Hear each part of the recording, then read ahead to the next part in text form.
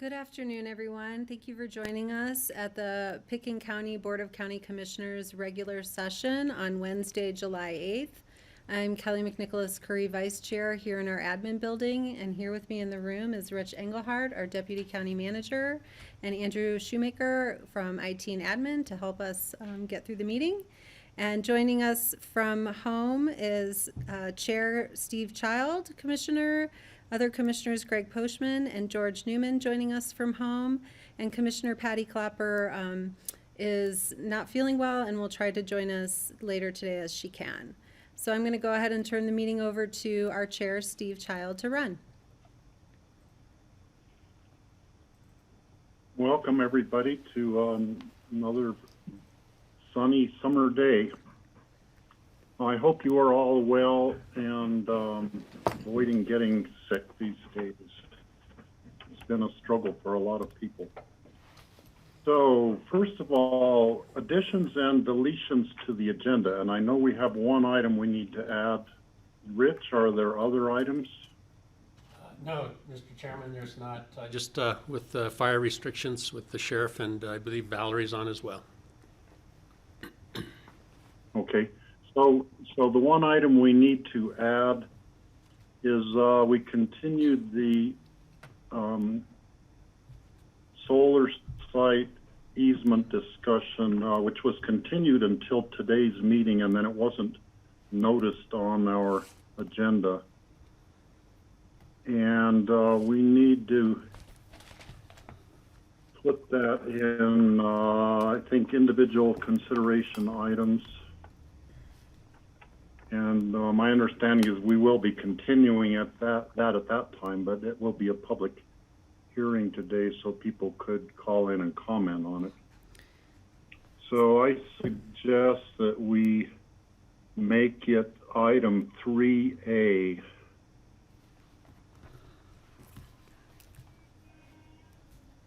And we need a motion to put that on the agenda. So moved. I'll second. Okay, all in favor of putting that item on the agenda, say aye. Aye. Okay, so that will be item 3A.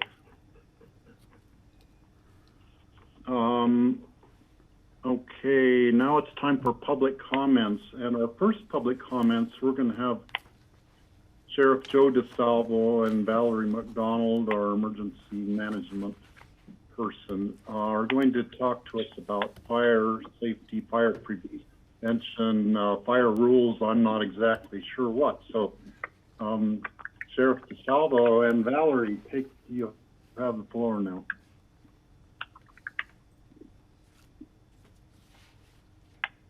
You're muted, Joe.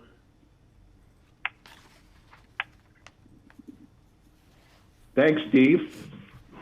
I never thought I'd be receiving technology and advice from, of all people, you. As you know, that we went into stage 1 restrictions last week. I apologize for getting to you now, but the call was made and we were kind of out of cycle with your meetings and work sessions. But I believe John Peacock told you that. The conditions warrant this at this time. Eagle, Garfield, and the Forest Service are all in stage 1 restrictions as of today, or as of last week actually, and they follow through today. I don't think I'm overstepping my prediction that we'll be in stage 2 if things stay the same. I would guess within the next week to 2 weeks. It is tinder dry out there. Long range forecast that we're getting from our weather forecasters is more of the same. I think people so far have been amazingly compliant.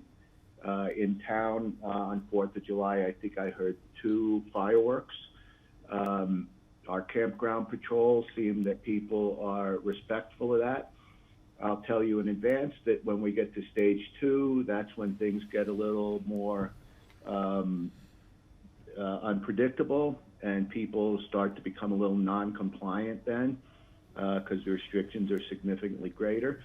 But I think I'd like to turn it over to Valerie if I can, and she'll give you more of the science behind this. I know that you are all aware of the 80% mark for the ERCs that we put in place as our barometer for going into stage 1. So just keep that in mind as Valerie gives her description.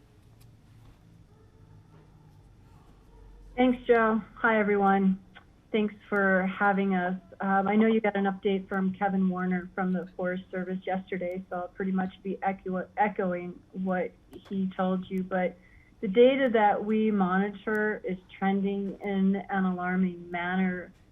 The energy release component, which measures the BTU, in layman's term, how intense a fire will burn if we have to start. That number is going up. Live fuel moistures, which we measure, that number is going down. The extended weather forecast is for below average precipitation and higher temperatures. And most disturbingly, the monsoonal flow that we look for this time of the year is not setting up at all. And the entire state is in a moderate drought. We're in for a long hot dry spell. We just went into red flag warning today at noon, hot, dry, windy weather.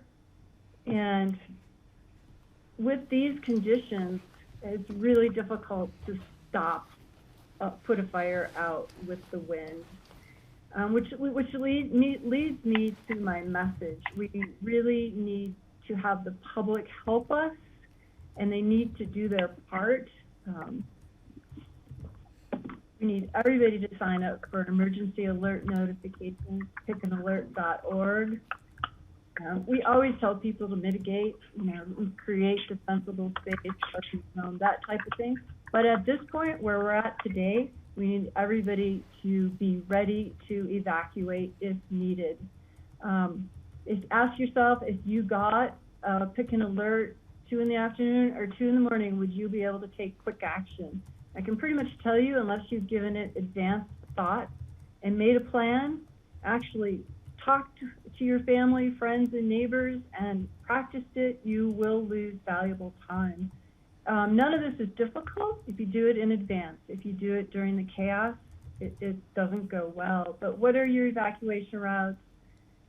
Pack your emergency go bag. What are your essentials? What can you not live without? Your medication, your medical equipment, that type of thing. Family communication plan. 2 of your kids are at home, 2 of your kids are up valley, and you're working down valley. I mean, how are you going to communicate? You need to talk to your family about this in advance. What's your pet plan? COVID complicates everything. Everything is more complicated with COVID. So now more than ever, we need everyone to give this advanced thought.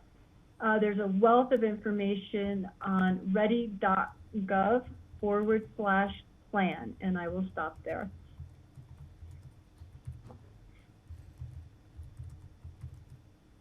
George. Well, thanks. Thanks, guys. As you noted, I asked that question yesterday to Kevin Warner.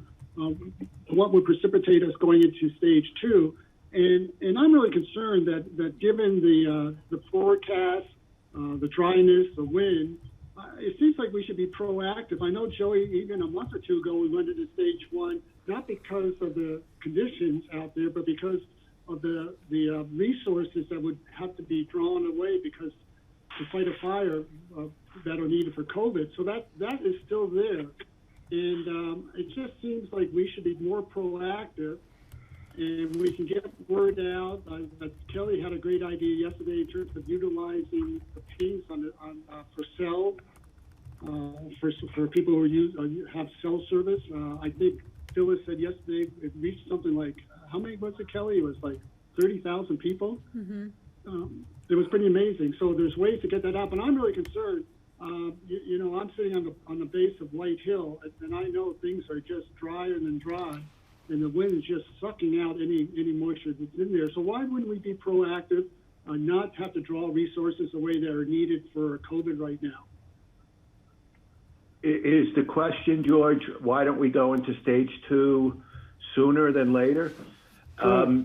I think the answer to that would be we always want to be uniform with the counties that are around us.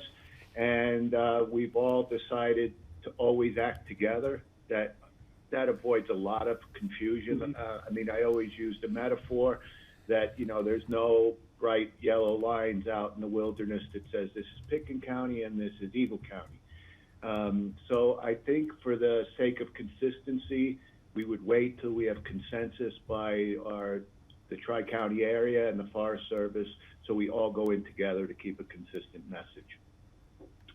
Well, I understand that, and I hope you'll encourage our neighboring counties to strongly consider this. We also see, as you know, all the campgrounds are full. We have a tremendous amount of people that are coming from outside the area to be in the mountains.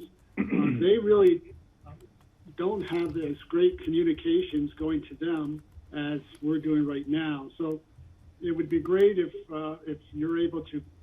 I know you guys meet every Tuesday, I think Kevin said, and maybe next Tuesday you'll come into agreement and see that you know, it's time to do that. So thanks.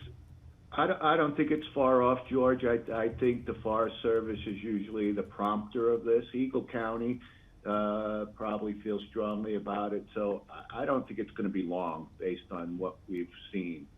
And as far as the messaging goes, when we do the iPause alert like we did on 4th of July, that goes to every cell phone whether you're registered or not. That just makes your phone ring like an Amber Alert does. So you don't have to be registered for that. We use it sparingly, but we're not afraid to use it if we have to alert people in the area that we've gone to a stage 2, or if there's a fire, God forbid, near your home, we would alert that area. Yeah, all right, thank you. So if I could tag on also, I had a friend who lost her home in Paradise, California when that fire burned the town down. She had a very short time to get what belongings she could together and get out of town. There were 4 roads going out of town. The one to the north they knew was blocked by the fire. The 3 roads to the south of the town it was so smoky nobody could tell anything. People were trying to go out 2 different roads and they were actually blocked and they had to turn people around. And luckily there was 1 road that people were able to get out of town. Otherwise a lot more people would have died. My point about this is you have to plan ahead of time about what you're going to do if there is a wildfire. And I think what Valerie suggested, get your things together that you want to take with you if you have to evacuate quickly. You don't have time to go rummaging around through your house and finding things. You should get that stuff ready right now. Just assume there's going to be a fire, you might need to evacuate. And plan your escape route. A lot of people live up of only 1 road. There's only 1 way in and out, and they might not be able to go down the road to get to a safe place. So you need to think about those things ahead of time. So thank you, Joey and Valerie. Do you have anything else you want to add before we move on? Steve, to add on to what you just said, the very best advice is to leave early. If you see the fire coming over the ridge, the hair on the back of your neck needs to stand up. You don't need to get the Pitkin alert first. You know there's going to be gridlock as soon as we put that out. So leave early. Okay. And thank you for your presentation on that. I hope we don't have a big fire in our valley this year, but who knows? We know that it can happen. It was just 2 years ago, the fire on Basalt Mountain. Okay, moving on to other... Thank you all, and have a good day. Thank you. Right, thank you.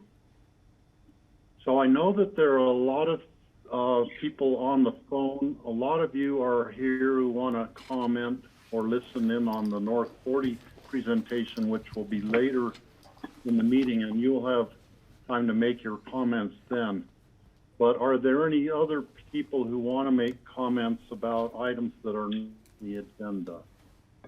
And Kelly will work with Andrew and will determine who will answer the phone there.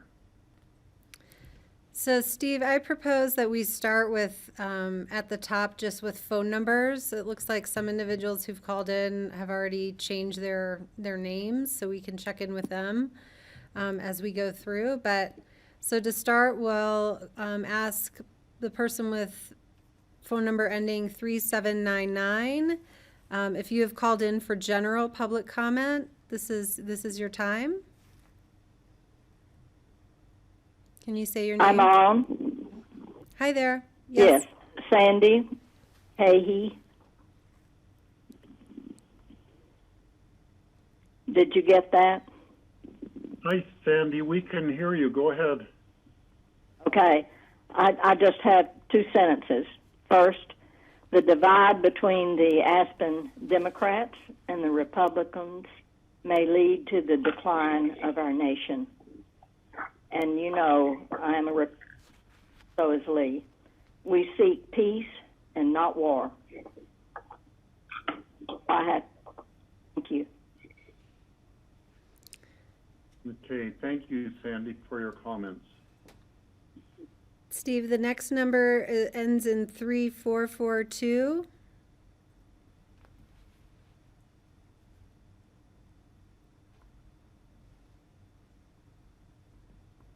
Sorry, I'm on hold for North 40 for later in the meeting. Thank you.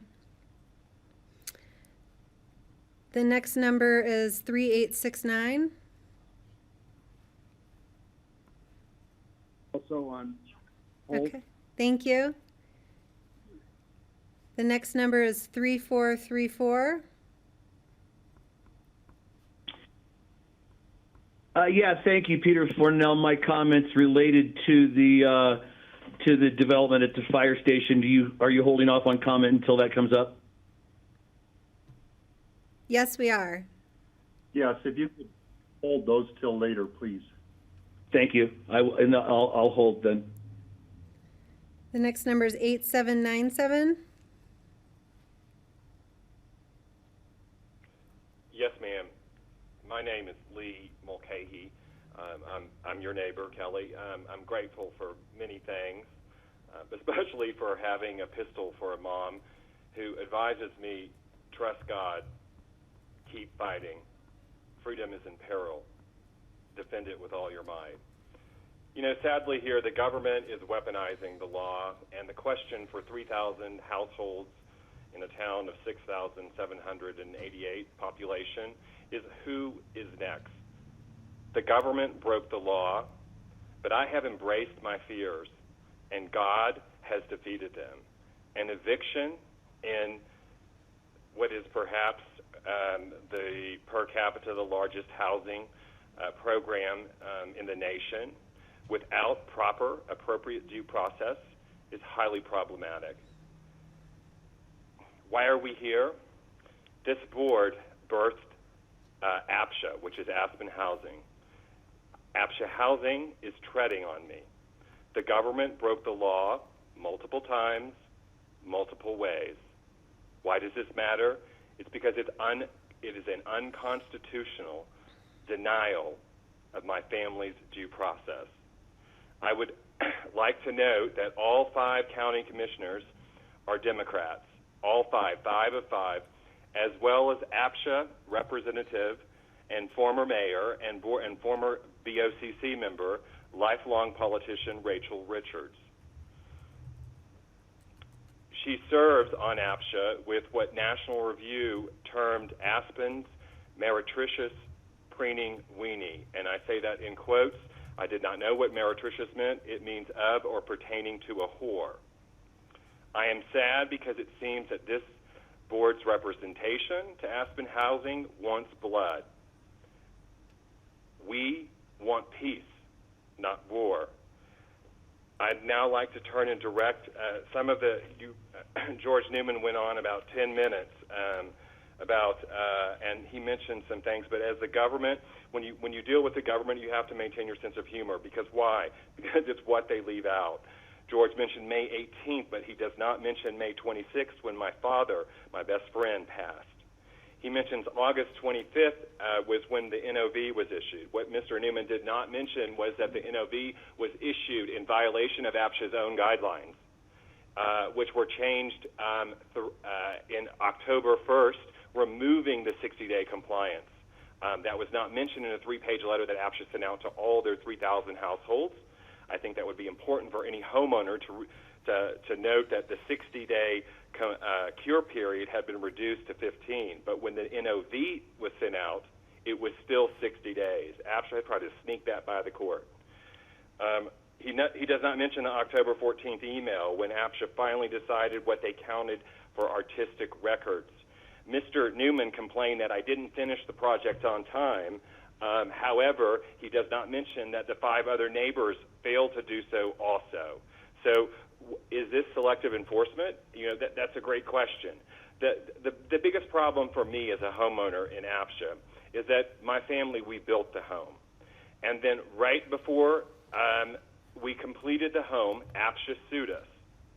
Now, that's interesting because we all understood that the sweat equity that we put into the home did not go to the value of the home. But never in a million years, and why did APSHA wait until the home was done to tell me that the hours that I spent on loving and building this home, doing the glass work, doing the concrete work, doing the fire sprinkler plumbing, doing the tiling, that didn't count.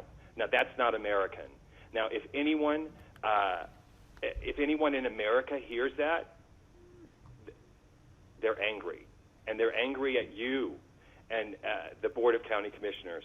You can do something. You birthed APSHA. All I'm asking is that you elevate the request for a public hearing signed by 2,000 signatures that were collected by an 84-year-old widow in front of City Hall, in front of the courthouse, in front of City Market, that you elevate this request for a public hearing with the support of Steve Child, my friend of my father, with the support of Patty Clapper, a friend of my mother, and my neighbor Kelly. That's not an unusual request, and I think that this board would support democracy and support our Constitution by just elevating the request to APSHA before we end up in. You're at the end of your time. Can you conclude your comments, please?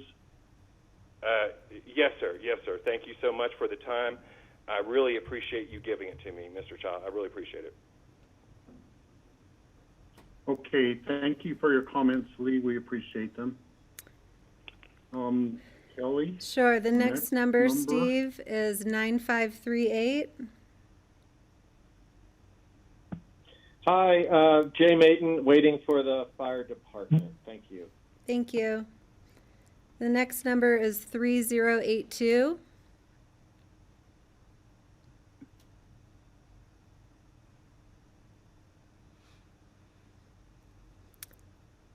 If you've called in for regular public comment, now's your time. Otherwise, North 40 comments will be taken when that item is addressed.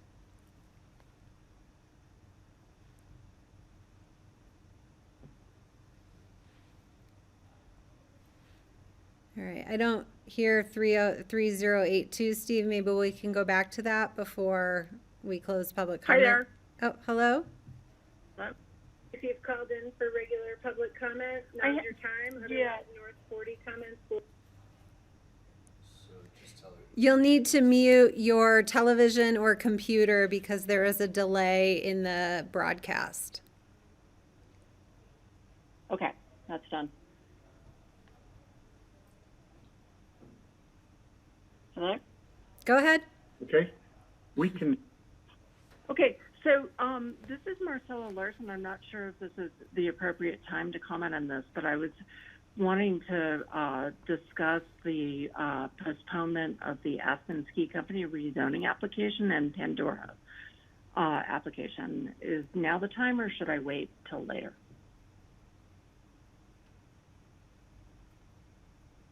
Marcella, you could we are going to continue that item later on. I don't anticipate, I mean, we're not even going to have a presentation on it, I don't believe, today. And why don't you go ahead and just give us your comments now so you don't have to keep track of where we are in the meeting? I think that would be okay. Okay, thank you. So, commissioners, I don't know if you're aware of this, but this matter's been going on for a long time and has created substantial uncertainty across the backside of Aspen Mountain. So, in October 31st of 2018, back when this application was first started, your staff stated, and I'm quoting from a letter to Mr. Corbin from Bonnie Shiles, this application has been scheduled for review by the Pickens County Planning and Zoning Commission on Tuesday, December 4th, 2018 at a meeting to begin blah, blah, blah. Should this date be inconvenient for you, please contact me within 3 working days of this letter. After the agenda date will be considered final, and changes to the schedule or tabling of the application will only be allowed for unavoidable technical problems. So I have some questions about what is going on with this application and why it's being continually tabled. And I would love to hear an explanation of, why, and try and get some certainty about what is proposed and potentially happening along Richmond Road. And those are my comments. Thank you.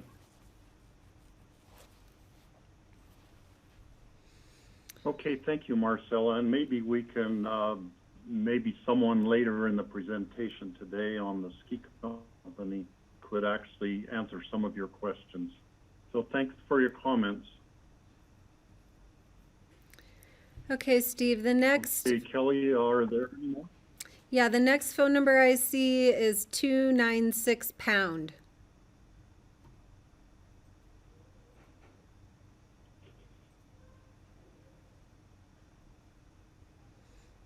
Hello, if you've called in and your phone number is appearing on the screen as 529, ending in 5296 pound sign. If you've called in for general public comment, now is your time.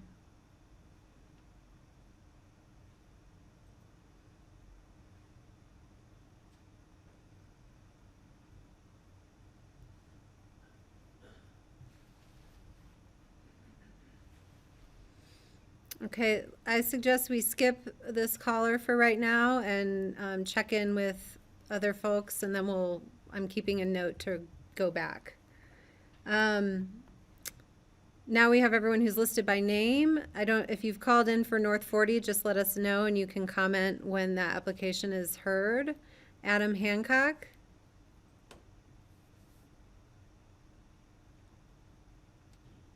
No comment. Okay. Chris Tyler.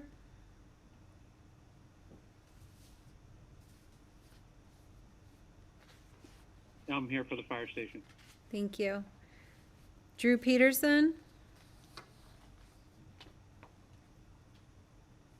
I'm here for giving a presentation for the board for Pickens County's Route I permit application. So. Oh, Drew. Hi, I'm thanks. Sorry. Yep. Let's see. Is anyone? Karen Devlin.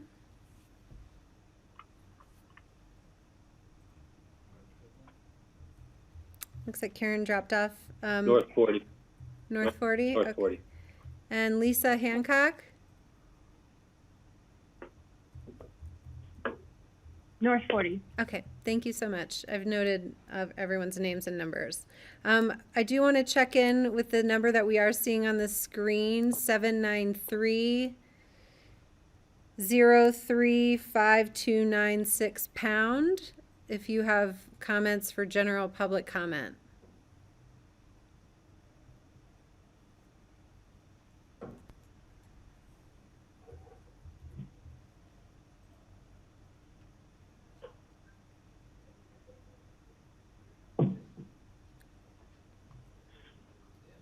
Okay, Kelly, I think maybe they're here for the North 41, but we gave them the opportunity. Sure.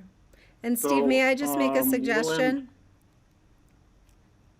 Yes. Do you mind? I just would suggest if anyone had problems technologically, you can always email us at bocc@pitkincounty.com.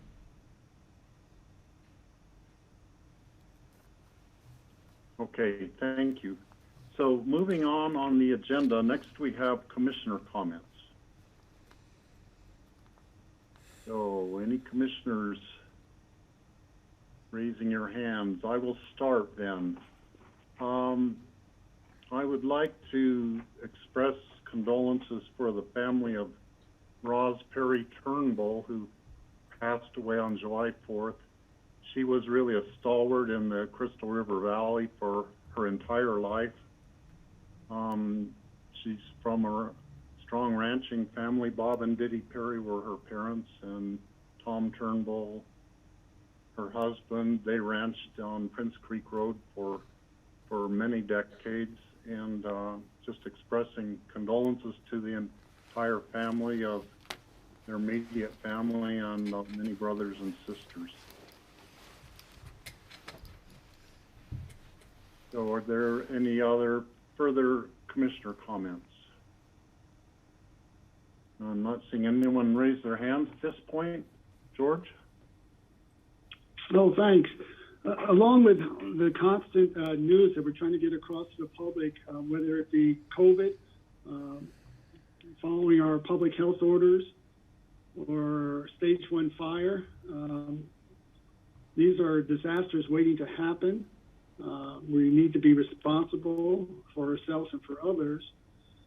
But on a lighter note and good news, summer activities continue on.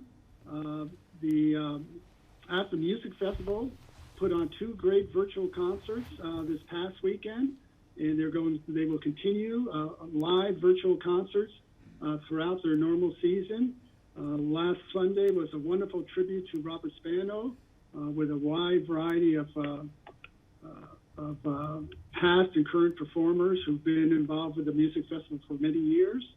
I know that Theater Aspen is gearing up with some great shows coming up, including some of our local favorites such as Beth Malone. So we're continuing, as we continue here with our board meetings. We continue to move along and try to do business as best as we can, and hopefully everyone will continue to enjoy all the summer activities as best as we can, even if they're virtual. Thank you. Thanks, George. And I enjoyed the 4th of July concert. I wish I could have been there in the tent as a normal year. That's really a fun concert. Okay, moving on. Let's move on to our consent items, and I'm going to take these individually. There's only 2 of them. So first is the minutes of the regular meeting of June 28th. It says June 28th. Did we have a meeting that day? No. It was the 24th. Yeah, I just caught that. I don't think that was the right day.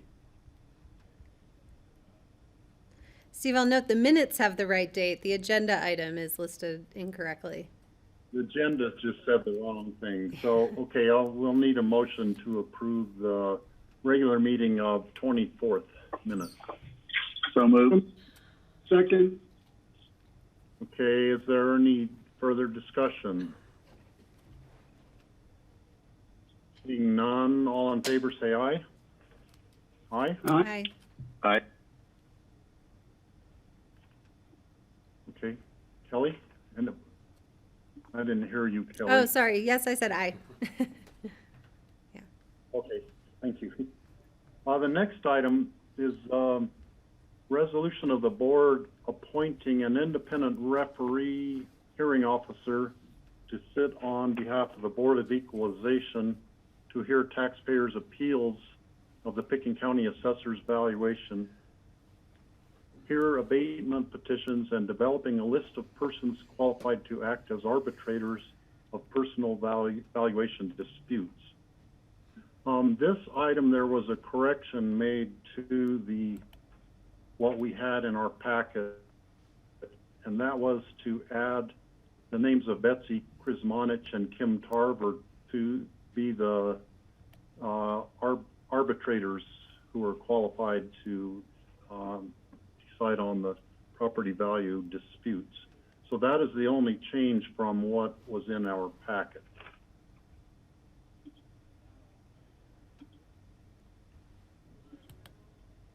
So we'll need a motion to approve this with that amendment. I think that we could consider that an amendment from what was posted in the packet.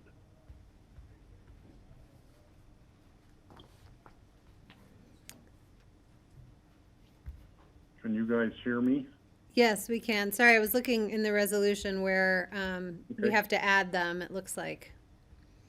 So I will make a motion to approve the resolution of appointing an independent referee, hearing officer to sit on behalf of the Board of Equalization to hear taxpayers' appeals of the Pickens County Assessor's valuation, hear abatement petitions, and develop a list of persons qualified to act as arbitrators of property valuation disputes, with the addition of listing Betsy and Kim as the arbitrators. I'll second that, and thank you for that long spiel.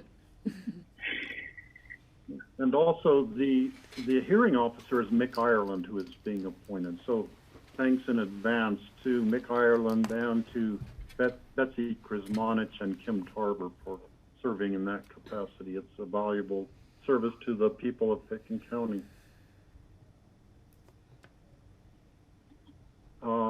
And Greg, did you second it? So any further discussion? All in favor say aye. Aye. Aye. Aye. Aye. Okay, we all approve of that. Okay, moving on to item number 3. This is individual consideration items. These are second readings, public hearing. So the item 3 is the ordinance approving a lease agreement between the board and the City of Aspen and Saxon Incorporated, the lessee for operation of the Cheryl and Sam Wiley Animal Shelter. And Rich Engelhardt, I'll give the floor to you. Yes, thank you. Commissioners, Rich Engelhardt, Deputy County Manager. I'm joined today with from the City of Aspen, Ron LeBlanc, and then also Seth Saxon is also here, since this is a public hearing. So if you have any questions, but just to recap, we have presented this on 2 occasions now to the board. We had a work session and then also the first reading. But this is, as the chairman said, entering into a new lease agreement with those parties involved. And the previous lease was started in December of 2005 with a term of 2 5-year additional terms, and those had been extended, so the lease is up. And Ron LeBlanc from the city took the lead in pulling myself and Seth together to start negotiating the terms of this. A little bit of the background, I just want to say this is one of the most successful animal shelter operations in the United States, to be honest with you. There's very few, and none that I've been associated with, that doesn't take some type of operational subsidy from the governments. So Seth has just done a wonderful job in managing the facility. Again, this was a collaborative effort. We have now put in front of the board this new lease, and just to highlight a couple of the changes, and probably the largest change on this was just the collection of the rent. And it was set up years ago on a quite complicated formula based on the revenues generated. And this is more in line with what we normally do with renting facilities. So that is now gone to just a simple payment calculation. The first year it'll begin at an amount that we had set at $20,000, and that was based on the highest amount that we had received over time to begin this lease process. Each year that lease will be elevated or readjusted upwards based on the consumer price index. And again, that's a typical adjustment that governments use whenever you're going through budget process. So we agreed this would be the best course of action. There was a change in the article, the possession of use. It generally remained unchanged from the past, but the new lease compliances with the federal, state, and local laws. And so there's a new Exhibit B that's in there, and it's with the Department of Agriculture. And it's a regulatory agency for animals and animal boarding, so this was not included in the previous lease. Under Article 4, the construction, alteration, repairs, the major change to this section was the inclusion of the climate change and conservation measures that both Pitkin County and the City of Aspen have adopted. So those have been included now in the action goals, the climate action goals there. Articles 5, there were no changes. Article 6, insurance, those were just the governmental immunity was updated. That had changed since 2005. And then Articles 7, 8, 9, 10, and Exhibit A, there were no substantial changes to those. And then again, Exhibit B was the Animal Shelter and Care Services Operation Protocol. And the animals in the city and the county will all be treated the same. The fees did not change for this operations.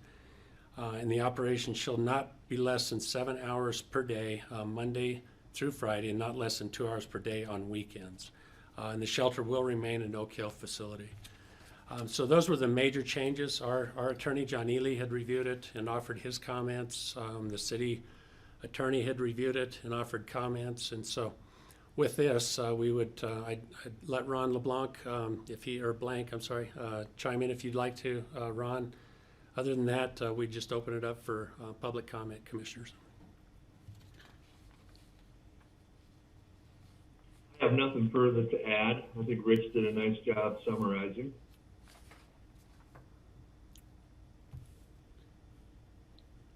Okay, thank you, Rich.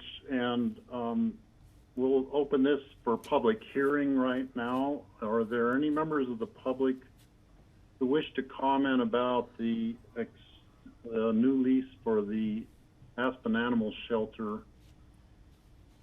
And you can call in on the number which is posted on the agenda, and I think Grassroots has that also listed on their screen. Is that right, Kelly? Let me check. Mike, does Grassroots have the public comment call-in number? It does not, but it can work on it. Displayed? Okay. No. Okay. I can bring up the agenda if you like, Steve. And I will just note, nobody has called in except for this number ending in pound. We're not sure what item they wish to comment on. But I'll share my screen with the call-in number.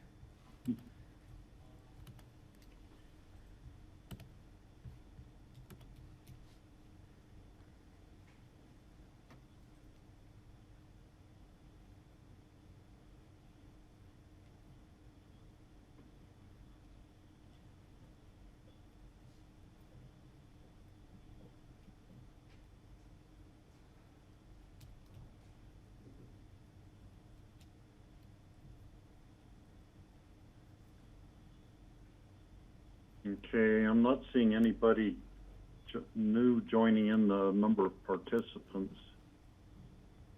So we'll assume that no one wants to comment on the animal shelter, and we'll bring it back to the commissioners.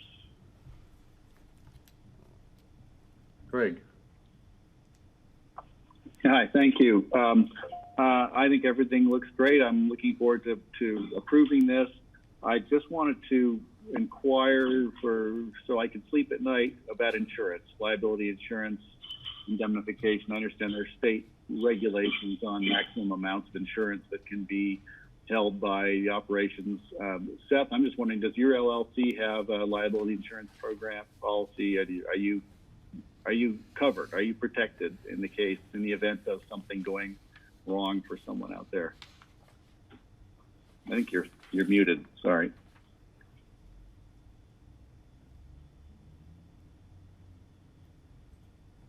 We can't hear you. We're not hearing you, Seth. What's happening? Your mute button works, but you're still muted. Let me go. Oh, there you go. I think there you are. I just heard you. Okay, great. Louder. Now you can hear me. Okay. Barely. Shoot. Seth, try the volume on I your don't know what more computer. to do. I have it all the way up. Let me see if someone downstairs can help me real fast. And then let me know if you can hear me better. Hold on. Hey, Bryna, I need your help. They can't hear me. Maybe the echo helps. Well, they can hear a little. Do it in the hall. You're louder there, Seth.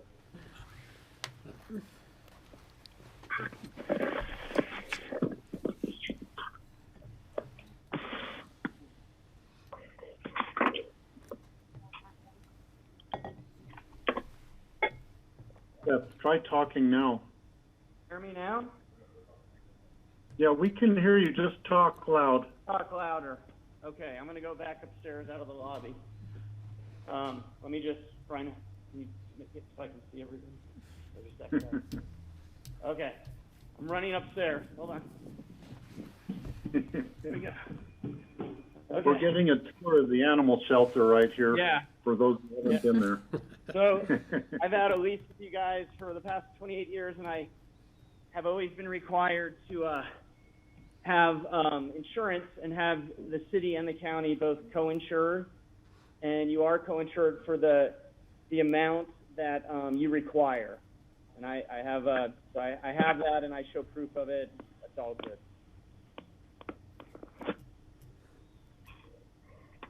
Okay. Thanks. I love the tour. Yeah, sorry, I'm out of breath now.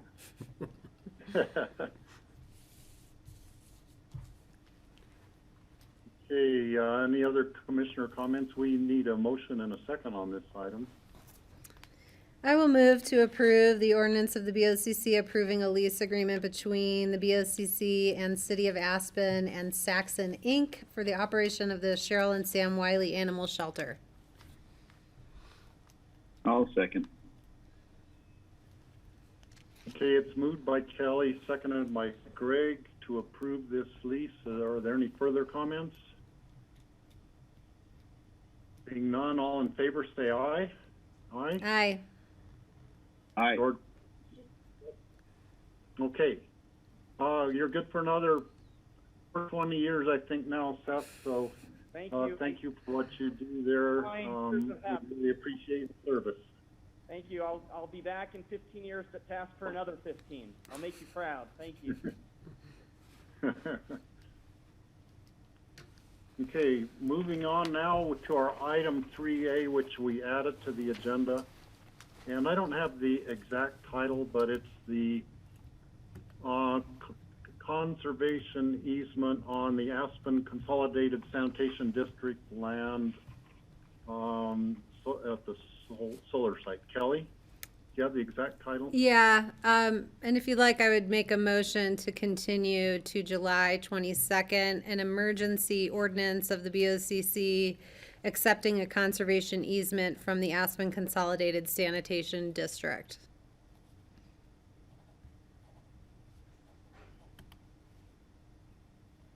Is there a Second. second? Second. Okay. Is there any discussion on this? Seeing, and I believe this is a public hearing. Is there anyone from the public wishing to make a comment about this? It was not listed on the current agenda, and that's why we have to continue it to make sure that it's noticed properly for July 22nd. Anyone can make comments on July 22nd. But you still may call in now if you want to and comment on this. We'll give a half a minute and see if anybody new calls in.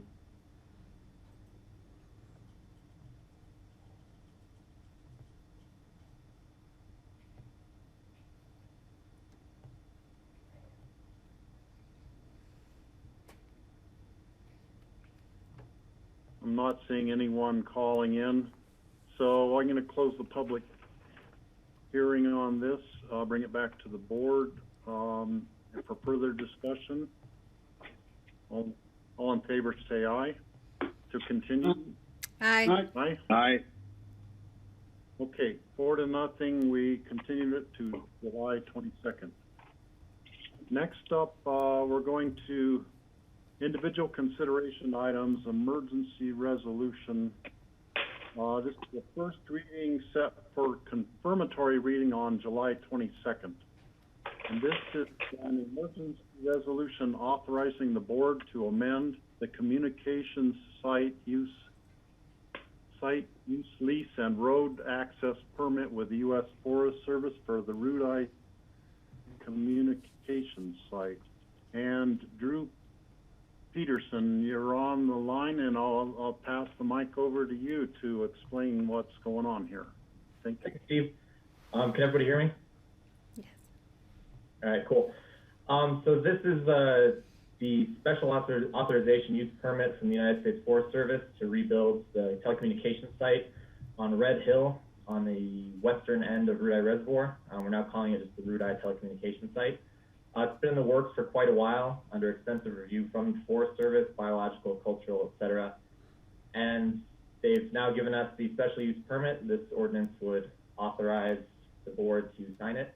And pretty much it's an authorization to rebuild the site with an 80-foot self-supporting tower, communications facility, backup generator power, as well as to utilize the existing Forest Service road, which is currently permitted use by Xcel Energy and Holy Cross. This essentially enables us to also use the road and maintain it for access to the site. And the site is critical for 800 megahertz public safety GPRS radio in the entire Frying Pan Valley, as well as a critical link for providing backhaul for expansion of broadband services into both the Frying Pan area as well as up into Thomasville and Meredith. That's about it. I don't know if there are any questions. George. Yeah, Drew, thanks. So this is one of two that will be rebuilt, right? The Thomasville site needs to be rebuilt as well. And so what is the difference? Because you said that this site will provide safety relays throughout the entire Upper Frying Pan. I thought that you needed to have Thomasville rebuilt as well. I'm a little confused on that. Thomasville is slated to be rebuilt as well, and we will put repeaters up at Thomasville, but the Rudai site provides better line of sight throughout the entire valley, and we did some site studies for the 800 megahertz that will provide better coverage than Thomasville. So for the state to take over services for the 800 megahertz system, they have some requirements, some being an drivable access road to the site, backup power, etc. Thomasville, there's no access road, there's no way to reach the site, so for that alone, the Rudai site is more feasible for a full-blown DPRS site. At the Thomasville site, it'll just be a repeater system, but the full site will be built at Rudai. And when will the Thomas site be rebuilt or the repeaters put in?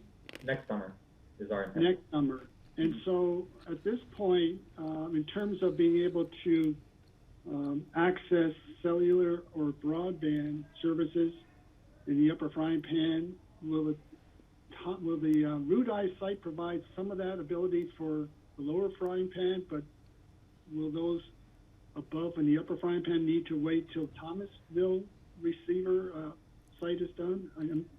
Correct. So we have the site built, and there is capacity if a cell provider wanted to come to the site.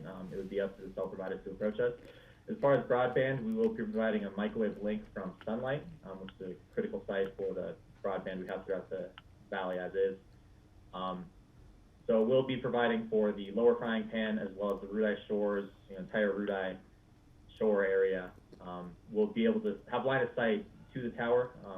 It should provide internet coverage for a large population of the homes up there. It again depends on the line of sight to the tower. And then this site is a critical link to bridge between Sunlight and Thomasville, a microwave to Rudai and then a microwave to Thomasville, which when Thomasville is rebuilt will provide internet to everyone who does not have line of sight in the Thomasville Meredith area to Rudai. And that again is scheduled for summer of 21? Correct. Okay. Do you need to have Forest Service approval for that, or have you already received that? They are doing a slightly different process. So we have designed the site at Thomasville to be smaller than the current existing footprint by consolidating from an equipment shelter to more of an equipment cabinet and just a more condensed tower with a higher structural capacity to reduce the number of towers on site. So they're actually trying to approach the Thomasville rebuild as more of a maintenance versus the Rudai is an expansion, an increased footprint size, increased backup power, et cetera. So the Thomasville site actually underwent a NEPA review day on, I believe it was April 4th or sometime in April early this year. They have verbally said that things are looking good. There are still some cultural surveys that we're required to perform before they'll give us an official decision memo.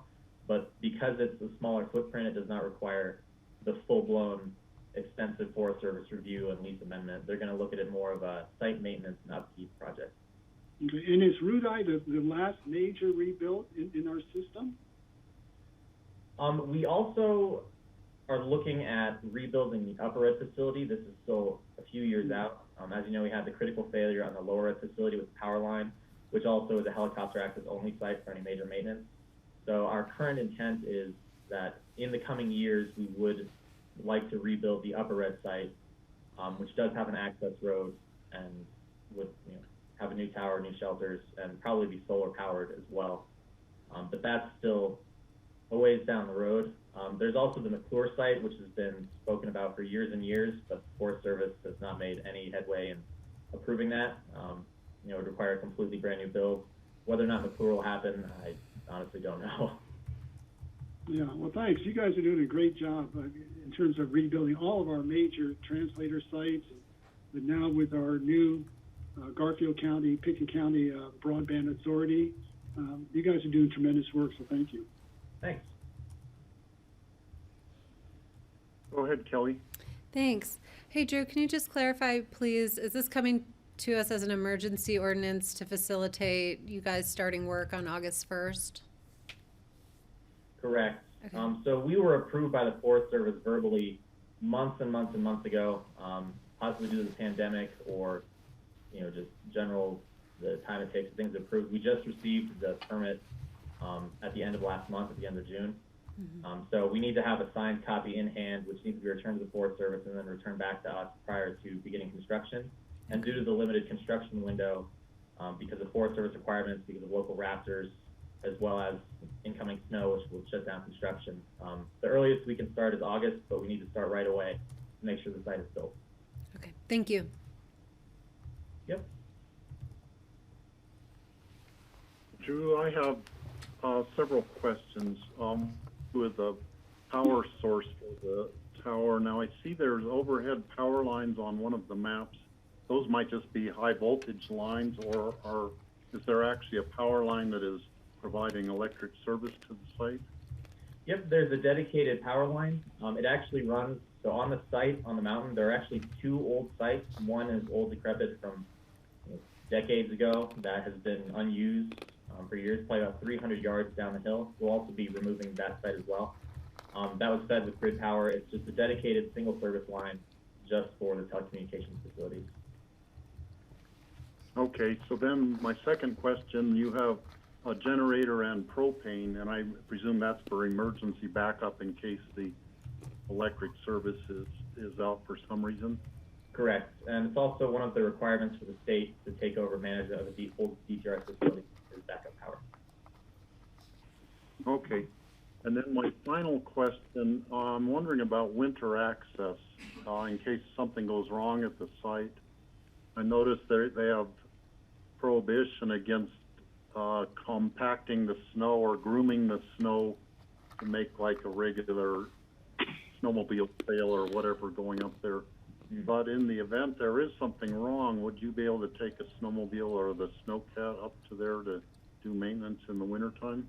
Yep, and in fact, the Forest Service road, oddly enough, actually permits public use of snowmobiles on that road in the winter. So as far as access, yep, we would be just snowmobiling up there. Okay, thank you. Yep.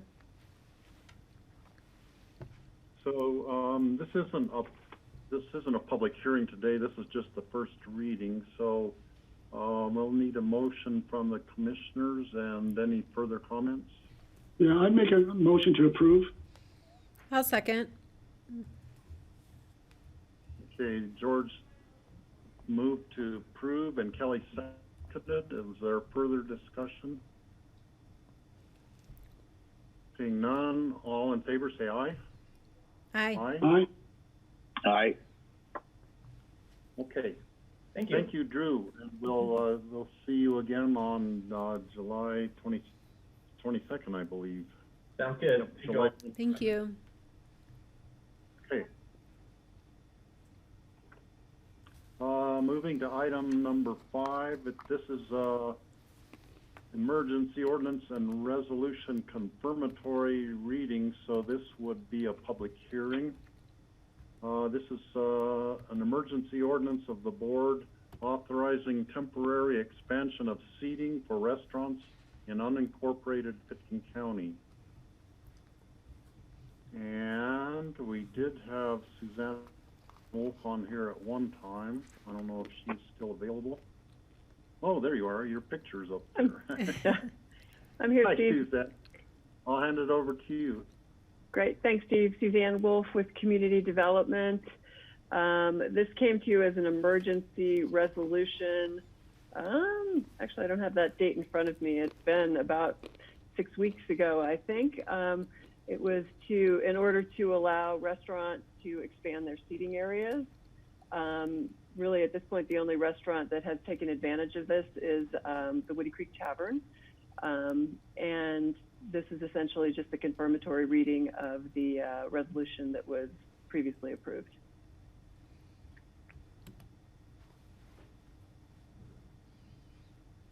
Okay. Commissioner questions? Okay. Go ahead, Kelly. Sure. Have you heard any complaints or anything about accommodating parking or, the extended use for patrons? I have not heard anything. Okay.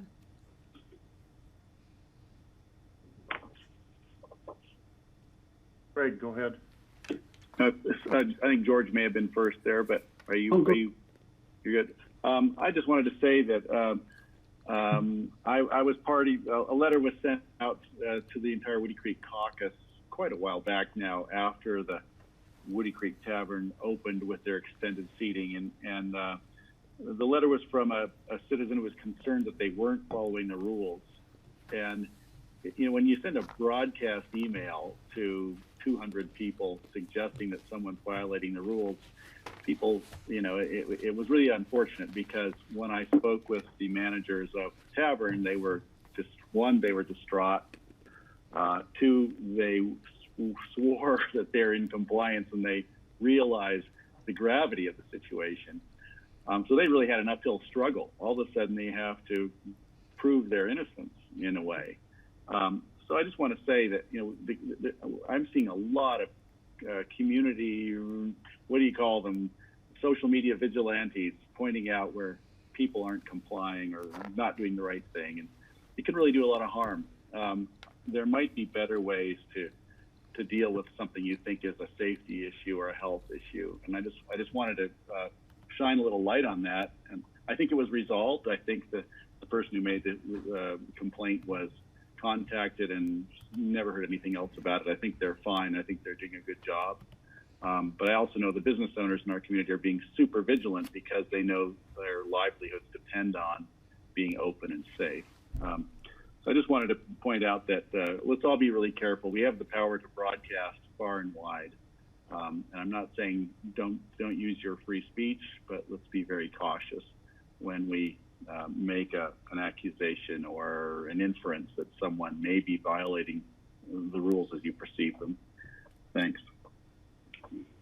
Kelly can go if you're going to follow up on Greg's comment, Kelly. Yeah, just quickly, I just want to note that there is a venue for the public to submit complaints about the public health violations that they observe. And they can go to covid19.pickencounty.com. And there's a form there to fill out so that our public health staff can review those and follow up on them.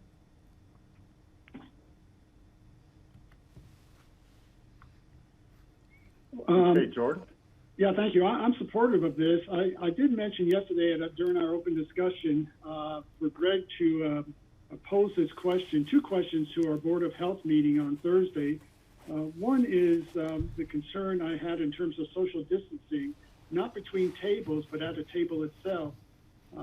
Because if you have a four top and you've got four people who perhaps are unrelated, they're certainly not 6 feet apart, having a lengthy meal. So that's one issue. And the other issue is I think we should look and think about following the city of Aspen's lead on having a curfew on restaurants, because at what point, certainly like the Woody Creek Tavern is a great example, at what point does the service of food end and then sort of the bar business continues? And of course that's when people get a little more lackadaisical and relaxed, and social distancing is even more difficult to maintain. So that's another question I would ask the Board of Health to provide some recommendations to the BOCC, because it's not only the Woody Creek Tavern. I would suspect that, I'm surprised Suzanne, we haven't heard anything from up in Redstone from some of those venues yet, but I wouldn't be surprised to hear soon. Some of them certainly have the ability to expand their outdoor seating. And again, a curfew up there, I think, needs to be thought about. So those are my comments. Thank you.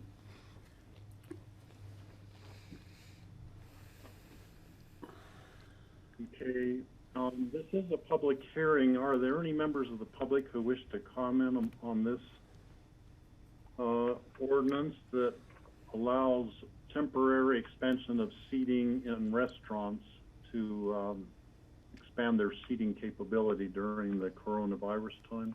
You can call in on our phone number if you wish to comment on this right now.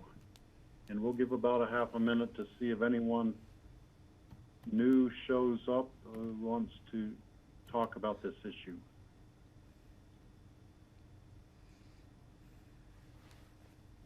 And Kelly is showing the phone number on the screen so you can see the phone number you need to call.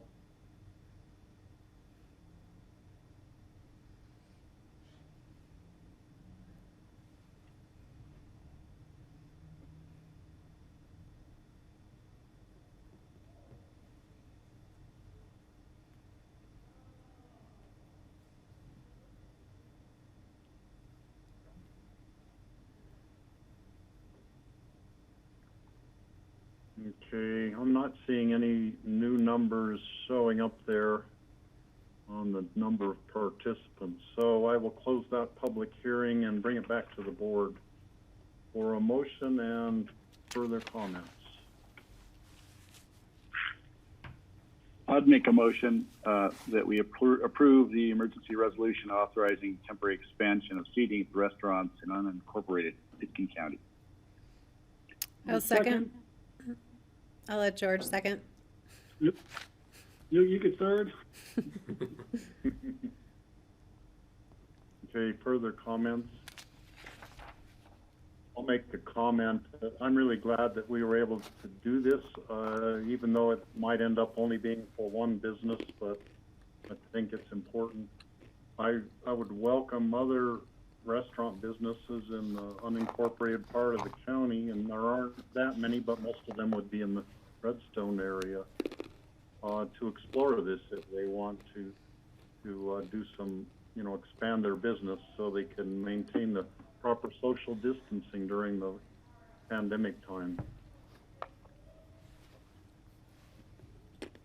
So, any further commissioner comments?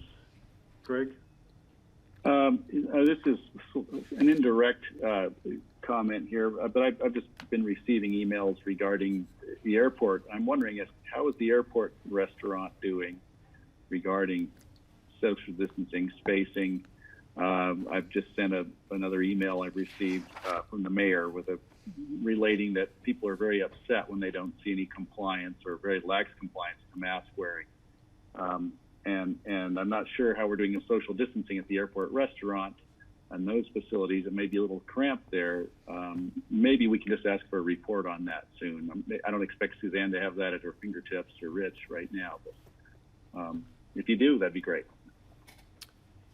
Yeah, I could comment on that quickly if you'd like. Rich? Yes, walked through the facility and we have social distancing throughout. They have, even though it's a small space, we have the tables are separated, and so we have it covered.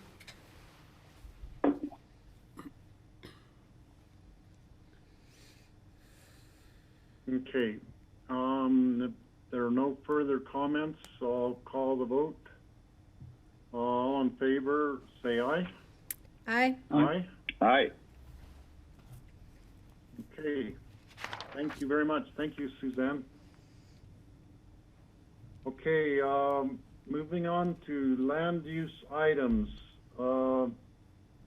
These are all public hearings. The first two of them will be ones that we continue, but they still are public hearings, so people could call in.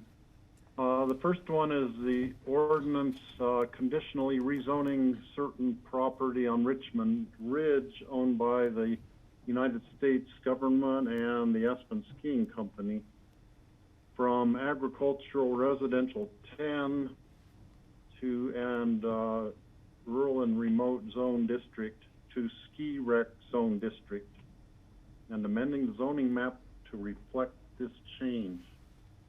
And Suzanne, I don't know, did you hear Marcella's question earlier about that? Could you I caught the end of it, Steve, so I didn't necessarily hear the whole comment, but I think it was, essentially what is going on. And at this point, we don't have any new information from SKICO. They have contacted us recently. I think they've been working on their end to try and determine kind of how to try and move forward. At this point, we don't have new materials from them.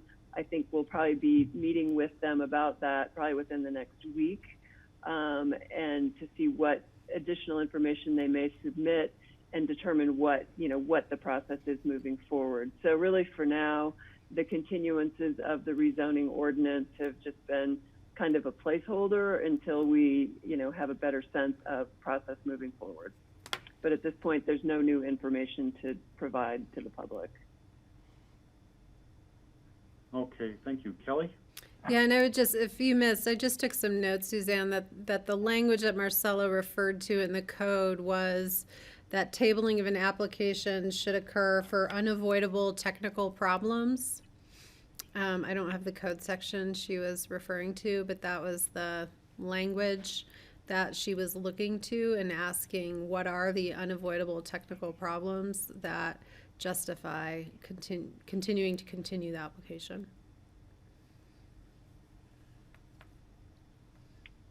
Okay, I would have to look up the code section. I can go back and listen to her complete comment. Mm-hmm. Okay, and this is a public hearing. Is there anyone else who wishes to comment on this? We took Marcella's comments earlier because she was on the phone during the initial public comment period. We'll give a half a minute to see if anyone else wishes to comment on this item. And Steve, I would just suggest that we call out this number ending in 296 pound, because this is the only person we haven't heard from to know which item they're calling in on.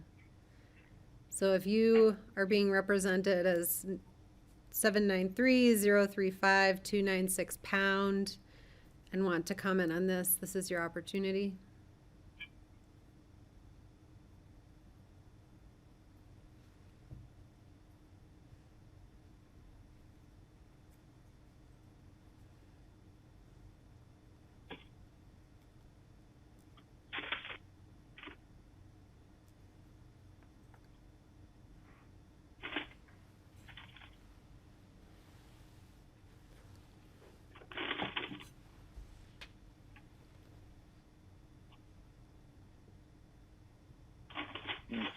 Not seeing anyone, that number's not responding, not seeing any new participants showing up. So bring it back to the board for a motion to continue until October 14th. I move to So continue. moved. Oh, second then. Okay, Who gets- moved, Greg seconded. All in favor of continuing, say aye. Aye. Okay. And the other item that will be continued is the Emma Fields LLC. And this is, let's see, I don't know if I need to read the whole thing.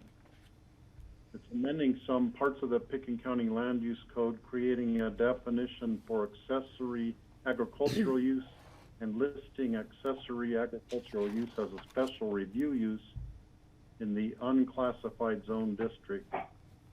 An amendment of the Pickens County zoning plan, and then it also applying to Emma Fields is a resolution granting special review approval to them for an accessory agricultural use.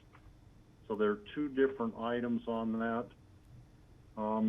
It's asked to continue this to July 22nd. This is a public hearing. People can comment on this at this time. You may also comment on July 22nd when we'll have a full presentation on it and you can learn more about it. So we'll give a half a minute and see if anybody calls in for this one.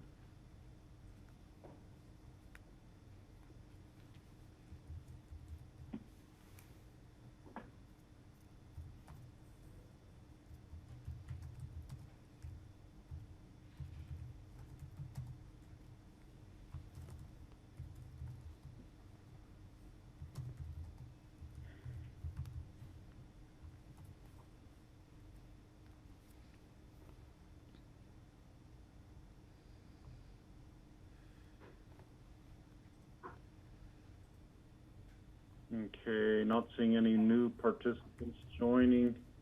So bring it back to the board for a motion to continue to July 22nd. So moved. I'll second. Okay, Greg moved, Kelly seconded.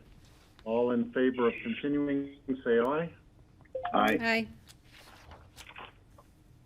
Okay, thank you very much. Okay, now we go to the big item, and this one is going to take up the rest of the afternoon here, I think. So this is a resolution of the Board of County Commissioners granting approval of Aspen Fire Protection District North 40 Substation Affordable Housing Project, granting a permit for areas of state interest, areas around airports and heliports, areas around interchanges involving arterial highways, and areas around rapid or mass transit terminals and stations. And Leslie Lamont is listed as the staff person. This one, I see we have Cindy on here, but I don't see Leslie.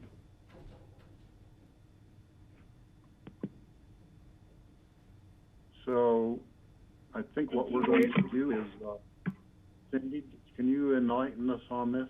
Yeah, thank you. We're gonna. We actually don't have a quorum right now. Two of our members have stepped away for a moment, so. And Steve, I think Leslie was going to be in the meeting room. So I guess maybe if you're going to take a quick break, then everybody can jump in. So let's do a 5-minute break here, and that way we'll give Kelly time to get back, and Leslie maybe already is sitting in the room there. So 5-minute break right now. We'll return, start again about 1:26.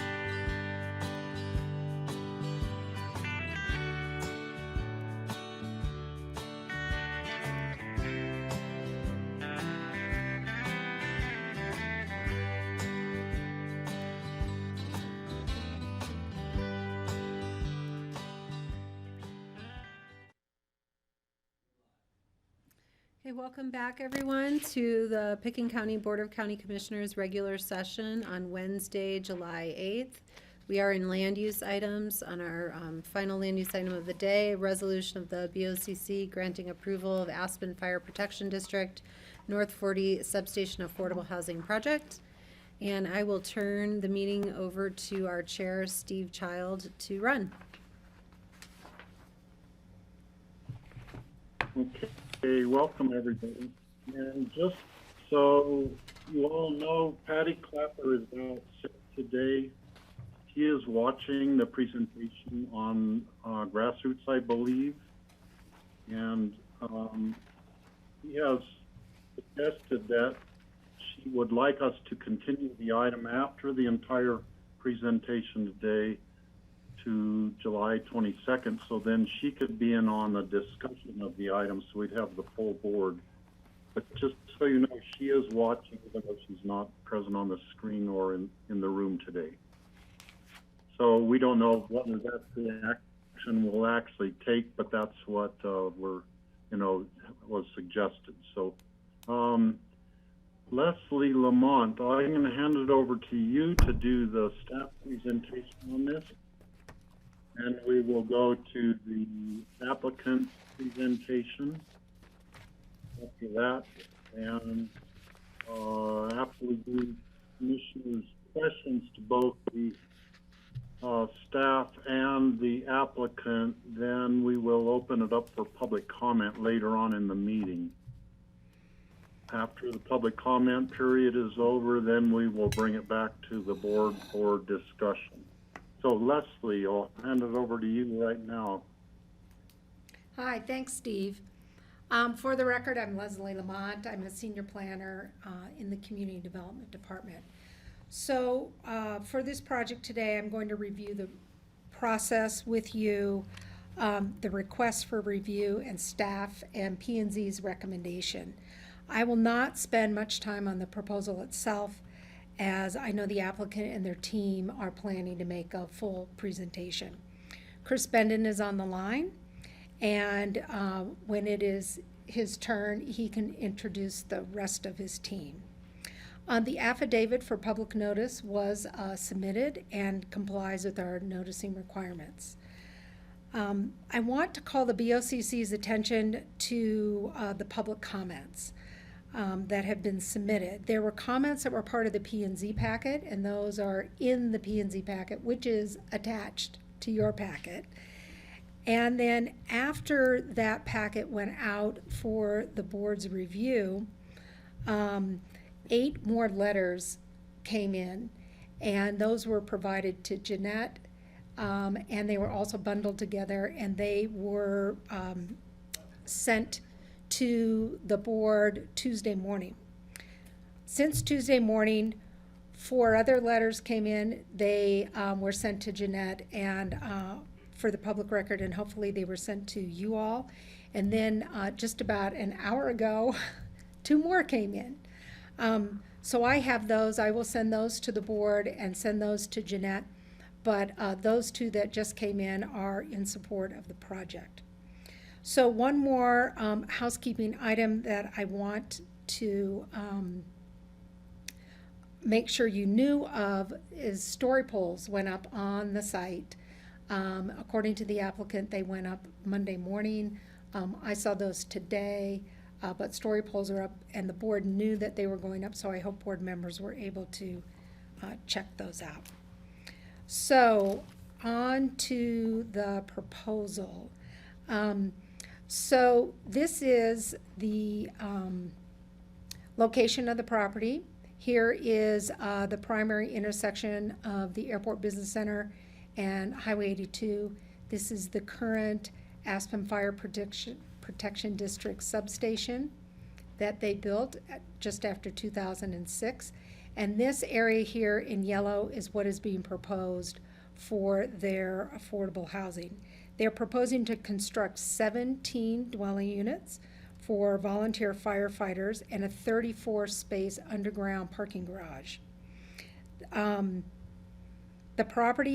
The entire property is approximately 1.5 acres, and as I said in 2006, the fire district went through a master plan process at the time, and this substation was approved.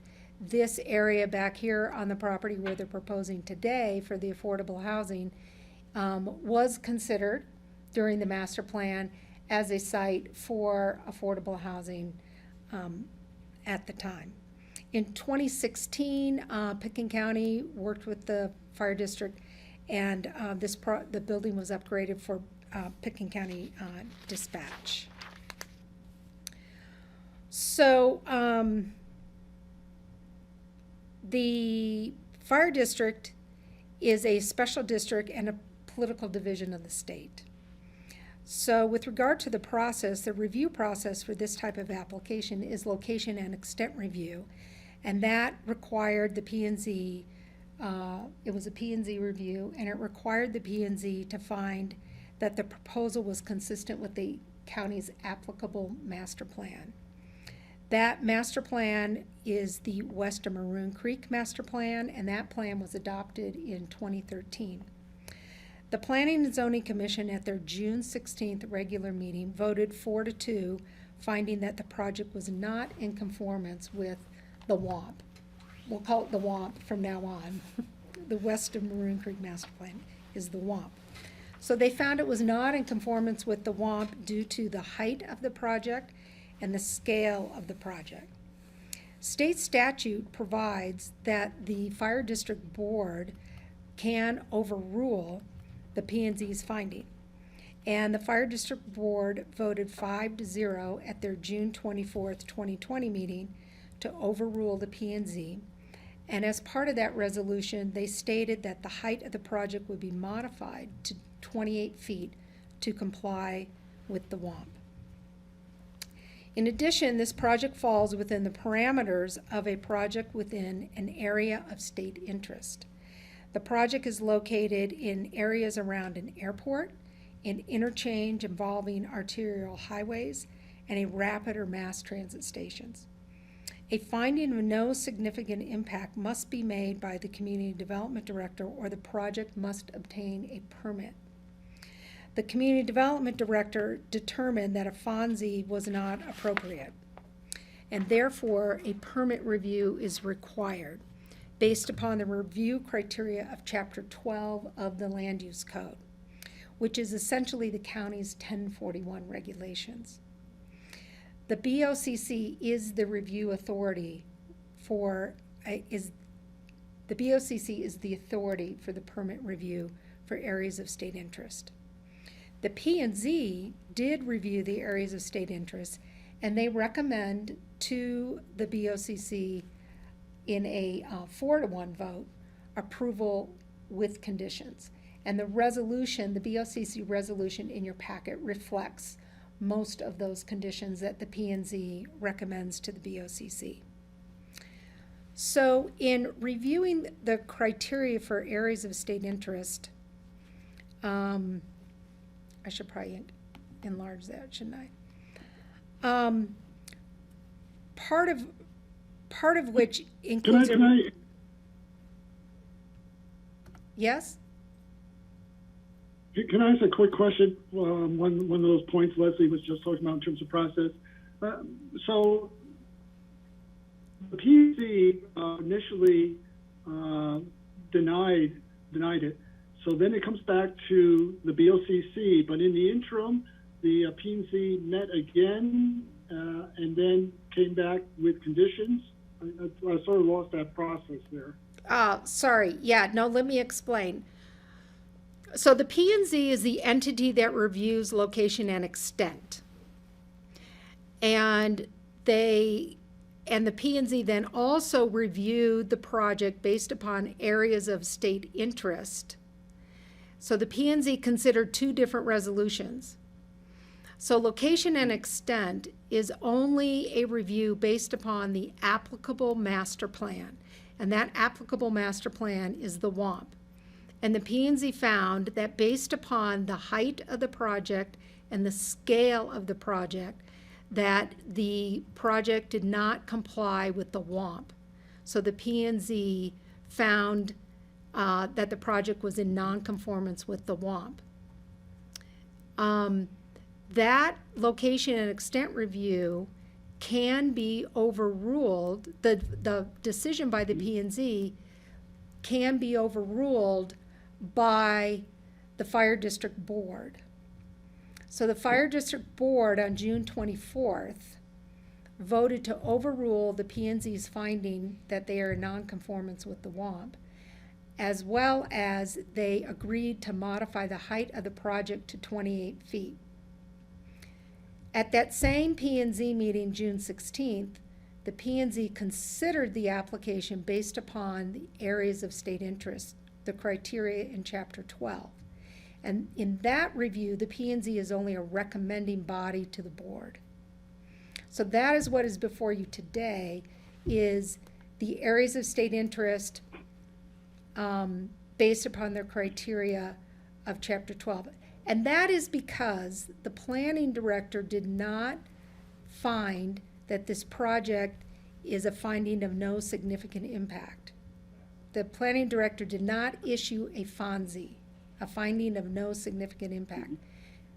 Therefore, this project is now going through the areas of state interest review to the board. Okay, thank you. Okay. So, so as I said, a FONSI was not found. So we are doing an areas of state interest.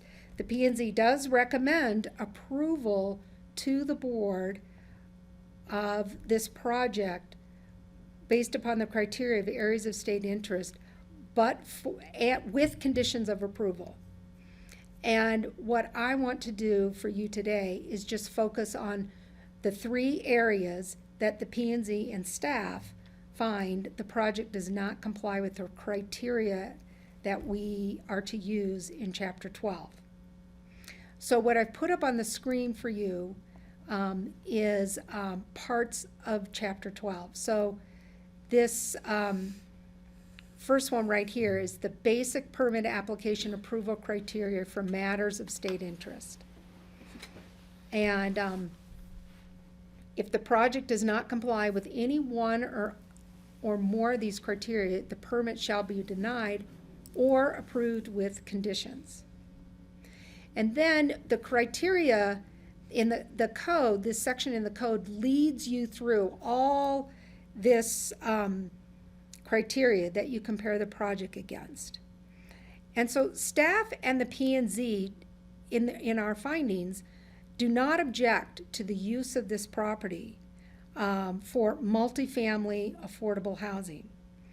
And the P&Z and staff have also found that the project and the project site are not constrained by the typical environmental and geologic hazards that we look at in 1041 review.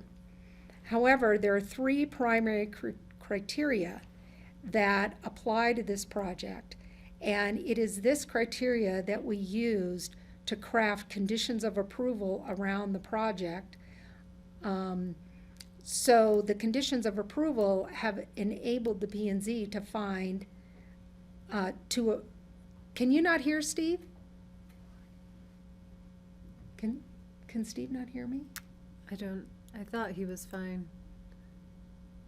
Steve, we just want to check in and make sure you can hear Leslie.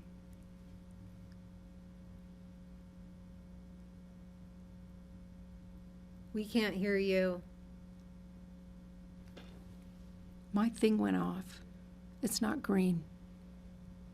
Is it red? It's nothing. We got kicked out of the meeting. I don't know when it went off. Do I need to log off and log on? No, you should be able to. Oh, it's green now. Sorry, we're having some technical difficulties trying to make sure that our Zoom connection is working and that everyone from home, all the commissioners and applicant representatives are properly connected. So please hold tight.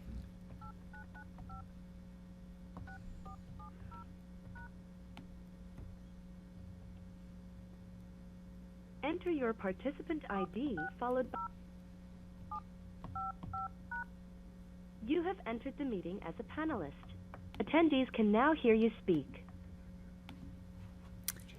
Okay, let me check in with the board and the applicant. Can everyone hear us okay in the room now? I see a thumbs up, grassroots. Are we set to go back live?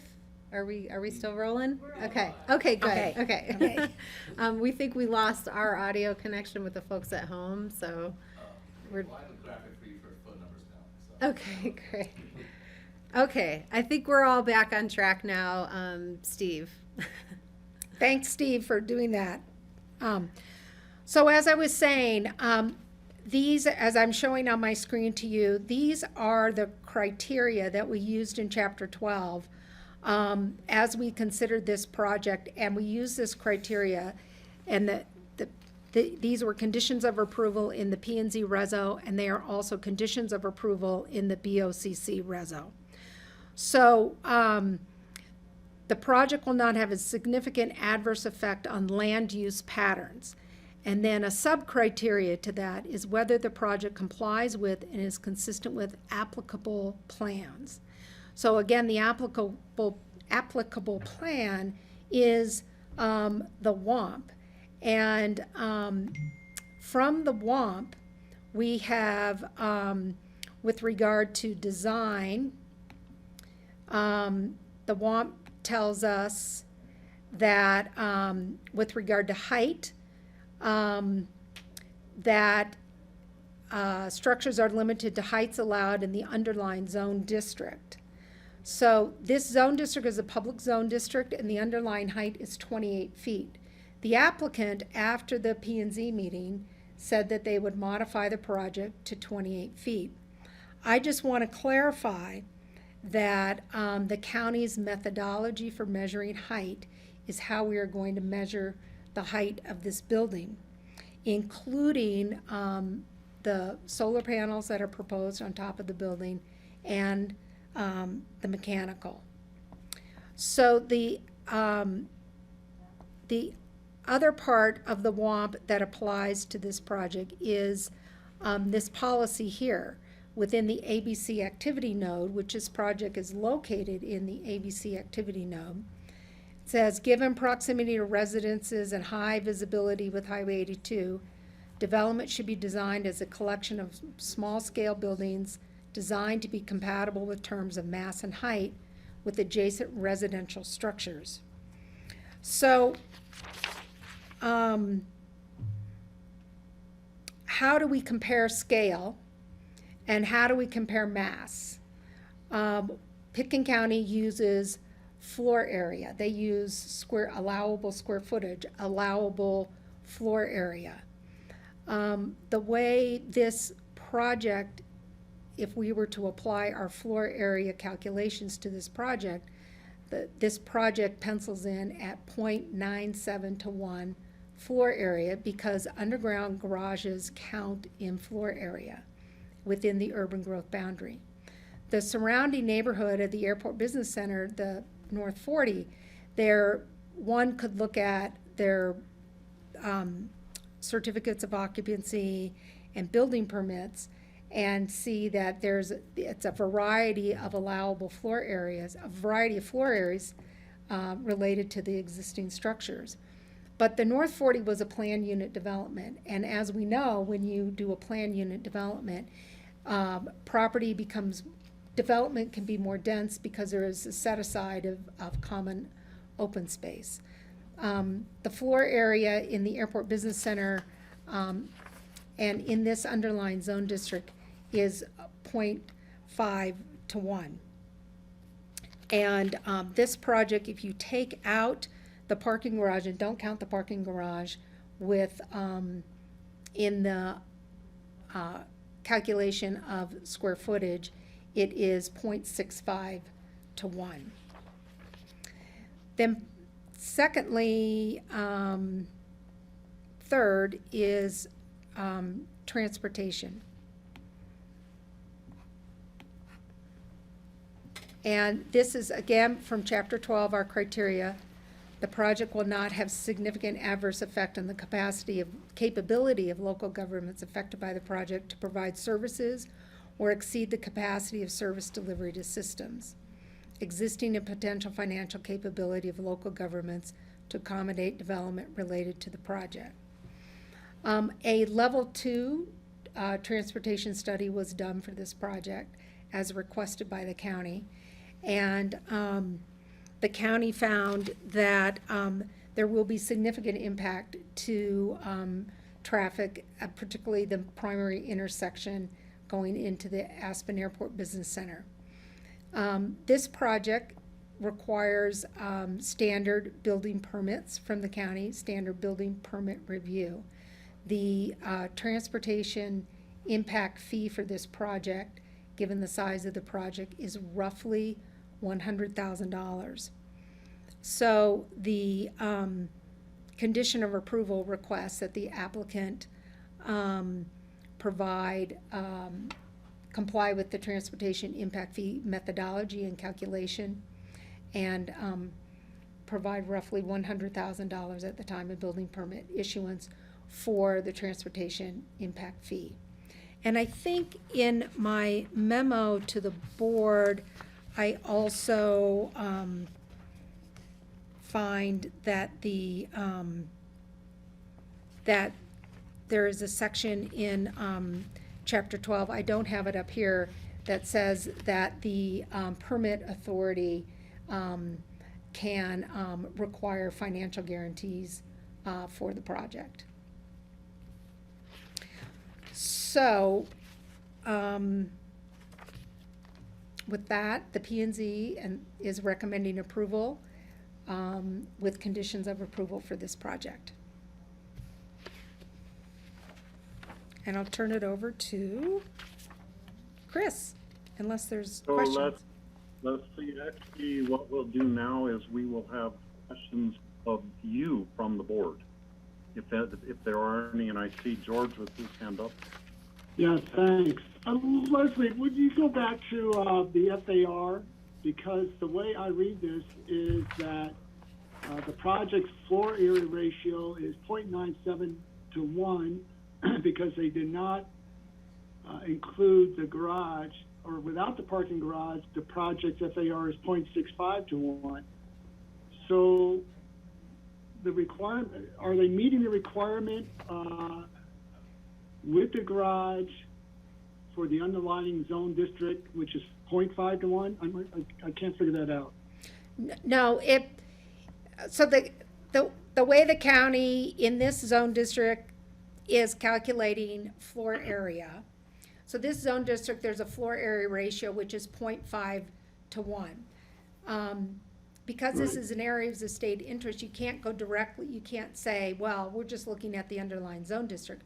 But the WAMP tells us to look at that new development should be compatible with the mass and the scale of the adjacent neighborhood. So when we're figuring out mass and scale, we should look to what is the floor area requirement in the neighborhood and of that property, which is 0.5 to 1.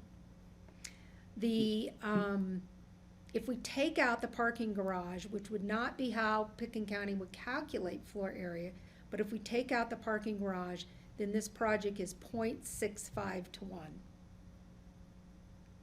The above grade. So it's still. Yes. So it's still above the underlying zone district if you discount the parking garage. But why would we discount the parking garage as part of the project? Staff is not recommending that you discount the parking garage. I'm just laying it all out for you on. Okay. Yeah. Okay, so I'm just trying to understand, and maybe Chris could explain it again, but the applicant is, they've come up with 0.97 to 1, because, which is above the underlying zone district as they are, and it does not include the parking garage, which should be included, if I got that correct. The 0.97 to 1 includes the parking garage. It does, right, but that's way above. And even, so, okay, so they're way above in terms of what the underlying zone district is. Okay, Yes. I just want to clarify. Thank you. Yes. And I just want to add one more piece of information. When the North 40 the whole North 40 project was subdivided and rezoned, and the 3 separate lots were created, there was a PUD guide, if you will, that was part of the North 40 approvals. And for properties that are between 1 and 3 acres, the floor area ratio should be 0.6 to 1. But in the meantime, in 2006, this property was zoned to public, and the underlying zone district for this property is 0.5 to 1. So just to kind of show you the range of floor areas that are out there.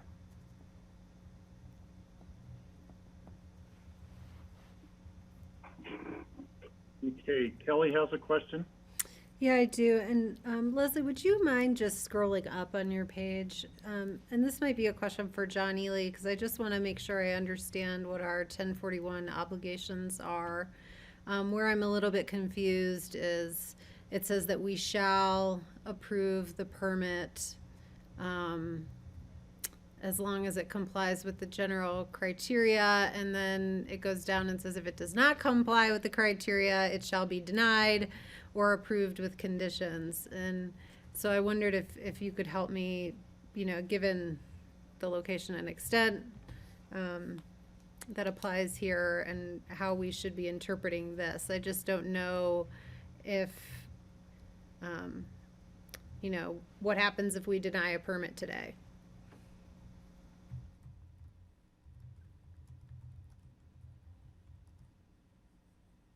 I don't know if Leslie was going to jump in, but No. I guess first, Kelly, think of it initially this way: the location and extent review is actually that's the review of the Planning and Zoning Commission as established under state statute, and the Planning Commission exercised its authority, and in response to that, the board of the Aspen Fire Protection District took their action. Now what you're doing is reviewing the application under the purview of 1041 or Chapter 12 section of the Land Use Code. And the language that Leslie has highlighted for you is that section of the land use. Does that make sense? Yes. I think this is the first time I've dealt with a 1041, so I appreciate you helping me understand this more clearly.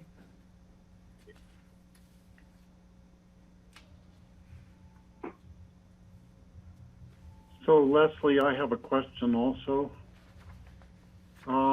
In looking at the height of the building, I know when we were doing our new administration building in the city of Aspen, we talked about putting solar collectors on the roof, but that would have put us over the height limit that the city would allow, and so we just eliminated solar collectors from up on the roof of our building. In this case, you're saying that the height of the mechanical equipment and the solar collectors are taken into account in calculating the height of the building, the height of the buildings. It's actually 4 different buildings. And I just don't quite understand if the 28 foot is the limit, would the solar collectors be allowed to poke up above that height limit, or would the total height, including the solar panels, be required to be at 28 feet and under? So could you enlighten us on that? Yeah. So the county code allows for mechanical and solar panels in addition to the 28-foot height.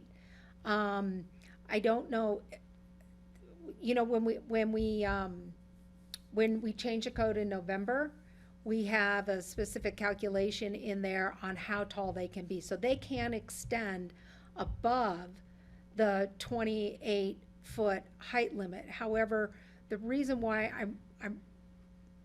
I'm making sure that this follows through to the end of our process here, is when the application was originally submitted, the tallest building was 32 feet, and the solar panels and mechanicals were on top of that, and I believe it was in Joanna, in her referral comment, noted that the mechanicals and the solar panels exceeded our criteria for solar and height. So that's why we're just saying, comply with our methodology and how we calculate height for the building, as well as for solar panels and mechanical. The application also said, we want solar panels, we want mechanical, but the application wasn't really specific at where yet those things were going to be. So if those are on the lower portions of the buildings, then they would comply. We're just tightening it up and saying comply with our height limits and how we calculate height. Okay, thank you, Leslie. George again? Yeah, does the substation out there, do they have solar on top of that roof? I'm not sure. Do we know? I'm not sure. The tallest part of the roof, and Chris will go into this, I'm sure, is the tower, which is 34 feet. And then there's a plethora of antenna and other kind of structures on top of the roof of the substation. Yeah, so we don't know if there's solar, but Chris could probably provide that information. Okay, thank you. Or Rick, yeah. Greg.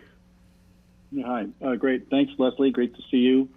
I just wanted to be clear. I know that there were certainly some conventions, if not rules, regarding use of space and FAR criteria in the ABC. But does the WOMP supersede that? Has that been incorporated into the WOMP? Just so we know, because I'm looking at letters here from the ABC and John McBride and the North 40 homeowners, and I'm just trying to get clear on, what rules are we looking at, and what are we going on? And I get the impression that WOMP is that's the law here. Is that the way I should frame that? Yes, the WOMP and the policies and the guidance that the WOMP gives us is what we are using. If Cindy Hubin is on the call, she could talk more about how the WOMP was developed using the various design guidelines and criteria that are already within the ABC. But I don't know if she's here. Well, I'd love to hear that at some point, because there are different discussions of what FAR has been and what was the intent and what's acceptable, and so I just want to have a clearer understanding of that so we know what we're being asked to do here.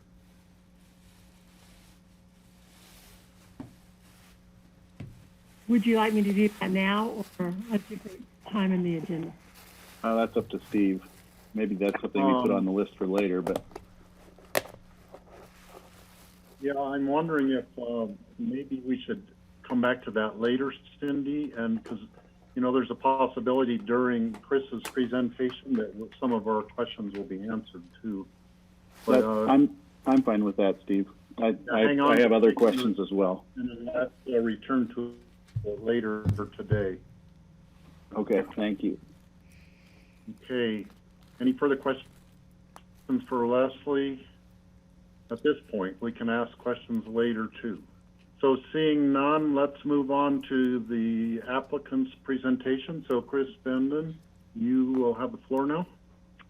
Okay, thank you. They need to unmute me. Sorry. Riley will be driving the presentation for us, and I'll be speaking. Chris Benden here with Benden Adams on behalf of the applicant. Also speaking today as part of the presentation will be Rick Valentine, Fire Chief, and Dennis Murray and John Ward, who are both on the Fire District Board of Directors. And then we have other folks on the call that may be able to help answer questions as you need. Leslie has gone through the site conditions kind of surrounding the site. Once we get our presentation up here, I'll breeze those really quickly. But I think you all know the property and the surrounding area. There we go. Okay, you can click through. There's the site. We're talking about the eastern half of the property there. The substation is on Sageway. Okay. And the surrounding areas, the airport, CMC, ABC, North 40. Okay.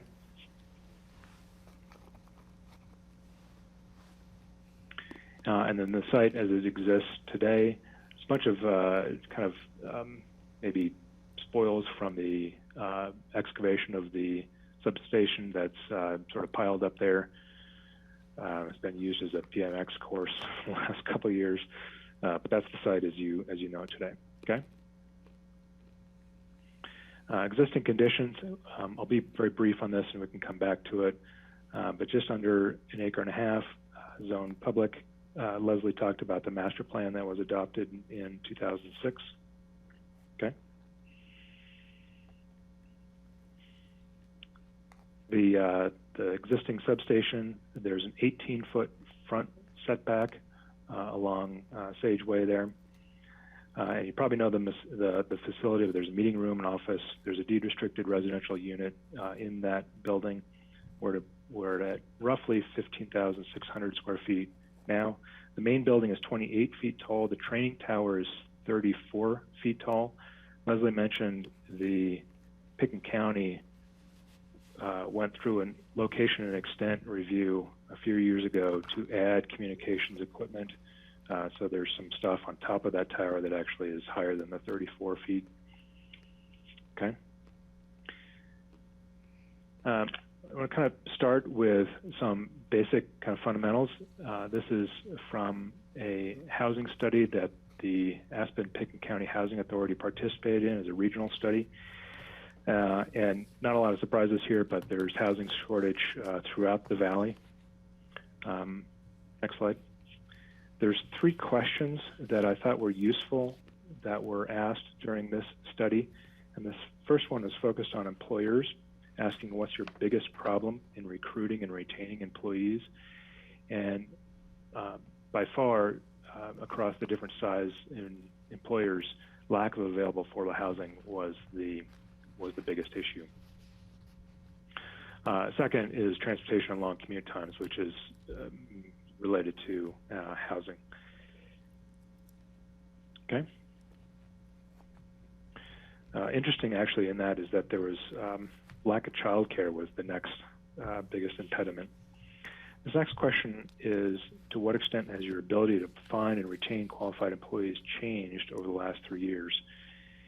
And gotten worse was the biggest answer, again, across all of the different size businesses. So, and maybe we intuitively all know this, but that survey did say that it is getting harder. Okay. Then this last question, do you feel affordable housing for local residents is? And the biggest answer was one of the most serious problems. 94% of businesses responded that affordable housing is a moderate to a critical problem, and 76% said that it was more serious, one of the more serious problems in the region. So again, maybe intuitive, and we all kind of understand this, but is maybe a good starting point. Okay. So this is looks like a seating chart on StubHub. It's not. It is a graphic that shows the various need for affordable housing by category across the region, and it sum totals a 4,000 unit shortage, which we're not here to fix today, certainly, and is maybe unattainable in terms of this valley's capability to provide that many units.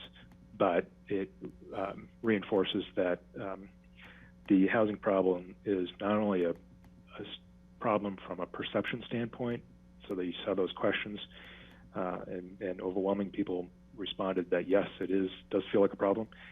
but it's actually a problem from a kind of a technical standpoint too. This chart showing the actual gap in housing stock, and also probably reinforcing something we already know, which is one, it's a problem that's not going away, and two, it's probably not a problem that we're building our way out of, at least anytime soon. Okay. So this is not something that the fire district is immune to, and in fact, you know, as we're all learning to do business in a different way, it's even more important that firefighters are close to where they're providing their service, because they can't phone it in, right? They can do Zoom meetings, but they can't respond to 911 on Zoom. The fire district went into a bond question, and it passed overwhelmingly. And Rick, if you're on the line, I think it was mid-60s or so that it passed by. No, actually, Chris, it was a little over 72% of the voters approved it. Okay. All right. Well, 72%. And so, you know, all of you in politics kind of understand a 10-point swing is a pretty solid thumping. A 20-point swing is usually described as a mandate. This passed 72 to, I guess that'd be 28, 72 to 28. So it's pretty well a pretty solid mandate from the community to, in support of this. Okay. Here's a quote from Skippy Mesereau that you all know. I described him as a citizen. He is on city council. I don't think he was commenting as a council member. And he said, "I'm writing to provide my full support for this project and to encourage you to vote yes to approve this project. In my view, we need to become YIMBYs, yes in my backyard." And I think his letter is in your packet. It might also have been one of the latecomers. Okay. So we did some outreach, as Leslie mentioned in her memo, with respect to this project, outreach to firefighters themselves as the prospective occupants. We did some community meetings focused on the neighborhood, and we did mailers to all businesses, all owners within the entire North 40 and ABC area, and did a kind of all call to the volunteer force. And there were some one-on-one meetings with John McBride as a major landowner out there.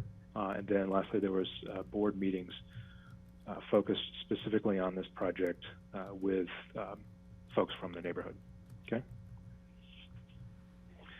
So firefighters, we thought we'd pull out some of the responses. 57% felt housing was important to retention on the force. 95% feeling that it's part of their recruitment decision making, and that 100% felt that affordable housing was important to the future of the district. And Rick can probably double down on this when he speaks later on. As the you know, it's a tough thing to become a volunteer firefighter. There's a lot of you know, stuff you need to go through, and it's not an easy job. And so a lot of, you know, there's some people that fall out because they just can't they can't handle it. They just can't physically do it. But there's also folks that they want to, they have all the capability and capacity, but they can't live within the district, which is a requirement of the firefighters. Okay.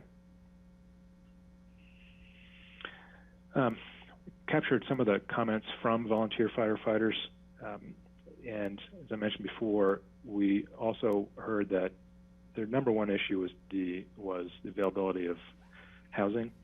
Second was daycare, and there was some discussion of daycare facility in this project in the early going. The other thing you should know is that firefighters have families and jobs and kids, and it's not the kind of single guy ski bum model of a volunteer firefighter from the 1970s. It's really kind of changed. This is from Fabrizio, volunteer firefighter.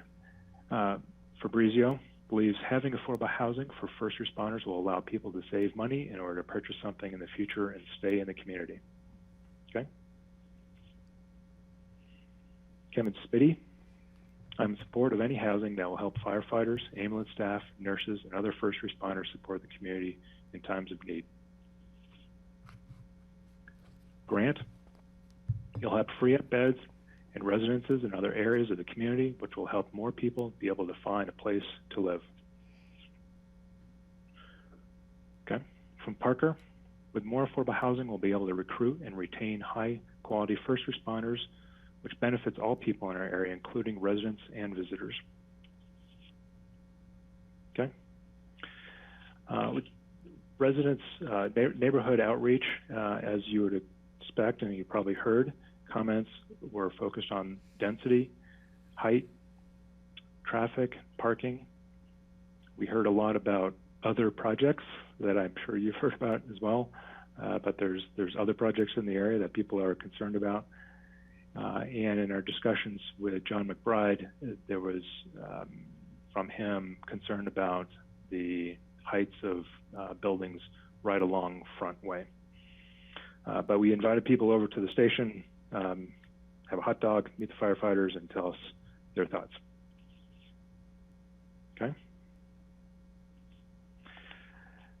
Some initial concepts that are prior to the application being formalized and submitted. The fire district sought qualified architects to submit bids, and along with that, submit their initial concepts. This is a concept that was not from a firm that was not selected, and it was a member of that firm has been critical of our project for flat roofs, for impact on Front Way, and impact on neighbors. But from that firm was this project that had a 30-foot tall building right along Front Way. And if you've been to the townhomes at North 40 along the back there, there's a kind of a little back alleyway right next to the bus barn. That would, in part, kind of be that aesthetic.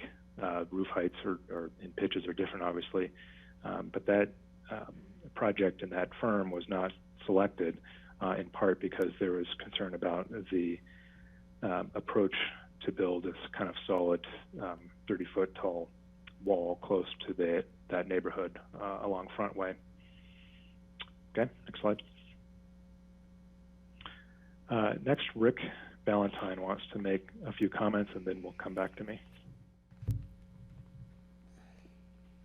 Hello, everybody. Can you hear me okay? Mm-hmm. Yep, good. I think everybody knows me. My name is Rick Ballantyne. I'm the fire chief and CEO of Aspen Fire since 14. But I've been a firefighter here for 30 years, all the way back from Storm King through Lake Christine a couple of years ago and everything in between up till now. Also a father, husband, longtime business owner here in town. And as part of my responsibility here as my new job or this job is I'm responsible for day-to-day operations of the fire department and to make sure that we're always ready to respond when we needed to any and all emergencies in our district and around the county and the state if needed. Basically, when you need us, we are there in the best way we can. I'm certainly not a one-person fire department. We need people, and certainly people need housing, and that is our most critical need right now is housing for firefighters. We've done a lot of surveys. We started this project thinking we needed, a number of one-bedroom apartments or units out there. And after I did more research through APSHA and other places, we found that, we actually need some larger units, some 3-bedroom units that can actually sustain families. We've got some of our folks who come on single, then they get married, then they have kids. We've got people with families and kids living in the studio apartments, or one-bedroom apartments that just is not adequate for sustainable housing for our people. We provide service to our very supportive community, and back in 18, we did ask the community to help us address our biggest challenge, which is housing, and like Chris said earlier, they really responded with an overwhelming, resounding yes. We actually did advertise, and we put it out there in all of our data, and all of our advertising, everything we had, what this money was going to be used for, a majority of it for this mill levy question, and it was to build affordable housing at the North 40. That's very specific to the voters. That's what we're using a large percentage of this money for. And respectfully, we have a responsibility to spend this money in a fashion that is responsible, that the voters gave us to spend, and we have to take the full accountability into our entire district for that money. And that's what we're trying to do with this project. You know, my goal with this project has always been to address our most critical needs. Again, it was housing, and we did try to look at all the different aspects of this project and what would best fit with the neighborhood. I think Chris showed a sketch of another architect that would have had, you know, 7 or 8 driveways and garages coming right into Front Way, similar to what they have in the back of this project. That would have been a huge impact. So it more expense. We decided to push everything in the back, where we would be further away from Front Way and further away from the homes that are there. And if you look at the project now, we put the story poles up the other day. There's a huge amount of, quite a bit of grass and open area in front of the project that makes it less impact to the neighbors. So I know not everyone likes it, but I think if people really look at this objectively, they'll see that we really did try to make it a good project. And it's certainly something I want to be proud of, and it's really something I think our taxpayers in general should and will be proud of. And I'm happy that it came out like it did so far. So your support would be greatly appreciated. Any questions, let me know. Okay, thanks, Rick. Next slide, please. So Rick mentioned some design changes that we went through. So Stryker Brown Architects, a local award-winning firm, was selected for the project. Wayne Stryker is on the call if you have questions specifically for him. On the left, you see one of the initial iterations that we discussed with the neighborhood. And if you see in the center there, there's a building with 4 units that was a big change to what you see on the right-hand side of the screen, which is in your current application. So that building was removed. Some of those units were absorbed into other areas. There was on the previous iteration, there was a multi-use room and a potential for a daycare center. That was sacrificed to reduce the density. We lost 1 unit, but more importantly, I think we lost half a dozen or so bedrooms in that change to provide for that open space. And that was in direct response to comments that we heard from the neighborhood and comments that we heard from talking with John McBride when he said lower it along Front Way and provide an open space and a buffer there. We also, in previous discussions with the neighborhood, heard a lot about parking, and so the project incorporates a parking garage, subgrade a parking garage. And I know that from time to time the county is in the development business, and you probably understand how expensive a parking garage can be. So that's a significant expense to the project, but it is in response to neighborhood concerns. And I'll talk about more when we talk about height, but the plaza deck and the entire parking garage were lowered into the site. Didn't change our technical measurement, but it was a way to help alleviate some of those concerns about height. Okay. Those design changes you see on the top, that was the previous plan with that 5th building in the middle, and then on the bottom you see just the 4 buildings with the open space.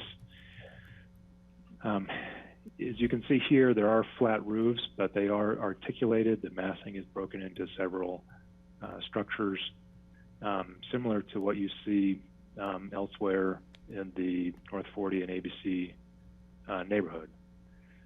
So I'll talk about that a little bit more when we talk about criteria. But the board directed these changes after those discussions with the neighborhood. And it's important, I think you'll hear from Dennis and from John, their need to balance the needs of the entire district with the comments they're hearing from the neighborhood. Okay. And then this is the final rendering that you've seen probably in the packet, and we've shown a couple times now.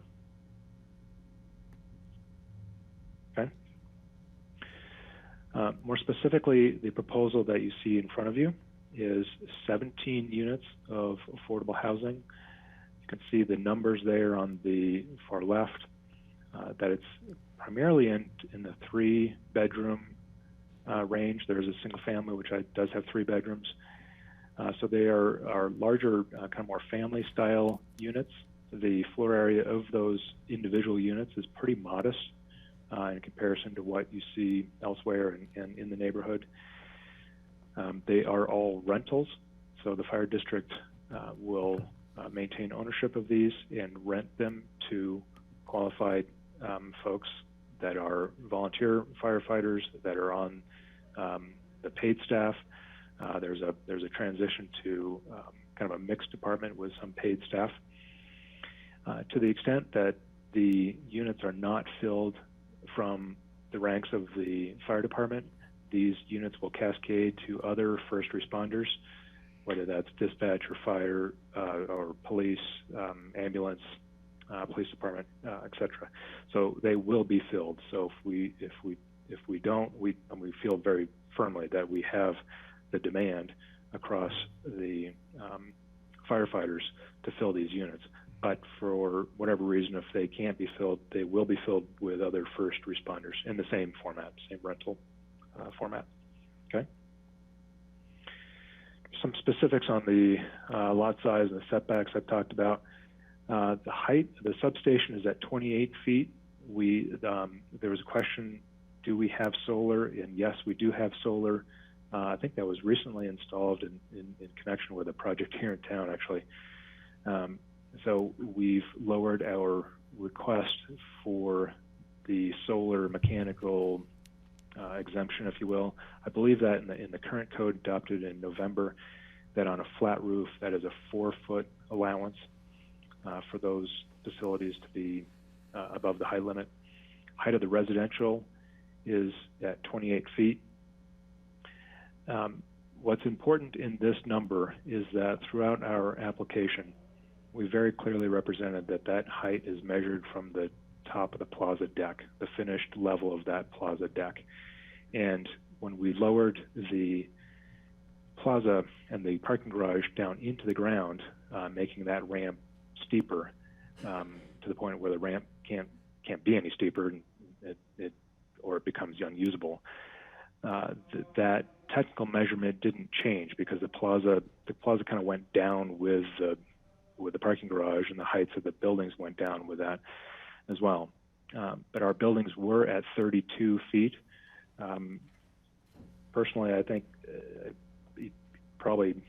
I'd be more comfortable with 30 feet, frankly, because it allows for, if not on all floors, it allows for a good number of the floors to have a 9-foot ceiling, which is kind of the building standard here. All the city projects are being built with a 9-foot ceiling, which does two things. It allows for a better livable space inside. It also allows you to avoid doing mechanical air handling systems. You can just do it with a ceiling fan. But our proposal is for 28 feet with a 4-foot height allowance for that mechanical and solar apparatus to be located. The 4-foot is from that topmost floor, the 3rd floor. So the solar panels, if we need to have a different angle or a different, larger panel, we'd need to put those on top of the 2-story elements, because we would have more room to locate those, if you will. But important in that is that we're measuring from the plaza deck, and that was an important factor of the fire district board's decision to lower the height of the building in response to the P&Z decision. Okay. Floor area, we have the existing substation, 15,900, which I think is the approved allowance for that building. We have a multi-purpose building that may be in a later phase. We're asking for all of these things to be approved, even if some of them may be done in a later phase for budgeting reasons. But that's at 500 square feet. The residential building's at 25,000. There's the garage that is roughly 20,000, and I'll talk about that a little bit more in terms of the floor area questions that George had. There's 34 spaces in the garage. We may be able to have a few more spaces than that, but to be safe, because it isn't fully designed yet, and sometimes you have to locate another pier or whatever, and it eliminates the space. We're committed to 34 spaces, which is 2 per dwelling unit. There's 8 spaces on the apron. There's 2 short-term spaces on the apron. There's 6 existing spaces along Sageway. That's in front of the dispatch center there. And then we have 5 public spaces along the street that would be in the right-of-way, and we can either provide those or not. But what we heard from the community is that parking was an issue, and they looking for more parking. So there's 5 public spaces on Front Way. There was a request in the resolution for us to sign those for the signs to say no overnight parking, but that it would be up to the county, I assume, to manage those as a public right-of-way. Okay. This is a height map that is important to the discussion of where it is that we measure height from. So I've talked about how the plaza level sank with the parking garage, and all the buildings kind of sank along with it. We thought it would be important for you to understand where it is that we're measuring from, which is that plaza level. And in this graphic, it shows it as a elevation 100, which is kind of the base point for measuring. You see the 1-story elements there at measuring 110, the 2-story elements measuring at 119, and the 3-story elements measuring at 128. So that's the maximum 28-foot height measurement, and where it's measured from in this map. And we see it as kind of simplicity for kind of everyone involved. What you'll see is buildings sitting on that plaza, and that's what you'll see for the height. And we just think that's just kind of provides the simplicity and the clarity for everyone involved. But it is also important to the decision making of the fire district board. Okay. This is a diagram, a section of one of those buildings. You'll see on the far right there is the plaza deck. Below it is the parking garage, which you essentially don't see for most of the area. But you see the plaza deck, and then the different heights up to the roof of the building, which is at 28 feet above the plaza deck. You see the solar and mechanical diagrammed at being 4 feet above on the 3rd floor. The solar panels on top of the 2nd floor element on the left-hand side there are a little bit higher, but those are substantially below the height limit, so that we wouldn't expect that to be a problem. But if we needed a different angle or a different size panel or a larger panel, we would need to locate them there on top of the 2nd floor elements. But that's how it is we're measuring height, and have represented that through the application, both with county staff, the P&Z, and the fire district board. Okay. Rick mentioned the height poles that are out there. Those were put up early Monday. Hopefully you've had a chance to see them. If you didn't, here's a picture of them located around the site. These all represent heights that are interpolated from the measurement of the plaza deck. Okay. There was a comment in one of the comments in your packet regarding a civil plan. Our application has a civil plan. Here's a copy of it that's been in the application. So I just wanted to mention that and make sure that's on the record. Okay. Additional comment from volunteer firefighter Bruce Bradshaw. Housing will help improve the service and response to the public by providing housing for first responders. Will increase the number of first responders willing to volunteer their time. Okay. From Sandy Schiff, In addition to providing more services to the community by providing more beds for first responders, the North 40 Housing Project will provide a community within a community of first responders that would form a cohesive extended family based on service to their community. Okay. So here's where we get into the floor area discussions. So the map you see there is a copy of the subdivision plat map for the North 40 area. Our property, the larger one in yellow there, is lot 2, block 2, but it's part of that overall subdivision. And I highlighted just a few of the residential lots there so you can see them. That's what you see kind of strung along the roads there. For this analysis, I took out all of the streets and common areas. And I mean, we're part of the subdivision, so I could put those back in, all the streets and common areas, but the math is essentially the same. So what we've done is to provide you with kind of what are the floor areas in context with each other. And the way we did it was just to take out all of the common areas. But again, we are part of the same subdivision, and those common areas are part of the same subdivision plat. There's of developable land within the residential portion is 308,000. That's a little over 7 acres. There's 203,000 square feet of residential built space, and that's not counting the garages. If you count the garage, and that equates to a 0.69 to 1 floor area. If you count the garages, it's 239,500 of residential square footage. That's counting the garages, and that comes out to a 0.81 floor area ratio. And then again, this is a subdivision wide on the residential side. Okay. Called out 2 specific areas. There's a series of townhomes. I think it's 13 townhomes along the north side of the subdivision there. The floor area, not counting garages, is 1.15 to 1, and counting the garages is 1.41 to 1. And then there's a grouping of, I think it's 8 single families that are right across from our property on Front Way. And counting up those 8, it's a 0.57 to 1 floor area ratio, and that's not counting the garages.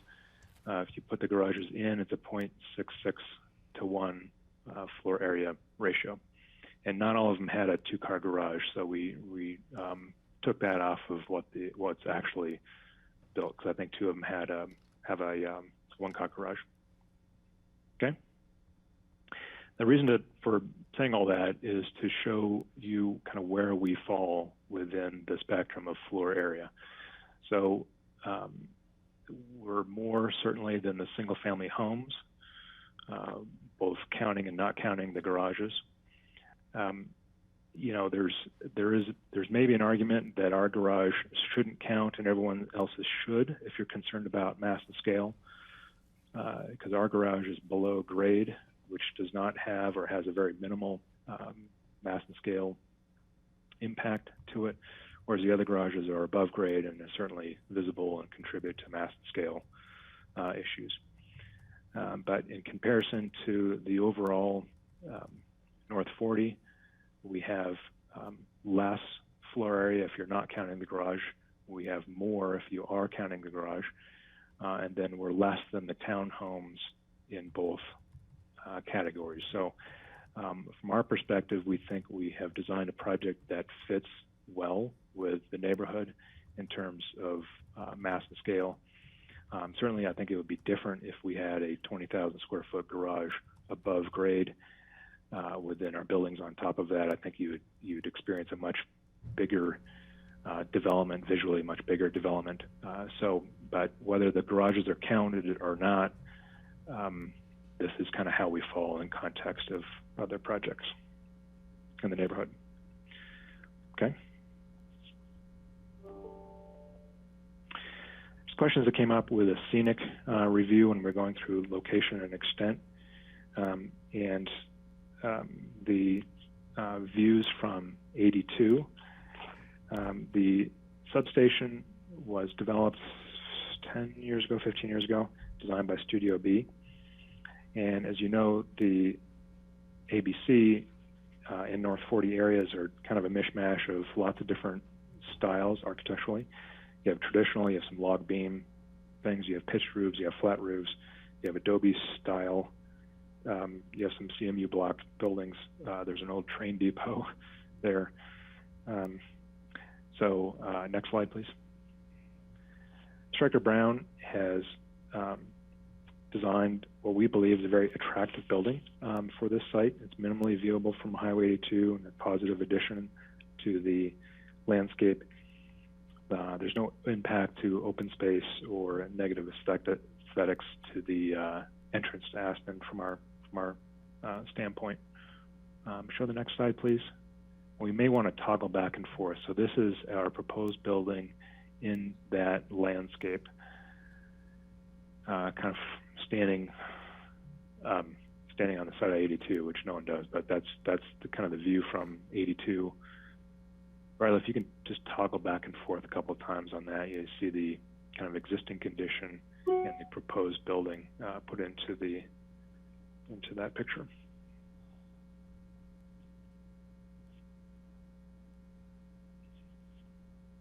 Okay.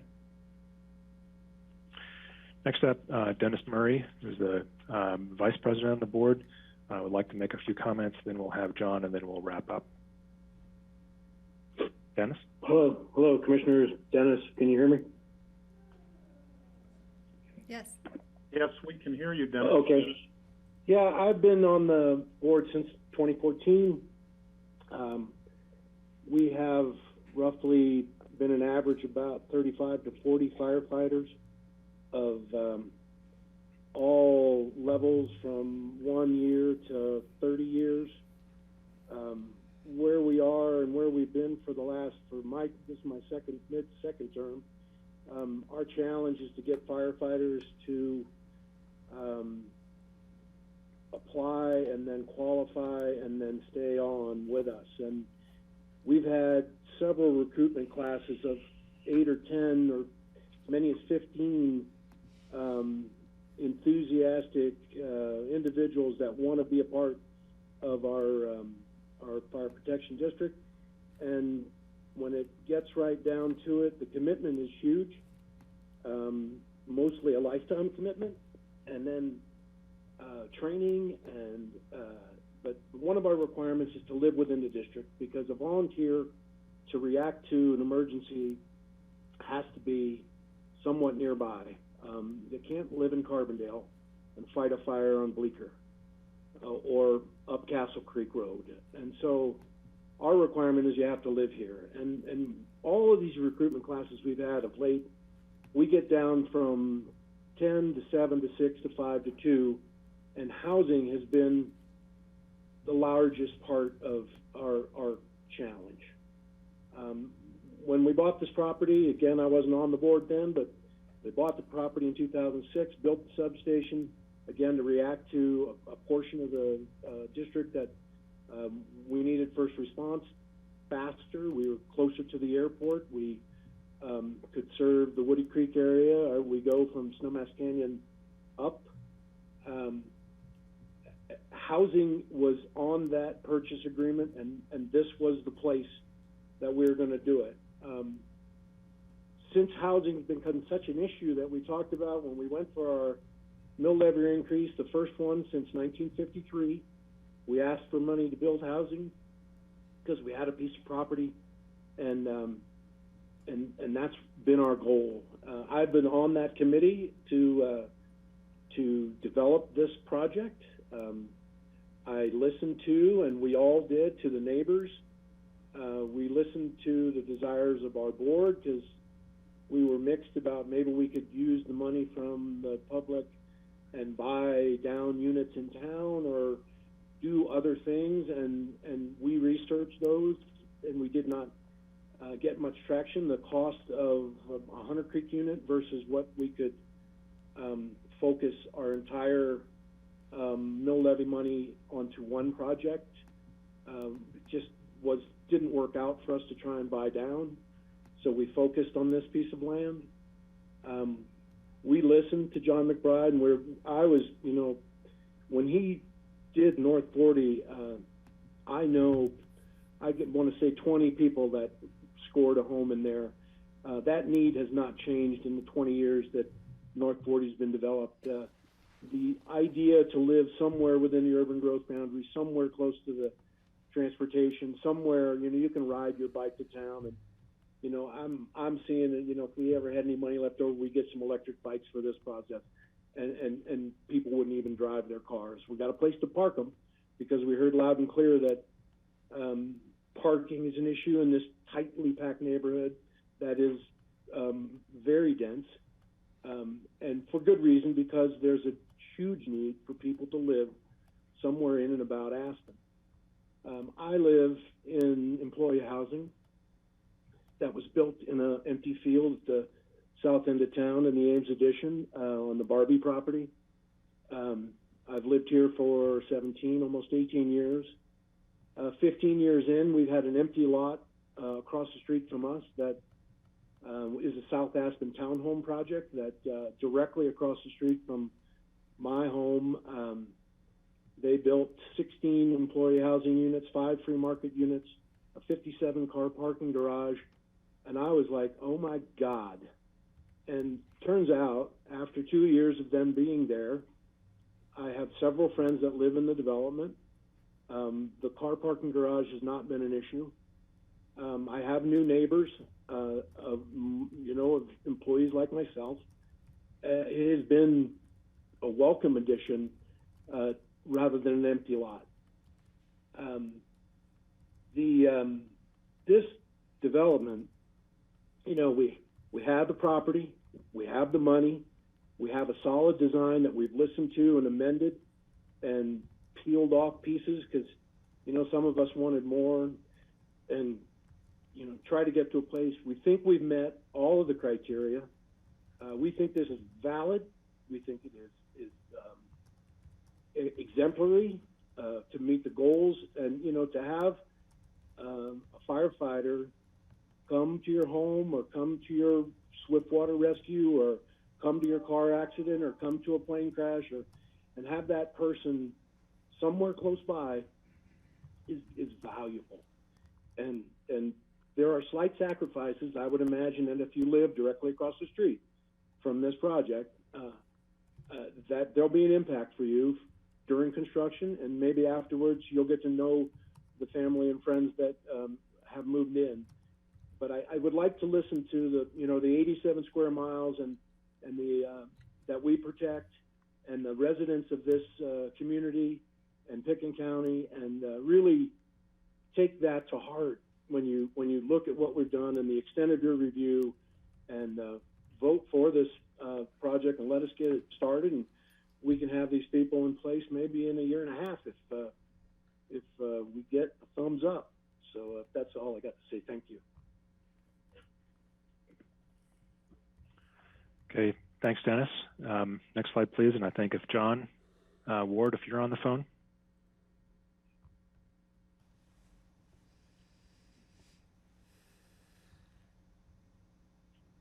Oh, I unmuted myself. Can you guys hear me? Yes, we can. Thanks for your time.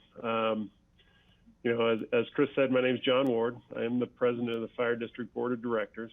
I must be my striking good looks because I was the board member that got to go out and campaign for the mill levy increase that we proposed a couple of years ago. We campaigned for that money to address several issues. The housing being probably our biggest. I'm also the chair of the Aspen-Pickens County Housing Board, and I serve with a couple of you on that board. I run 7 banks in the mountains here, and so I'm an employer. I'm also a husband, a father. I'm a coach, a Rotarian, and a community member that believes in service. So I wear a lot of hats, and I take each role pretty seriously. I'm also a neighbor in that North 40 subdivision and of the project. And I know a lot of the people that will be speaking or have written letters about this project. We are dense. We are a dense neighborhood. From the hodgepodge of tightly built single-family homes, that due to the tightness and the density, all were required to be fire sprinkled 15, 20 years ago, probably when that wasn't a standard policy. To the townhomes that are on the west end of the development, the proposal fits right in. It's a transit-oriented project, probably as good as you can hope for, close to that major intersection with the airport, the tunnel underneath that we all dealt with as it was being built.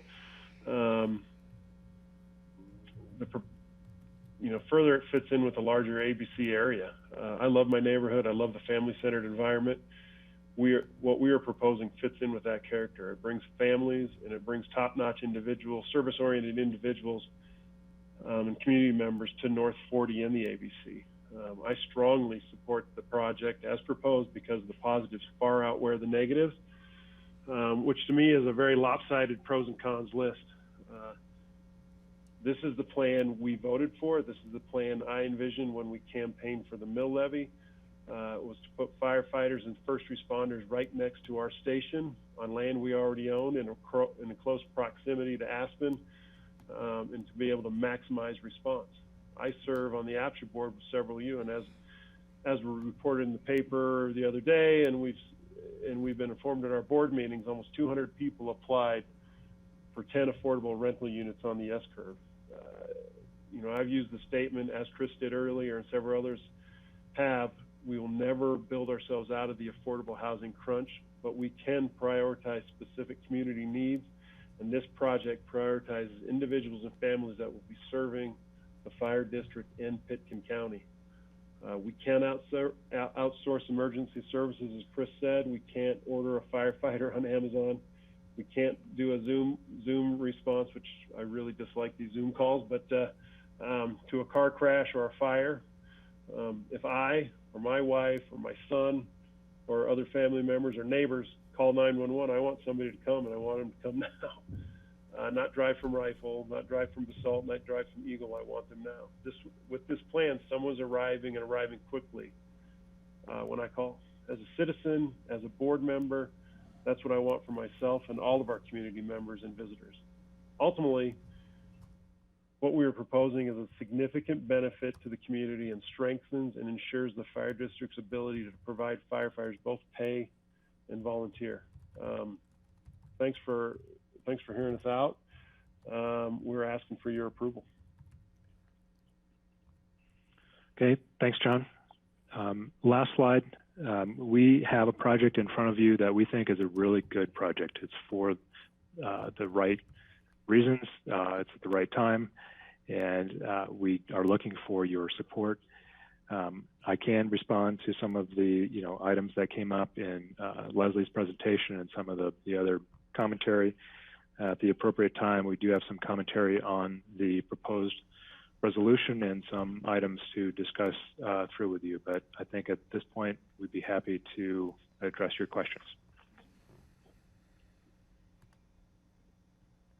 Okay, thank you, Chris, and thank you for all Dennis and John and all the different firefighters who provided comments for this. And so board questions, and I know we're going to have some. I've got a whole list of questions here, but we'll see who wants to go first. George? Thanks. I've got a couple. Let's see. Where do I begin? So the garage. Chris, you're really saying that you don't really need to conform to the code, so you're exempting that 20,000 square feet. Like, that's a prerogative to say you're going to exempt it. But in addition to that, I'm curious about you tout this, which I agree that this is a great TOD project. You've got RAFTA right there, and some of the comments, letters, actually supported that idea that it's great you could just walk to RAFTA. So I'm curious why you need 2 cars per unit. Even if you average them out, you've got 1 bedrooms and studios. That seems to be kind of high. And then on the multi-purpose building, that's 500 square feet, I think you said.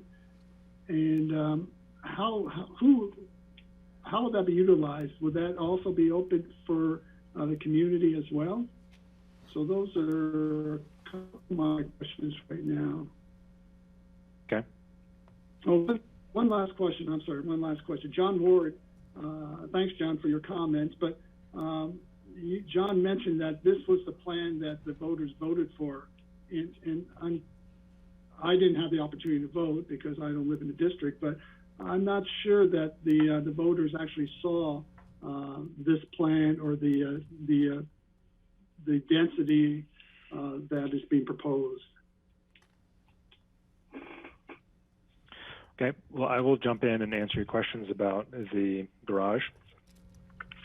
It's probably 6 1/2 whether the county decides to count it or not. You know, from our standpoint, the location and extent review is a process that there's a lot more words to it, but essentially says zoning doesn't apply. What applies is the applicable master plan for the area, and we've gone through that review.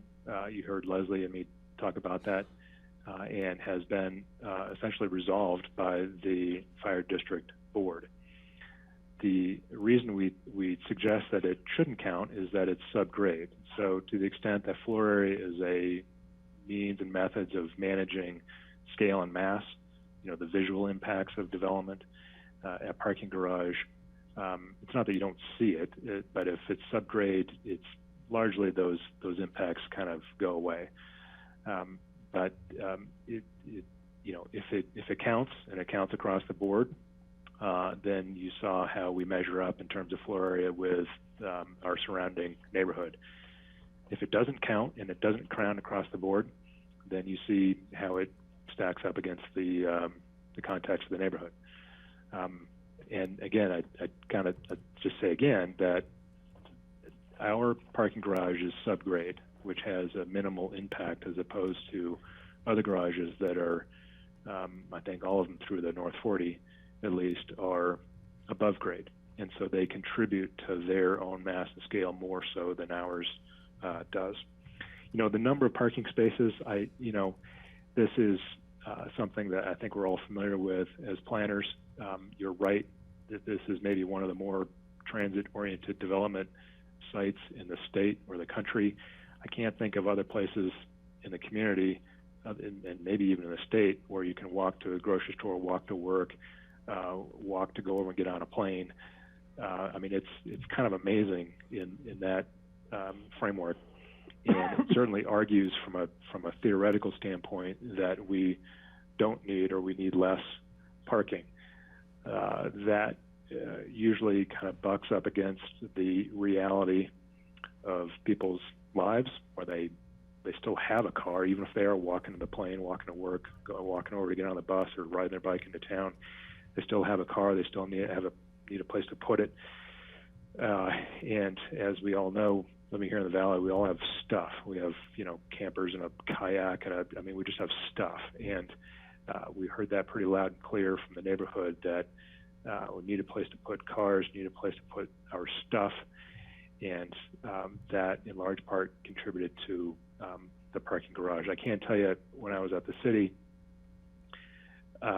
too many projects to count came in with this notion that these people would magically not have cars because of their location of their project, and several city projects, and all of them went back to add parking later, just because they face the reality of, well, those folks, even if they're not using their car, they still bring their car, and they have it. So, and I'm sure Leslie or Cindy could chime in, but that's typically the kind of planner's dilemma of the disconnect between theory and practice.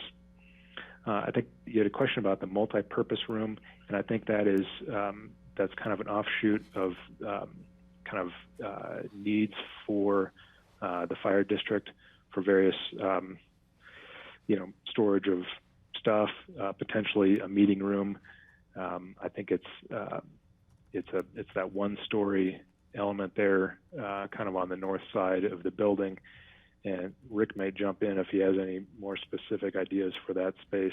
I did mention, and it's stated in the application, that we may, because of budget reasons, need to phase certain elements, and I think that would be the first thing on the chopping block because it's the least critical need. Rick, do you have more to add on the use of that space?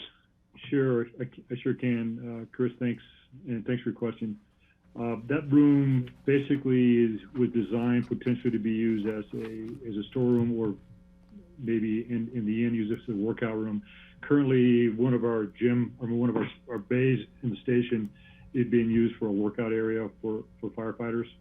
So we would see this as potentially being a workout area. But like Chris said, this is being the first one in the chopping block. I would say that the county, when they did part of their L&E approvals to build the Pickett County Dispatch in that building, they did design a structure back there that they're committed to building a structure there already, a much smaller structure, I believe, to hide the generator. That never got built at the time, but there was a commitment in there from the county that to build something there in the future. Just hasn't come back to the county to do that yet. If we did end up building this building there, it would eliminate the need for the county to actually build a structure around the generator, which was one of the requirements that we had when the county put the dispatch center in there, is to shield that generator from the public and from the neighborhood. And Rick, there was a question about the representations that are made in the vote, and it was just clearly before Stryker Brown was brought on and refinements were brought to the project, but I think there were some initial concepts that were developed in advance of that vote. Am I wrong? There sure was, Chris. In fact, what the community saw, and actually the first meeting we did with the North 40 HOA during one of their HOA meetings was designs from another architect prior to bringing on Stryker Brown. The designs that we went to the public with for the vote, that was in the newspapers, there was at public meetings at the station, we had boards up showing what this project might look like. In fact, it was a much denser project, in my opinion, than what we ended up with, because we heard what the community said out there and tried to push everything away from Frontway as much as we could. The other contractor, it wasn't the same one that you showed earlier, Chris. This was a different architect. Actually had similar project as what you showed earlier, which had a lot of townhomes or multiple towns right on the street, which we heard loud and clear when we went to the HOA meeting and other meetings that wasn't desirable. So a considerable amount of time and expense, we pushed it away. So yes, the public did very much see a denser project than what we have now when they approved this 72% to go forward.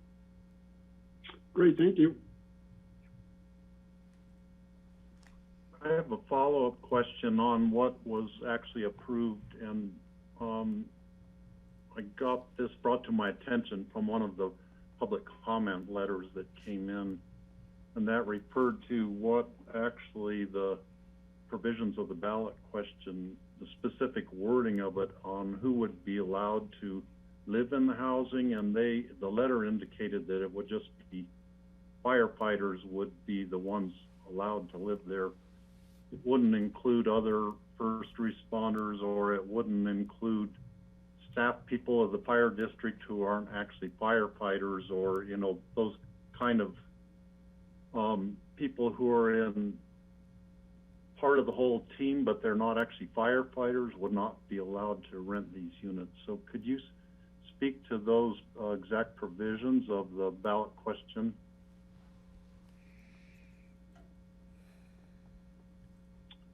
Rick, do you want to handle that? Yeah, sure. Thanks, Steve. There's nothing that I'm aware of anywhere, any language, either in the ballot question or otherwise, that would limit that to only one specific group, of which would be volunteers. In fact, I think it's quite the opposite. I think there's language out there very specifically that says it's for other people within a district as well, within our fire district employees, firefighters, et cetera.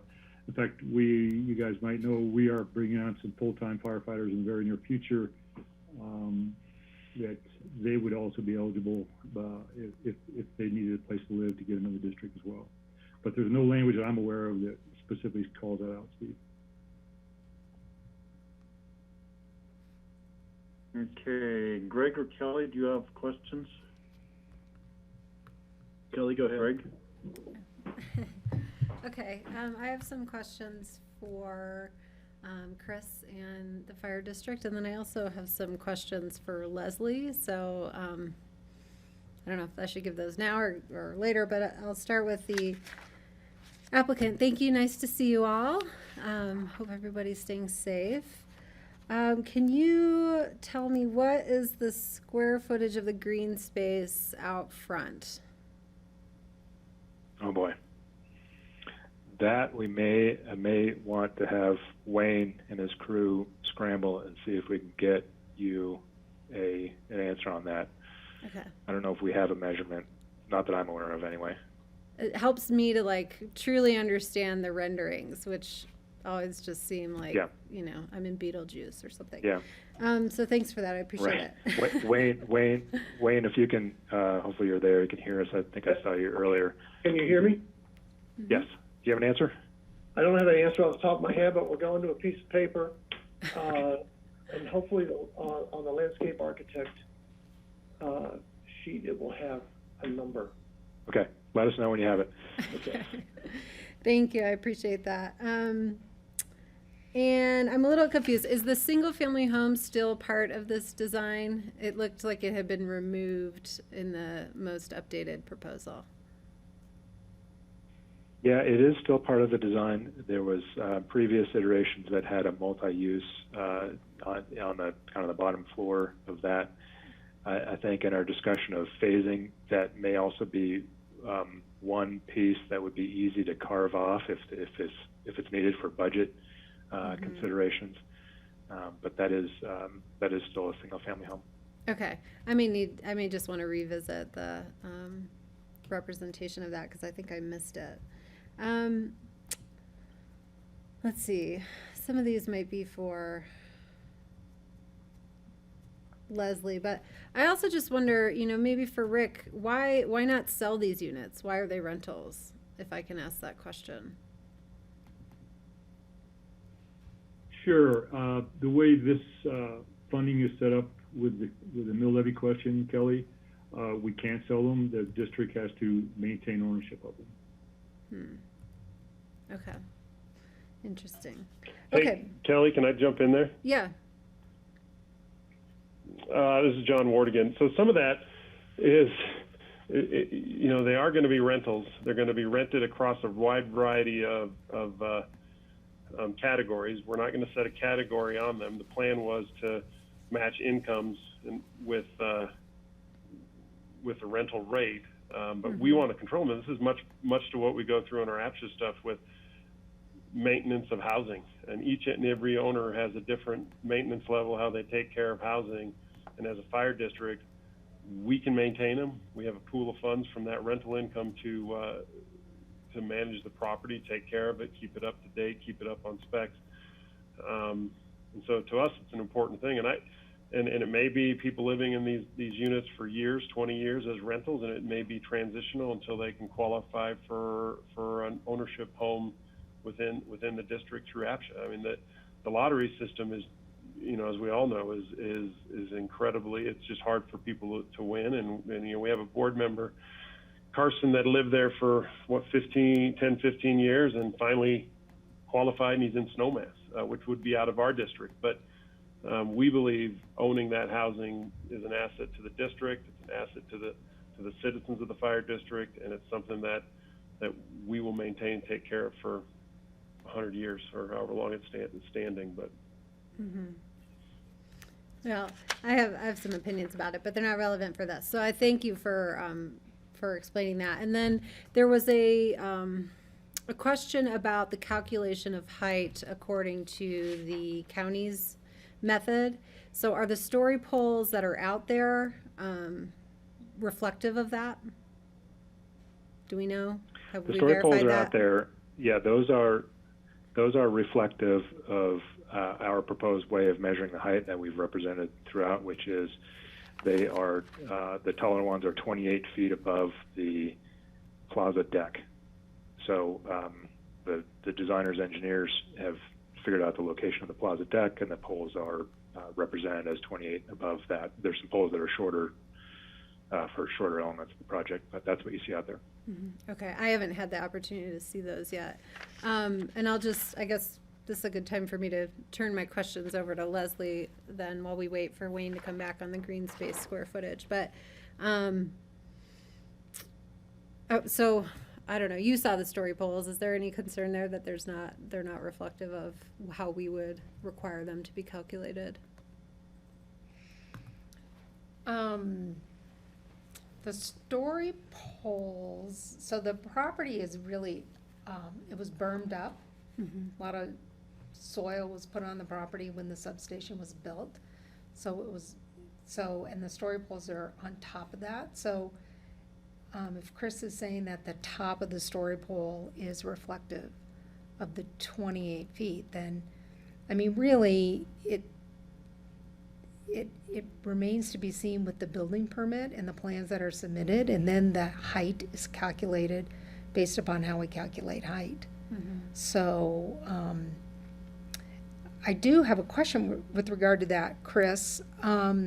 When you say that you've gone from 32 feet to 28 feet, is that because you're further lowering the top of the plaza into the ground, or the building itself has actually come down 4 feet? That wasn't clear to me in your presentation. Yeah. Thanks, that's yeah, a question sorry if I it had wasn't too. clear. The building itself has come down 4 feet. So prior to the application and discussions with the neighborhood, the parking garage was pushed further into the ground, and that plaza level went down. But in our initial application, from the plaza level to the top of the buildings, it was 32 feet, and that 32 is now 28. So it's an actual decrease in the height of the building. Okay. And Leslie is correct. The site right now is kind of a mishmash of piles of dirt and all kinds of stuff. So obviously we didn't just take 28-foot poles and put them randomly all over the piles of dirt. It's we went through the kind of the science and the calculations of figuring out where is the plaza deck, and to be able to represent 28 feet above that deck. So some of those poles, if they're sitting on a berm, are probably not 28 feet tall from the berm. They're 28 from the plaza. Okay. Can I just mention something for Kelly's part of Kelly's question? Kelly, yeah, Chris is right. We did lower the entire buildings. Part of that was sacrificing 9-foot ceilings to approximately 8-foot ceilings.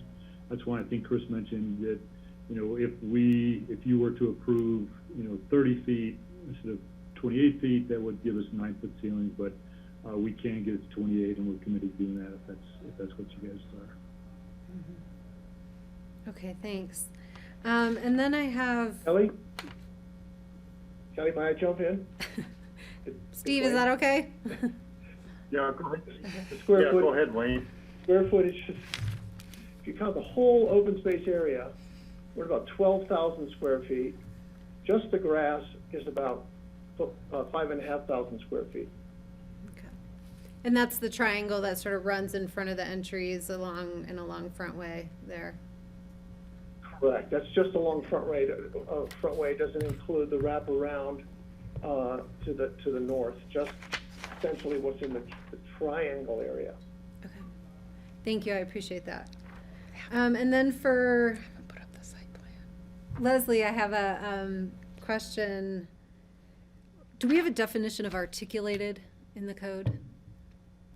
Because there seems to be a discrepancy here over the plan, the WOMP, saying that the roofs should be articulated. And some comments reflecting that, and maybe from P&Z too, that articulated kind of means gabled. And presentation from the applicant that articulated represents something different, such as carve-outs of a square shape.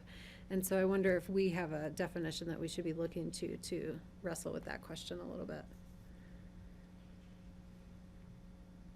Well, the WAMP, the language, the full language of the WAMP says articulated roof lines should be utilized. A roof line should, period. A roof line should not appear as a continuous linear plane. Okay. So that's helpful. That's But more detailed. Do we have criteria. articulated roof line in our definition in the code? I don't know. I can look for you. Okay. while Thank I'm you. here.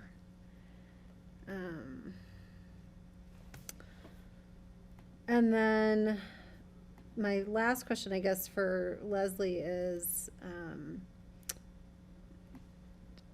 with regards to the presentation we heard on the comparisons of FAR, did you guys have an opportunity to evaluate that? Do you feel like you need to respond to that?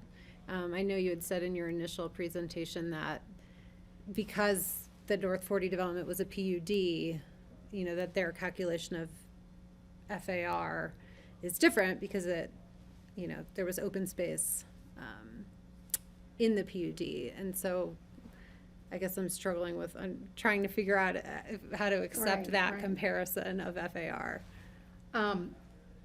I'll go with your second offer and, I mean, looking at the data that Chris presented in this presentation and going back and digging back into how the North 40 was approved and what's out there today, I would want to sit down with Joanna Schaffner and really go through that and see if we're talking apples to apples here, as Chris presented, or are we talking something kind of, something that's, you know, too far off base. Right. Not a I'm just comparison. struggling to make sense Yeah. of it personally. Yeah. Okay. Those are my questions for now, and then as we continue, I have some points in the resolution that I'll probably want to talk about too, and I know Chris did as well. Okay, thank you, Kelly. Greg? Great. Thank you, Kelly, for being thorough as you are. I appreciate that, and everyone for being here. With the questions, I have a wide variety of questions for a number of different people here. And one is this, I'll be at risk of being redundant. I just want to make sure that I heard an assertion that is the fire district board's action resolve the impact concerns for the WAMP from the county's perspective. That'd be a question for Leslie. I think we'll probably get to that, but I thought I heard someone say that those questions had been addressed. I want to make sure I understand. But some other specific questions. One is this parking garage, this subterranean excavation affordable and doable? And it's a glacial moraine or glacial debris, and I look at that massive granite boulder about 50 yards with a big split in it with the big drills stuck in it from 100+ years ago, one of my favorite landmarks out there. And I just wonder, you know, are you guys going to hit some massive rocks and is this going to get really expensive or impossible? I don't see an excavator there, but I'm sure there's somebody there who can answer that for me. That's the first question. Anybody want to take that one? I've got more. Yeah, I mean, certainly we can hit a rock of that size. I think that was, it's a little hit and miss. You know, you can go out and do soil borings and miss the enormous boulder. You're right in that the development of a subgrade parking garage is an expensive endeavor, but that helps address, you know, it helps address the mission of the fire district, which is to house as many firefighters as they can. It helps minimize the impacts of the density by hiding those cars. Helps address the concerns from the neighborhood of those cars to be handled somewhere, and all the stuff that people have that would otherwise be stacked up, you know, here and there and hanging off decks and whatever. And you know, if we hit a fire truck sized boulder, we may have to come talk to you again. Okay, thank you for that.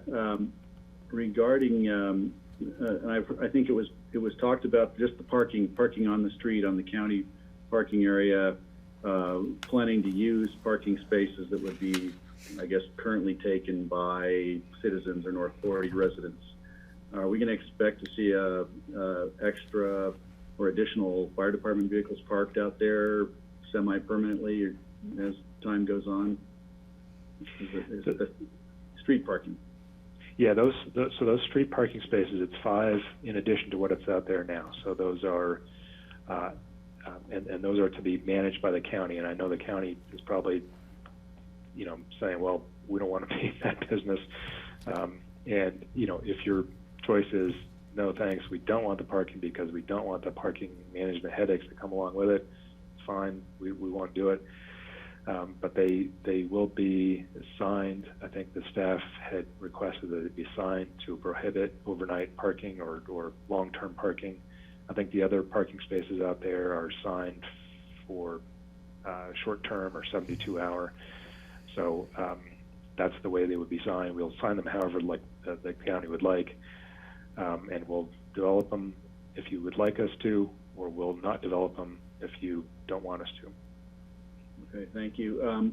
Regarding that additional space, I noticed that on your survey, I'd love to know, when was the affordable housing survey, the questionnaire done for the needs? Was that done 2 years ago or a while back, or? It's been sort of ongoing, and Rick can speak to this as well, but our outreach was in the, probably fall of last year. But Rick has done some previous outreach to his personnel previous to then, and I know has done some since then, as recently as in the last month or so.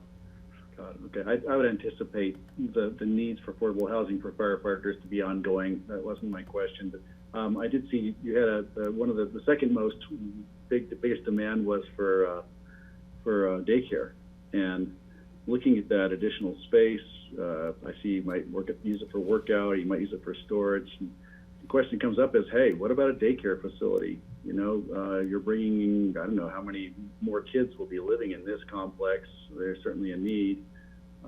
Just thought I'd mention it to see if it was considered and if it could accommodate daycare. Yeah, it was considered and it was part of the plan for quite some time. There's, as you know, there's some state requirements that come along with setting up a daycare center and square footages and access to open space, but that had all been sorted out in the plan. You're right, that's it's the second biggest issue or obstacle for volunteer firefighters. And I can tell you there's folks kind of within the fire department structure that are applauding your comments right now, because that's something that they feel very strongly, very personally. But it was an element that was sacrificed as we went through the kind of design iterations and responding to comments that we were hearing. Okay, I'd love to circle back on that one at some point. I'm concerned about that. There's a beautiful big park right across the street, but I know it's not really available for anybody who lives outside North 40, which has been kind of vexing. So you can't really have that, right? You can't use that. So what open space do you guys have? That was just a comment. Maybe there'll be a way to work something out with North 40 HOA on that one. Traffic, cars on the road, we're thinking it might be a 1% increase, contributing 1% to what's happening out there. I think that's what I read in the permit. I'm concerned about traffic. I'm concerned about, I noticed a very thorough examination of all the things people worry about, air quality being one. I'm not sure where the air quality is being measured. If it's being measured on the top of the elementary school in town, it's useless, really useless to us there at the North 40. And this really calls for our measurements of VOCs, volatile organic chemicals, ozone levels, things like that, because we're talking about housing a lot of people, not only your project, but we have 2 other proposals for a lot of people being moved into this neighborhood, which air quality is huge. And we'll get to my major point here. And I think I can skip ahead to that. And really what that is, I like this proposal. I appreciate the need. All your presentations were stellar. My biggest concern right now is that we seem to have entities, with locations and extent, whether it's the city or CMC or the fire district, rushing forward to get their project started, And I'm wondering if we should all be speaking more to each other and working on a master plan for this entire area, including the airport development plans, which are still floating out there. I'm just very concerned about it. We're a community of intelligent people, at least we think we are, and yet we seem to be focusing all of our development in a fairly small, confined area, and I'm not convinced we're all working together well. And so this isn't about your project. This is about all of our projects in our community and the values we hold with open space and green space and proximity to nature and small scale, lower density, all those things come to mind. And, it's with real trepidation that I think we're taking these all piecemeal right now. That I feel that way. We'll have to come up with a name for the new town out there. I'm not sure what it'll be yet. I think that last thing, energy, solar. I appreciate the solar panels. Solar panels always seem like an add-on. Somebody comes in, they will slap some solar panels on it, and that'll satisfy them. But what we really are talking about is energy efficiency, renewables, striving for net zero, our climate goals. Super important, and I'll look forward to seeing more on that. I haven't really asked a specific question of an individual here. I threw a bunch of stuff out. But that's how I roll. I'm sorry about that. If anybody wants to address what I've brought up here, I'd appreciate hearing what you have to say. Hey, Greg, this is Rick. I can answer a couple of, or at least speak to a couple of those questions you have. Regarding the air quality measurements, Cindy did come to me a while back and ask if the county could put some air monitoring equipment on top of the North 40. I'm not sure what the status is on it. She's on the line. Maybe she can tell you if there's any results back from those yet, but we did get permission to put multiple devices up on top of North 40. Cindy, maybe you can answer that. Thanks, Rick. That was a secret location. Oh, shoot. Never mind.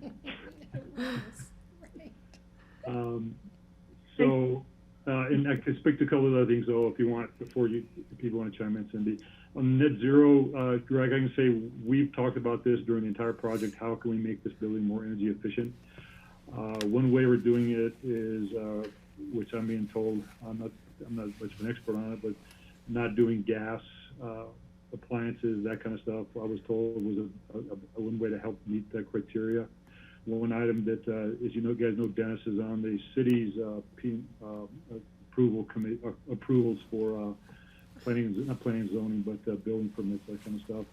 We're doing extra insulation. We're trying to do a lot of things in there that will really help energy efficiency in the building. So that's all I really know about that. Architect may be able to speak more on that.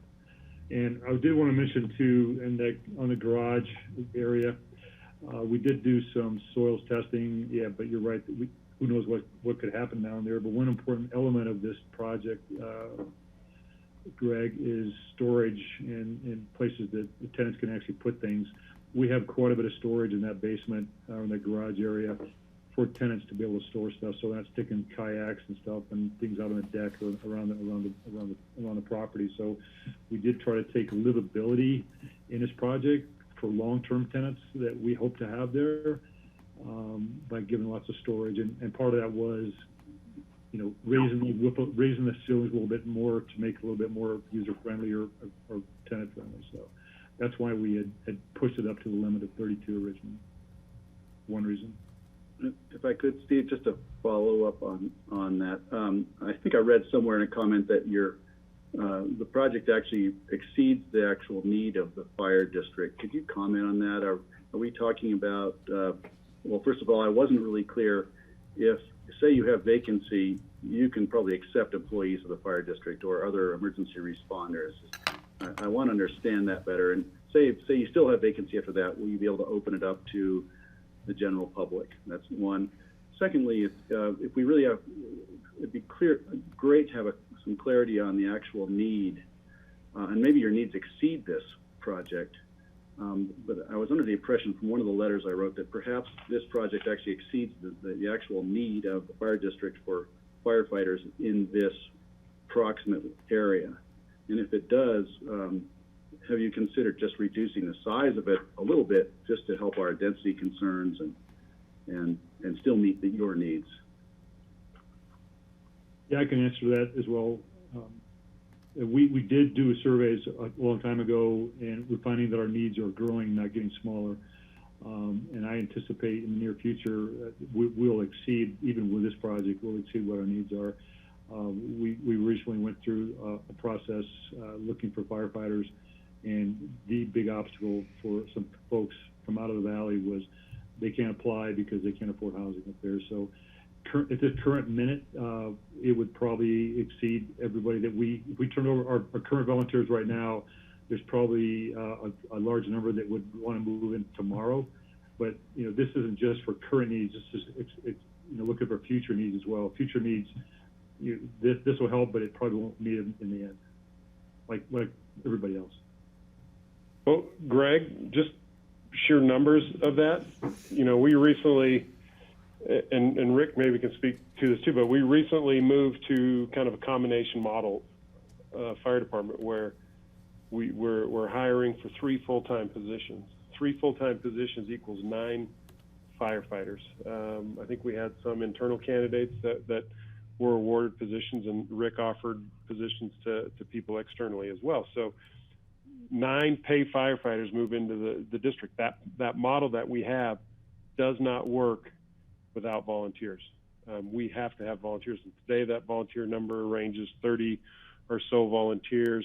They all have housing needs. You know, I think, the single family home was brought up at one point, and we're looking at that single family home as an enticement for a chief. We may have a chief that we can hire within. We may have to go find one at some point from outside the district. Rick's not getting any less gray, as you can see from his picture, but I think we far exceed the need, and our goal ultimately is to hire or to house firefighters. But if we can transition to first responders and whatever else, we believe we have one shot to do this, and we should do it right and build. I don't think you're ever going to be a perfect number, but we should build as many as we can to house as many people as possible.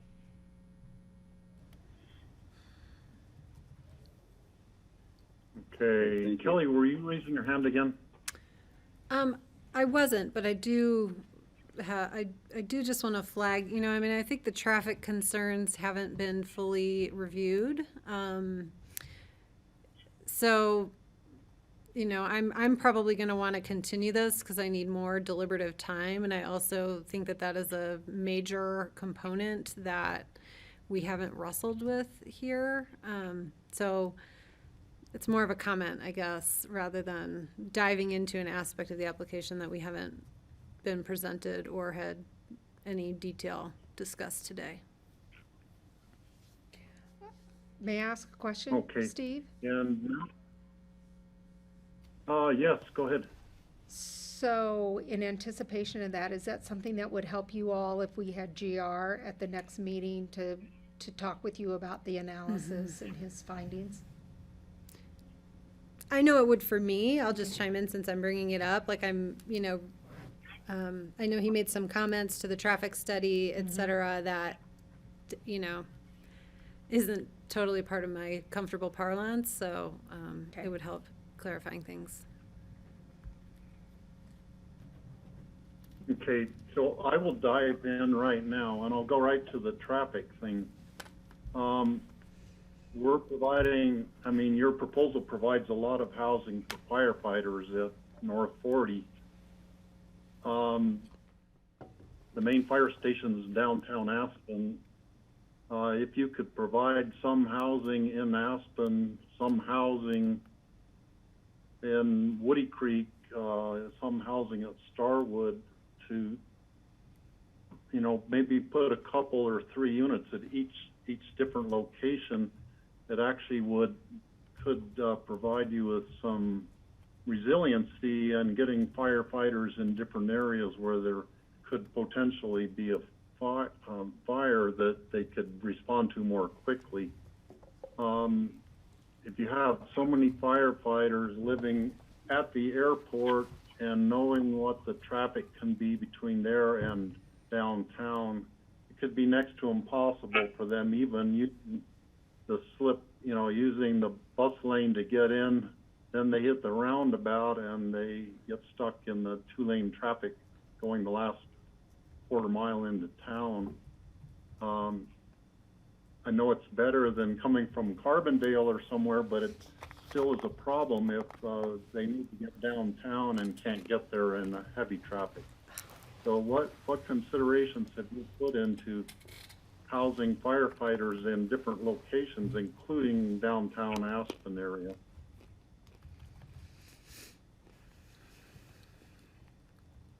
Steve, this is Rick. I can answer a little bit of that, I think. We do, in fact, have housing when Starwood was approved by the Starwood Homeowners Association up there. We do have two two-bedroom apartments up there, which we have firefighters in, which is really has helped the response in that zone, that Station 65 zone. We also have a unit in Woody Creek Station upstairs, which has been there since conception. And to that point as well, there's a plan floating around out there about maybe building some more units out there by some donations for some citizens of Woody Creek that kind of got put on hold after COVID. So you may have seen some drawings of that floating around before. To me, that's a project I would love to see help come to fruition while I'm here. And yes, we did actually look at building apartments in our station here where I'm at downtown. It would have been adding a third floor behind our station here downtown, where there's a flat area back there. But the cost of that was really very astronomical, which would have probably prohibited. Plus, it probably wouldn't have been very well received by the neighbors here either. So those all have been looked at, and there's potential for at some point to put another housing unit or put a housing unit at Aspen Village Station. We've looked at that as well. That was also quite expensive to put just convert some office space at Aspen Village into a unit, but it's something that we've been looking at the big picture as well. And if I could just speak to Kelly's comment a little bit about traffic, Kelly. We did, at the request of the county, get that level 2 traffic study done. Mm-hmm. I was on the call when that was done with GR and others.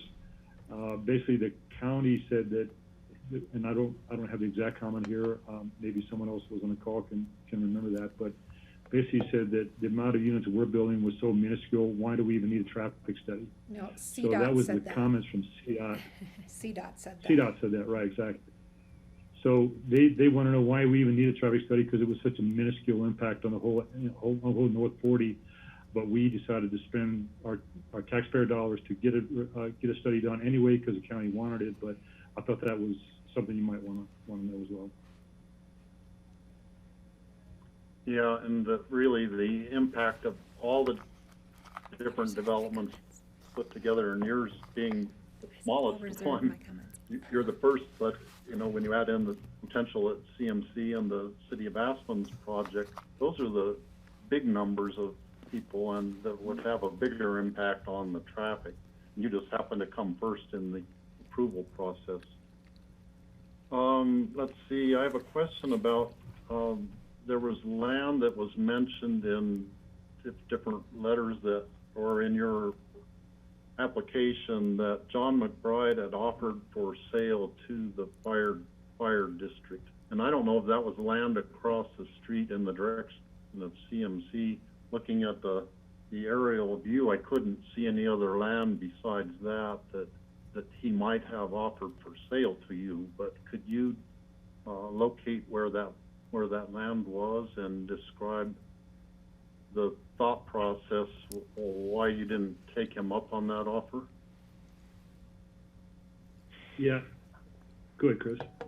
I was going to say that I think my understanding is that every time we meet with John McBride, he brings along this property that he would like to sell to someone, like to sell it to the fire district or to CMC. I know he's had those conversations. I know he's had previous conversations with hoteliers and Whole Foods and you name it. And I think it was postured as a way to obtain his support, and that's our opinion of his position. But it is substantially, it's it's buying more land for multiple millions of dollars with no real kind of understanding of what comes along with that. And I think that the decision of the fire district was to stay with the property that they have, not engage in further, buying more dirt and then having to reduce the overall program because they bought more dirt. Yeah, that's true, Chris. But Steve, from our point of view, the fire district already owns the land that we have. And I felt it would have been probably not the best use of taxpayer dollars to buy more land to put units on. Mr. McBride's always been a good partner. He gave us a great deal when we bought the property we have there now. So, but in terms of, and I informed him that just at this point it's just not feasible for us to buy more land. But told him if he wanted to donate it to us, we'd be happy to put his name on a building we'd build there at some future date. Okay, and I did have questions about the mix of permanent paid firefighters versus volunteer firefighters, and I think you've addressed that pretty much in your comments already, so I'll pass on that. My last question for now would be looking at the parking lot on the west side of your proposal between there and the fire station. The land kind of generally slopes down from the fire station to what you would call your plaza level, but is that parking lot planned to be really at the ground level behind the housing, or is it going to be elevated in terms of the housing? Initially, I thought maybe that's where you were putting your underground parking, was under that parking lot, right next closer to the fire station. And have you considered doing that? Yeah, so that parking apron, drive apron, there may need to be some redoing of that as the project moves forward. I would imagine the project would kind of push into that a little bit. It'd have to be redone. But the plan is for that to stay essentially as you see it, the grades as you see it, and the plaza is in that kind of same context of that, and it kind of goes back to our comments of wanting to measure from that plaza deck because once we put in the parking garage, that is the height of the property and no longer the berms or the pits or the other things that are there. That essentially becomes the height of the property.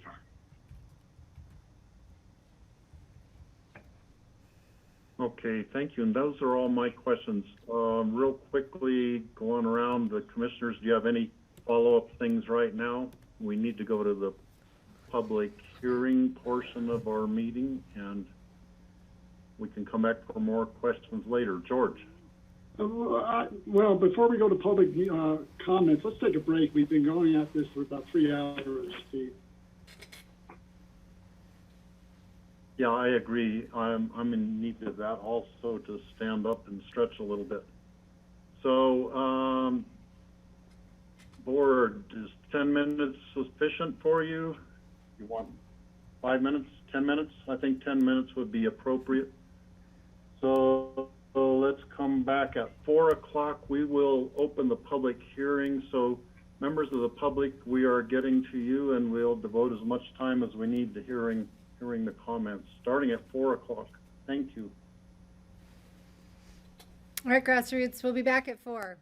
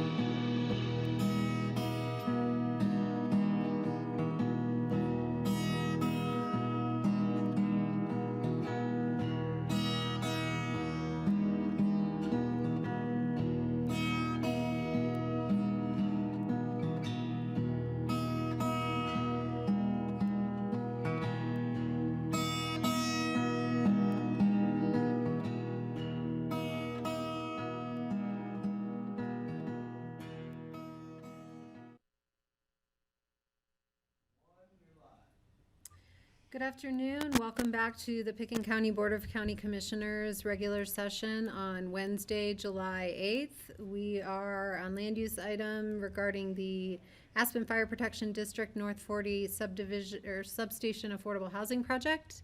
And I will turn the meeting over to our chair, Steve Child, who is tuned in from home. Okay, we're going to open right now the public hearing portion of this hearing. To answer your question, George, there is a group presentation by residents of the North 40. They're going to take 15 minutes, but it's the equivalent of 5 different people doing 3 minutes each. So they preferred to do a unified presentation that would make more sense to us. So I don't know if the group from North 40, if you would like to go first, that would maybe make more sense. And I don't know who is going to be leading that presentation. Jackie, is it going to be you or John McBride, or who would be leading that presentation? I think that's. Hi, Steve. I just sent you a note, and we're going to have Kurt go first, and then I'm going to go second, and Jamie and John after me. Okay? Okay. So, Kirk, are you up first then? Yes. Okay. Kirk. I'm going to try and limit my comments to 5 minutes. Hello, everyone. My name is Kirk Hinterberger. I'm a member of and presenting on behalf of the North 40 HOA Board. The North 40 neighborhood is located directly across the street from the proposed fire department housing development. Our neighborhood has 72 units consisting of a mix of single-family homes and townhomes. All of the North 40 units are deed restricted and part of APSHA. Our homeowners are all full-time residents, including many families, and some who are highly involved with the fire department and other EMS agencies. Due to the makeup of our community, I think it's safe to say that most of our homeowners support some sort of affordable housing for our firefighters at the North 40 fire station. But when it comes specifically to the current proposal, the majority of the feedback we've received from homeowners are concerns regarding scale, parking, traffic, and ongoing management. While we do have some homeowners that fully support the current proposal, of which you've heard from some here today, the majority of the feedback we've received is that it's still too large of a development for the property. We've also received a lot of comments from homeowners who are looking at this in the context of potentially 4 major projects in the area over the next 4 years, or few years, including the firehouse, CMC, lumberyard, and the airport.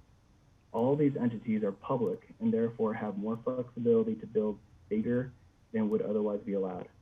A concern of homeowners is that allowing the fire department to build beyond what the WAMP allows creates a dangerous precedent that other projects will follow, changing the character of our community and the entrance to Aspen forever. Additionally, homeowners express concern that these combined projects will overwhelm our streets and infrastructure without any additional master planning and upgrades. And just take a second, I do really appreciate Greg's comments regarding the need for master planning. As an HOA board, we look for an equitable way to provide input on proposed developments that potentially impact our homeowners and the character of our greater community. In order to do so, we ask that developments in our immediate area comply with the WAMP and any other relevant guidelines that apply. Additionally, we request they consider the long-term impact of their residents, customers, visitors, etc. on the greater ABC and North 40 communities. As a result, the board has prepared comments regarding this proposal, and we submitted them to the P&Z committee prior to their meeting on June 16th. These should be included in the North 40 Housing BOCC memo attachment for review, and that's one of the in the packet you guys received.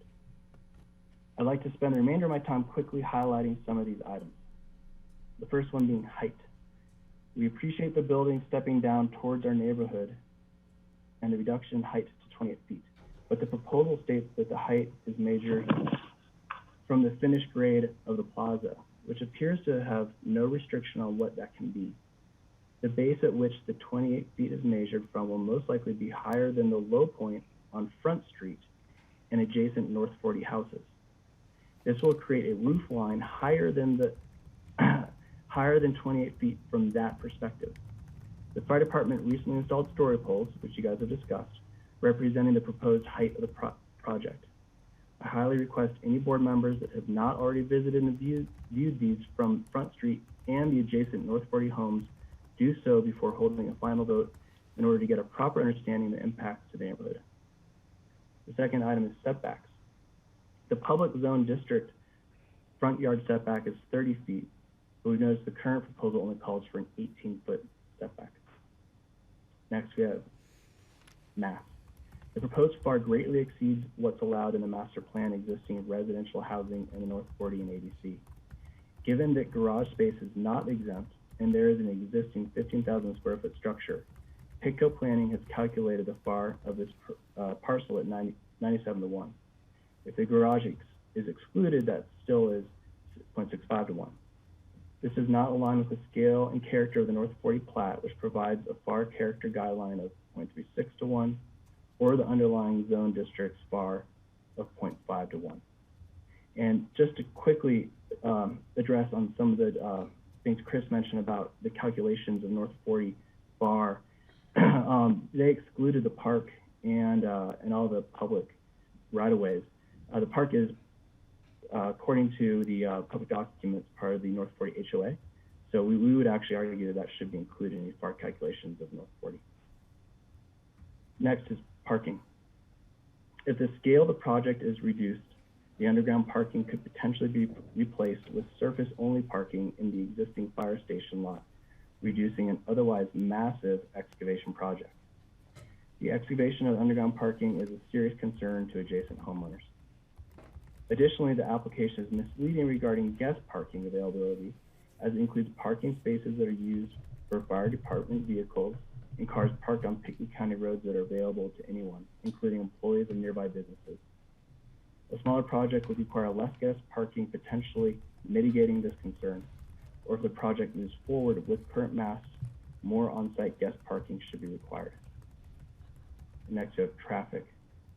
Any egress out of the project on Front Street opposite Totterdown, and they're discussing a four-way intersection there, either underground or surface, should have a right turn only designation due to a blind spot coming from the south. So that'd be coming from Sage Way. And last, light and noise pollution. The current design has a single family home upper deck proposed, at least last one we saw, that is currently facing west or towards the park. We requested that it be redesigned to face east towards the fire station to reduce light and noise pollution affecting the park and North 40 homes. And that concludes my presentation today. I thank you for the time, and if you have any questions, please let me know.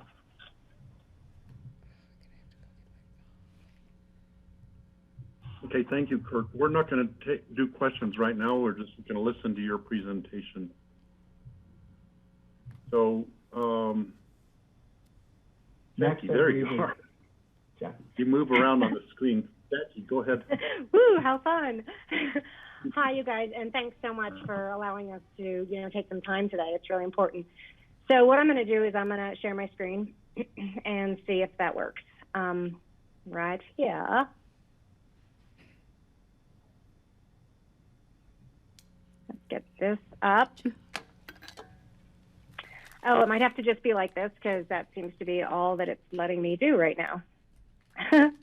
Okay, so like Greg Poshman said, this project needs to slow down.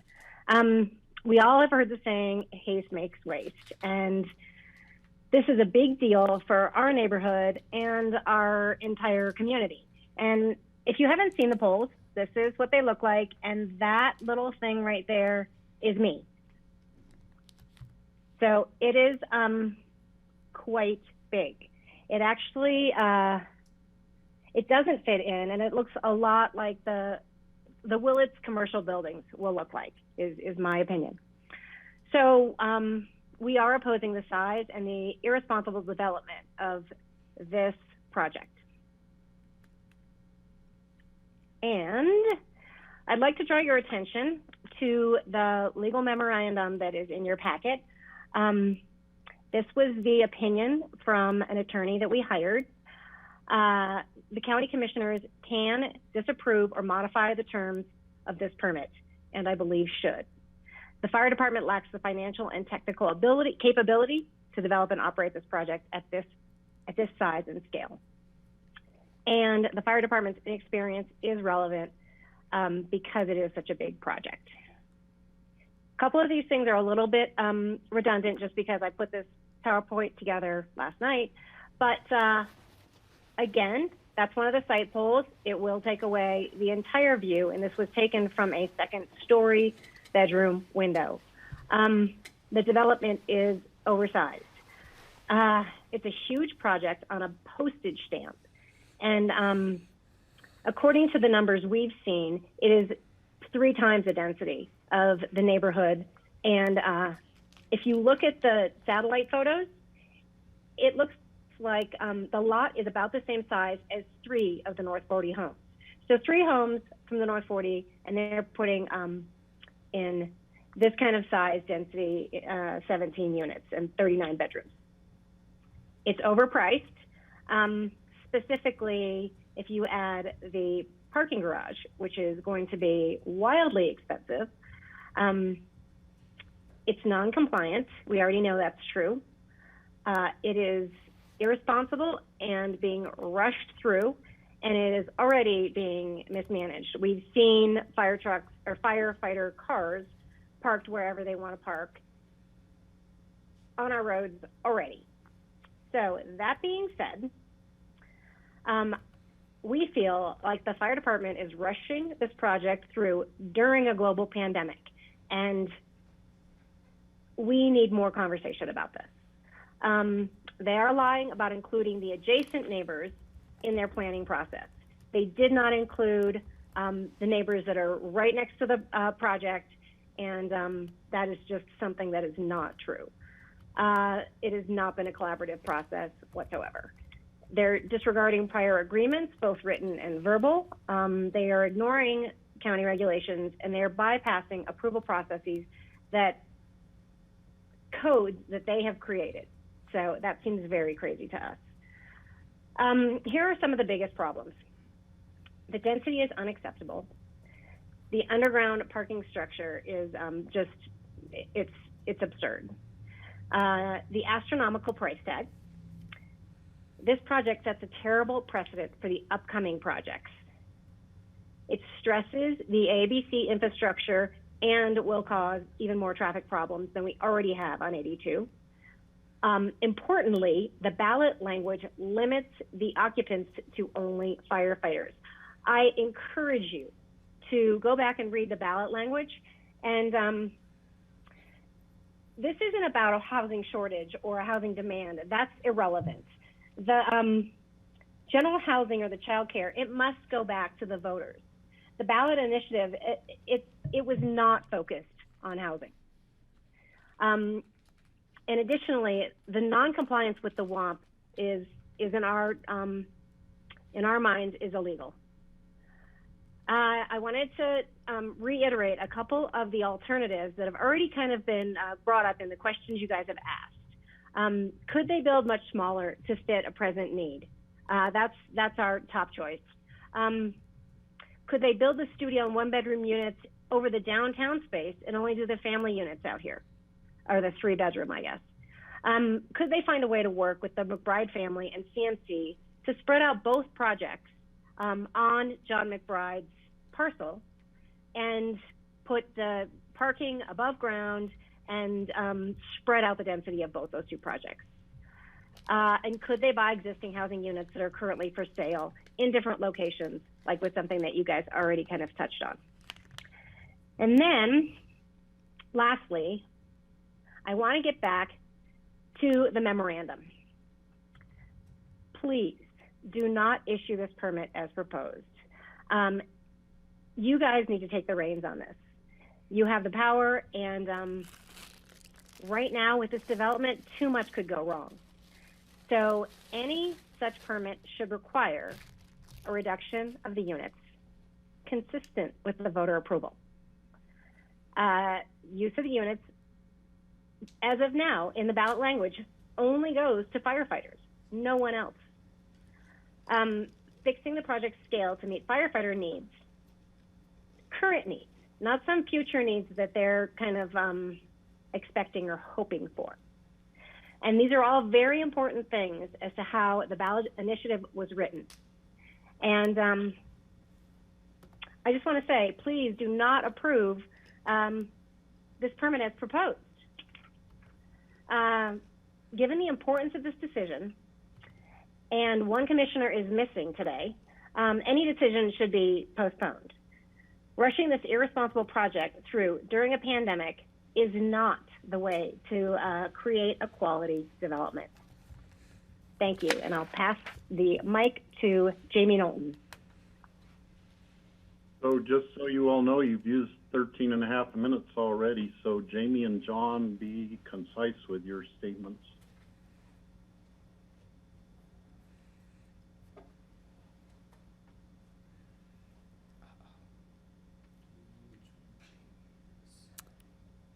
I don't know. Jamie, are you the number ending 5296 pound?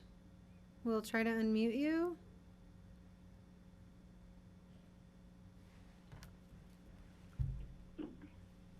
I hate this. I hate it. You just unmuted Jay Mayton, but I'd be happy to speak.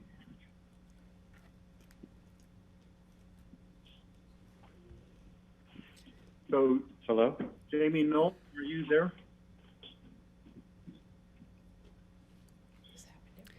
I know. Steve, can I jump in for a sec? I would suggest, because at the beginning of the meeting, I noted the order that people were listed. So maybe after we work through the HOAs, folks, as Jackie presented, so Kirk, then Jackie, then Jamie, then John, and then we go through the order, at least as I recorded it, before we move on to folks who've called in recently. Yeah, that makes sense to me. Okay. Jamie, are you on there now? Maybe So we there should might go be ahead some to John. Can you hear me? Yes. Okay, so I think there's been some confusion. I am Jay Mayton, not Jamie. Oh. Two different people. Okay. And it was So with mute Jamie me. Knowlton who would be speaking, and not Jay Mayton.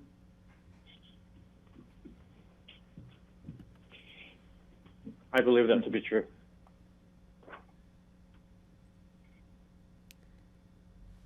So Jackie, I suggest maybe we should have John go next, and maybe Jamie can resolve the technical problem. Sure, Steve. I'll try texting Jamie and see if I can get him to call in. So John, are you on?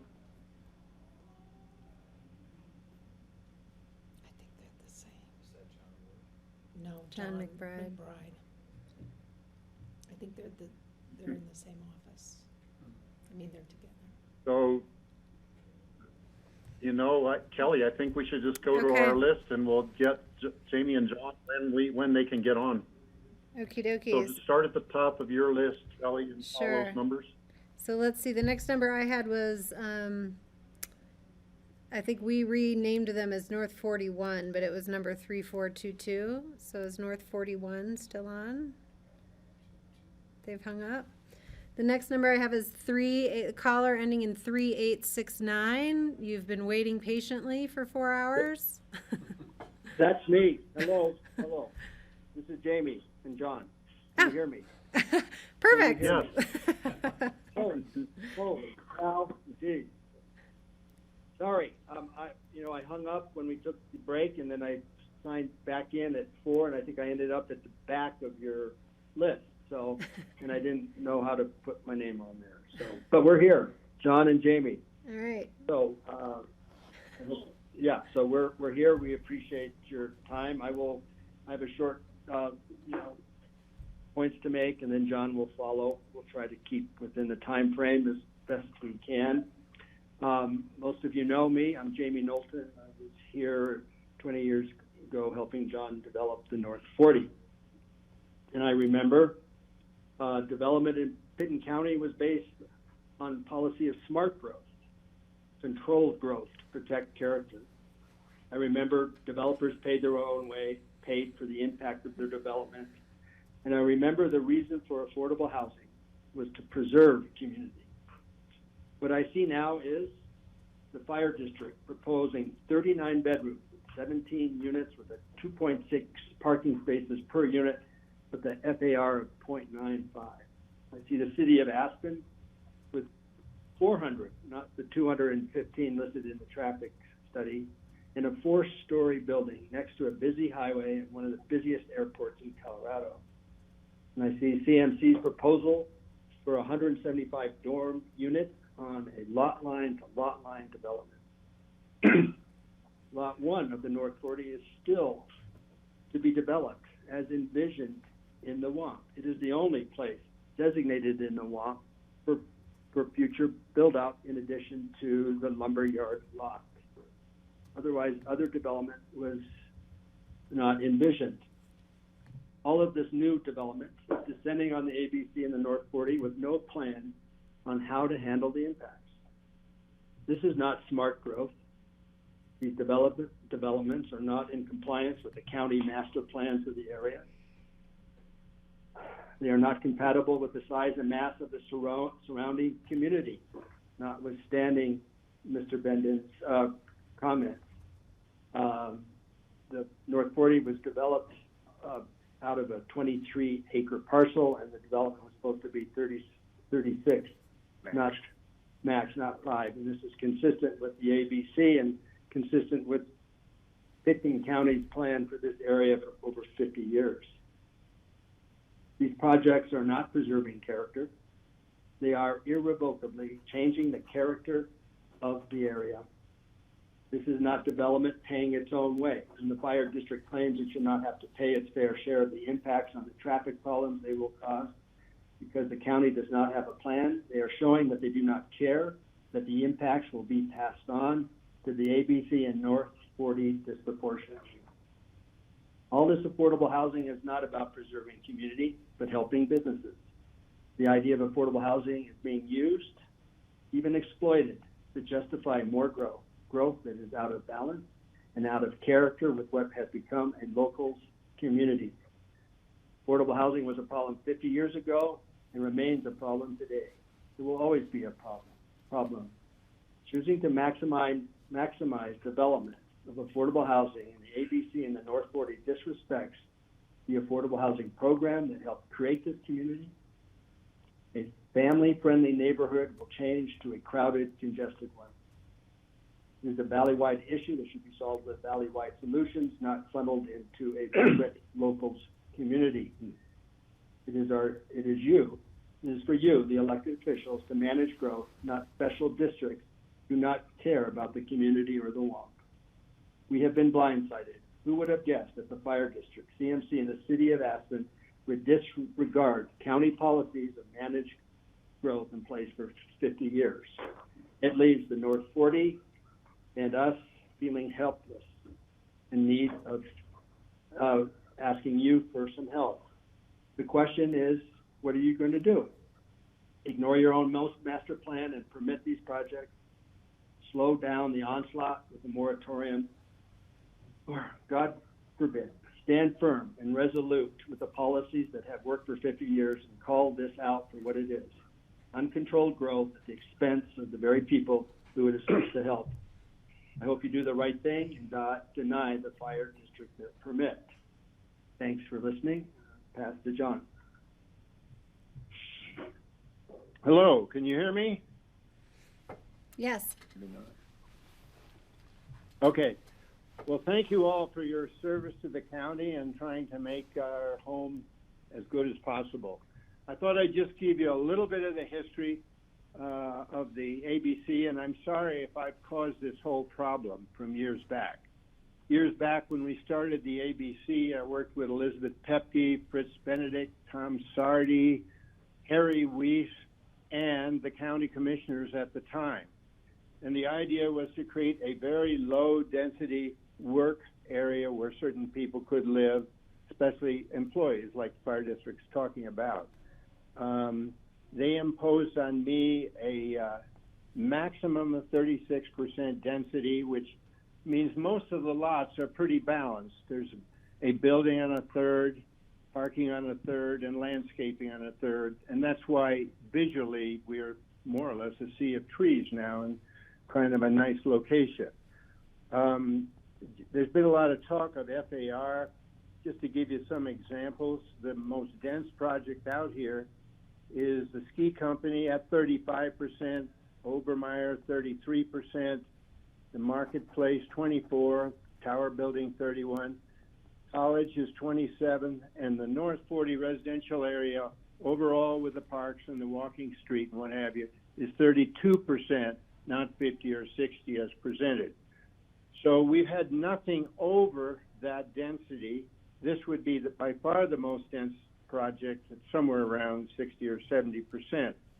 I would like to be able to work with the fire district. I was pleased to bring them out here and for their building, and I think if they were wanted to add something under the total 36%, which would be 7,000 square feet, as opposed to 22,000, we would have a very workable project, and the character and the density would be the same as the rest of the ABC of the North 40. So I'd be more than happy to work with you and them to try to come up with a solution. I particularly liked Steve's idea of spreading the firemen around. I'd love to help with something like that. It seems to make great sense to me. So anyway, again, thanks for your service. I hope a good project can come out of this. Thank you. Okay, thank you, John. Thank you very much. So Kelly, I'll have you just take it from here, going down the list. Okay, so I'll call on someone and then I'll say someone who's on deck so we can be ready. And then Steve, if you can handle acknowledging people in the time. So the next person I have on my list is phone number ending 3434. And then the person on deck has a phone number ending 9538. Good afternoon. Thanks. If you can hear me, my name's Peter Fornell. I'm the number ending in 3434. Great. I don't have a specific opinion about the application itself, but there's a couple of things that don't seem like they've been brought up, and I'd like to make light of them for everyone's consideration. The first thing I want to talk about is, you know, for years and years, I think we've all been here long enough to remember that for years and years, we offered special dispensation for our first providers to go around the lottery system. After years of looking at that, all of the city leaders that came before you all looked at it and decided that that wasn't fair, and that tax dollars need to be for the benefit of all of the taxpayers. So we changed that rule, and we no longer provide a method around the lottery system for those first providers. And then suddenly it looks like we're going to go ahead and do that same thing again without really giving people notice that that's what we're doing. You know, if there's anything I've learned in my years of living here, this community has never met a tax that it didn't like. You know, you put a tax measure on the ballot and it passes. You put a tax measure on the ballot and you say it's for affordable housing and everybody votes for it. I think if it would have been worded in such a way that we have a new tax, it's for affordable housing, but it's not for you unless you're a first responder. I'm only speculating, but I would guess that that might not have gotten a 72% vote. And there's a couple of hundred people that just lost out in the housing lottery at the end of Main Street today that would probably agree with that statement. So I want you to think about what we're doing with our tax dollars, and let's try to help everyone that we can with them. And then the second thing that hasn't been brought up to me is what the size and scope of the development is. With the 17 units and the type of units that they are, if you use the APSHA method of calculating mitigation, you're mitigating for 42 employees. I took a quick minute and went onto the fire department site and counted the number of members that are in the fire department. There are 46. So in essence, we're going to spend, that's going to be a $15 or $18 million deal to build. I build affordable housing for a living, and I kind of have a feel for these things. So we're going to spend $15 or $18 million, and we're effectively housing 100% of that volunteer group, essentially. And can't that money be spread around to assist all of the members of the community? I think that we're taking an awfully big bite for a specific group of people, and that's my comment. Thanks. Okay, next up is. Thank you, Peter.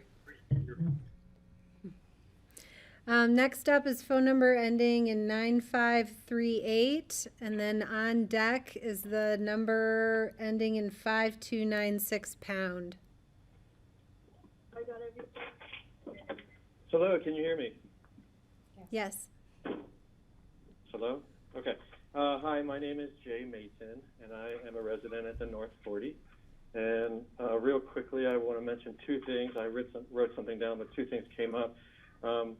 First and foremost, this application is talking about height, okay? But the applicant is talking about a different height than the board or the code requires. So 28 feet above the plaza or whatever, the confusion created by the applicant is a reason to not even move forward with this application. Also, the field or the park in the North 40 should definitely be included in the FAR, and like John said, it'd probably bring it down to 0.35 or something like that. Moving forward, this board should apply the WOMP to the applicant's project as presented today. The WOMP is the only guidance or rules we have out here at the ABC to guide applicants. The WOMP was created through a community process, and us as a community expects the hard work and subsequent acceptance into our land use code to be followed. The fire tower, mountain rescue, and the air traffic control tower should be the only buildings out of code.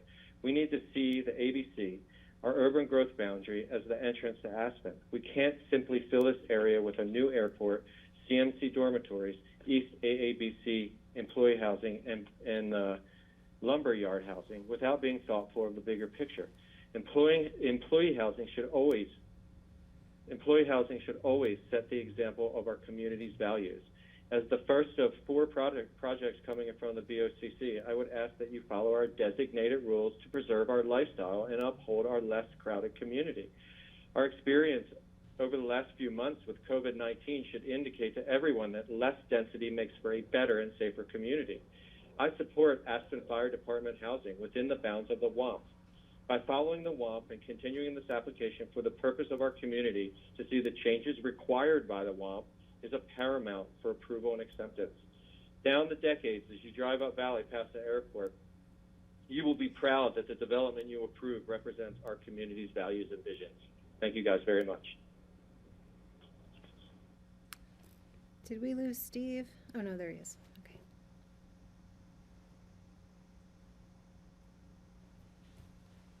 Okay, I'll go on, if that's okay, Steve, with you. We're looking at the phone number ending in 5296 pound is up, and then Adam Hancock is on deck.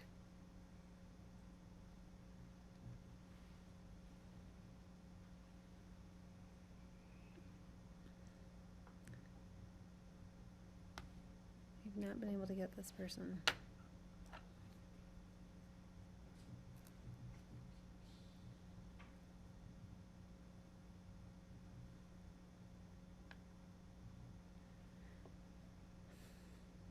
Steve, we've struggled to connect with this number the whole meeting. So let's just go on, Kelly, and maybe that can join us at the end. Okay. We'll try him at the end one more time. Okay. Adam Hancock, you're up, and Chris Tyler, you're on deck.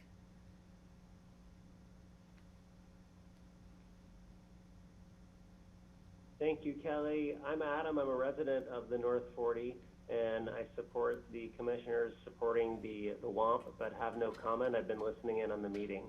Thank you for your time. Okay, Chris Tyler. Thank you for your comment. Yeah. Chris Tyler, Hi, you're. thank you all. I appreciate the comment. Yeah, thank you. I just, again, thanks for taking the time here. I just want to start by saying I'm all for housing guys, the firemen at the North 40. It's a great idea, but like we've all stated that are against it, it's just too big. And I'd like to go back to a meeting that I had, that my wife and I had, and Mark Devlin and I, all of us had, back in 2006 with Stoney Davis and Darrell Grove, who were on the board. I believe Darrell was the president of the fire department board then. And they came to us. They were like, we want to be neighborly. We want to come to you guys, talking about building the substation out there. And you know, we were like, that's great. That's very neighborly of you to come out here and do that. And they talked about down the road, that empty lot would someday be used for employee housing. We're like, well, how many? And they're like, maybe 4 to 5 units of employee housing. So that was them being neighborly back in 2006. So now I'd like to discuss with how it's not been neighborly since then. I went to go see Rick Ballantyne probably in 2016, 2017, because I got wind of this project taking shape. He made me wait for about 20 minutes before he came out and talked to me. He said, oh yeah, no, we'll let you know what's going on. We'll keep you involved. Never heard anything. It took them until 2 days ago to put up site poles. I mean, this BOCC meeting was supposed to happen in April. They could have put up site poles then. They didn't put up anything until 2 days ago. It's not the same density. Chris Benden keeps arguing that the same density as us, and it's totally ridiculous. So not the same density. Again, not being helpful. And, you know, and just so we all know, the definition of neighborly is characteristics of being a good neighbor, especially helpful, friendly, or kind. They did have a couple barbecues out at the North 40 Fire Station for us to come look at the project. And my wife and I went over there, looked at it. Chris Benden said to us, oh, what do you think of the project? And we said, it makes us want to sell our house. And his kind words were, oh, I'm sure somebody will buy it. So that's how not neighborly they've been. And lastly, I will say that the mill levy vote in 2018, I voted against it because we knew, my wife and I knew that something like this was going to happen. So anyway, thank you for your time. And I just feel that this project, if it was the same density as us, I'm fine with it. Like I said, back when Darrell Grove and Stoney Davis were like, we're going to build 4 to 5 units, that'd be fine with me. I mean, we knew there was going to be construction there, not this big. Thank you for your time. Thank you, Chris, for your comments. Okay, next up, please, is Lisa Hancock, followed by Mark Devlin. Hi, this is Lisa. Can you guys hear me? Yes, we can. Okay. My name's Lisa Hancock. I live at the North 40. I'm opposed to this project because of the size and density. I'm not opposed to employee housing. Unlike Chris, I voted for this project because I thought the fire department, fire protection district would come into this and represent community, our behavior, which is follow code, meet the master plan, come into this with a respectful project. I've always totally supported the fire department. I've worked with them in the past on a professional level, and I feel fairly betrayed by this because it is so big and so tall and so dense. The addition of 55 people possibly on that site is just, it's unacceptable. It's just way too dense. Chris Benden said in his presentation, this isn't a problem we're going to build our way out of, when he was referring to employee housing, the employee housing project, yet that's exactly what they're trying to do. By putting this huge project, this monstrous project on a, as Jackie said, a postage stamp. It's just out of scale to what's appropriate. The other thing is, in these meetings, the neighbors who are opposing it have been painted as NIMBY neighbors. We've been called selfish, saying that we have employee housing, but we don't want other people to have it. And that is not the case at all. What we want is employee housing over there that meets code, that complies with the master plan, and is respectful. That's what we want. We want to have a good project, and this is not a good project. The other thing they talk about a lot in their presentations is the overwhelming voter support. And I don't think most voters realize, they say they put out plans, I never saw any plans, that they would come in and do this. Most voters assumed they would meet code, that they would follow the master plan. And so that's why I'm strongly opposed to it, because it is not doing that. The other reason I'm opposed to it is the cost. I mean, this is $17 million for 17 units. So slice it up however you want to.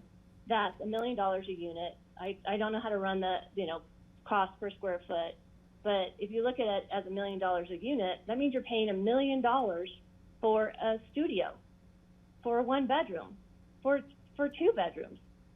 I got on the internet and looked at the Hunter Creek prices.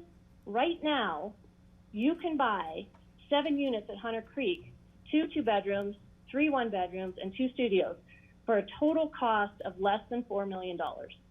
So I do not know how the fire district can say with a straight face that this is a good use of taxpayer dollars. They could go up there, get those 7 units, take care of their immediate needs, which they keep stressing. They have immediate needs. They need it right now. They need it yesterday.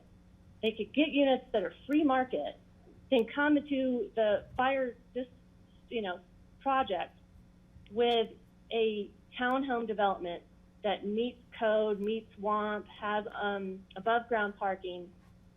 So, maybe that would cost them what, $9 million? That's a total of $13 million, and they have the same number of units for less money. That gives them more money to go out and develop units behind the firehouse, even though they said they didn't like that idea because it wasn't popular around the firehouse. Well, guess what? This project's not popular around North 40. We all have to give. They've got to be neighborly, and they're not doing that. So if they can get rid of the parking garage and put a project that's on the surface, it would be a much better alternative to what they've proposed. It would be a faster project to build. It would suit their needs even better than what they're proposing.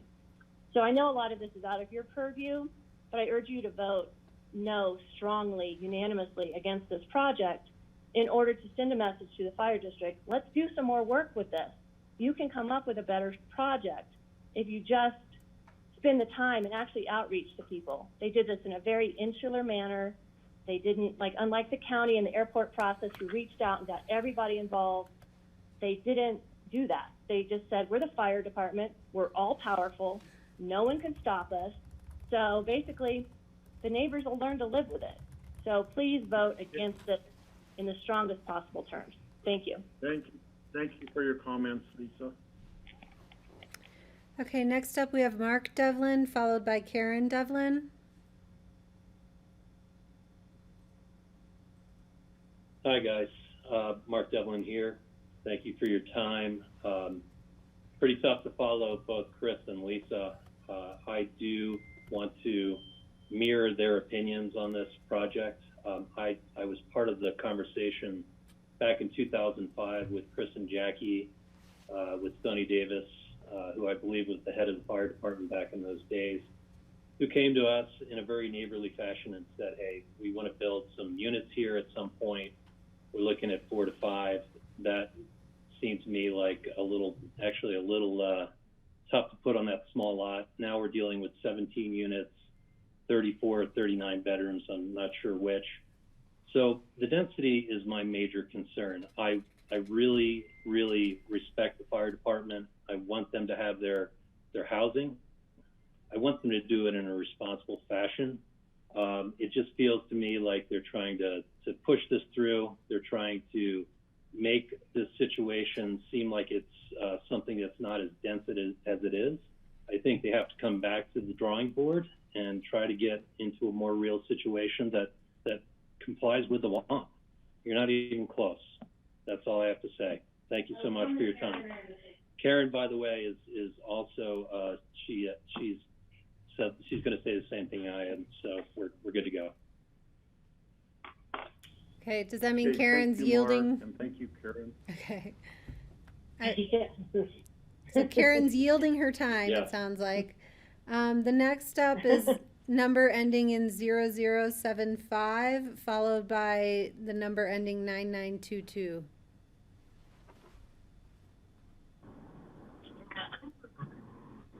Hey, this is Mike Tracy. Can everyone hear me? Yes. Okay, thank you all. I'm a 18-year resident of Pickens County and a volunteer firefighter for 14 years on the Aspen Fire Department. I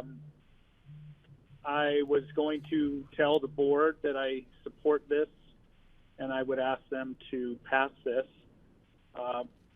And I still would like them to do that as a voter. But having heard from, it sounds like 12 residents of North 40 in the past, how long have we been on the phone? 4 hours. Lots of negativity, and that kind of is upsetting to me. And I heard some residents say that the firefighters or fire department doesn't care, which is very hurtful to me because I'm a volunteer, and the only reason I do this is because I love this community and the people in it. And I in no way want to jeopardize that by pushing something through that everyone hates. And I heard a lot of vitriol and a lot of anger, and that really concerns me and makes me sad. But from the view of a volunteer firefighter, I have to tell you that we are struggling to find volunteers, and one of the main reasons is housing. It's a real problem. And yeah, we may not be able to build our way out of it.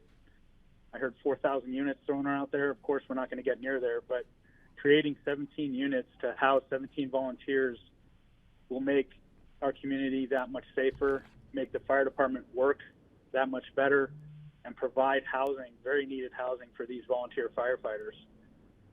I've been on hiring committees at this fire department in the past, and we've lost many, many good candidates because they couldn't find housing. It is a major issue. So I would like the BOCC to really think about that when they're looking at approving this concept. Thank you very much. Thank you, Mike. Okay, next up we have number ending in 9922, and then on deck is Adam Cohen.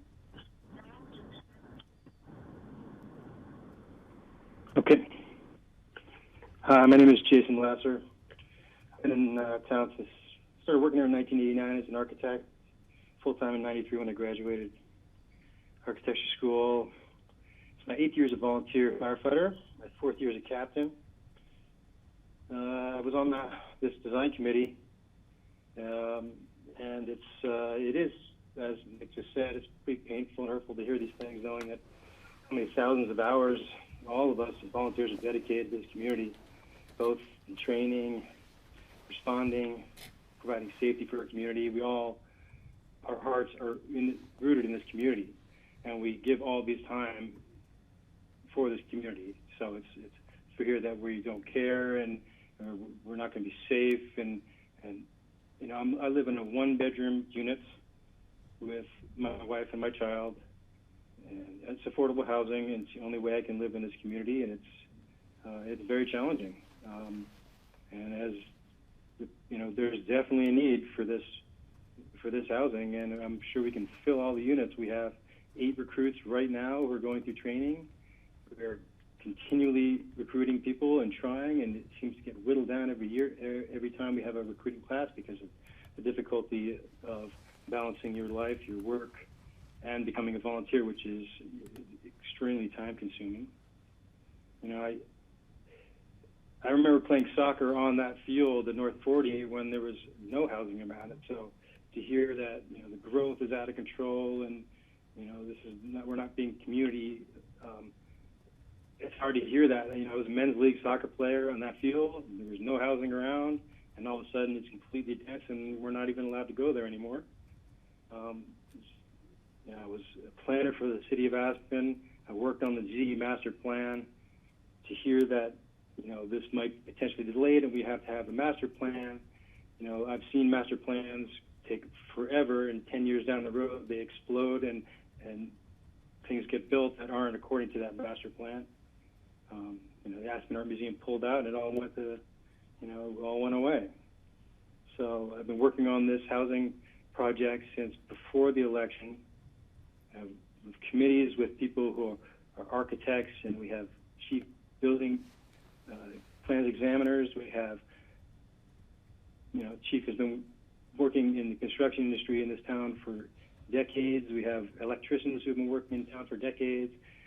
It's to hear that we're not doing this properly is again, very painful.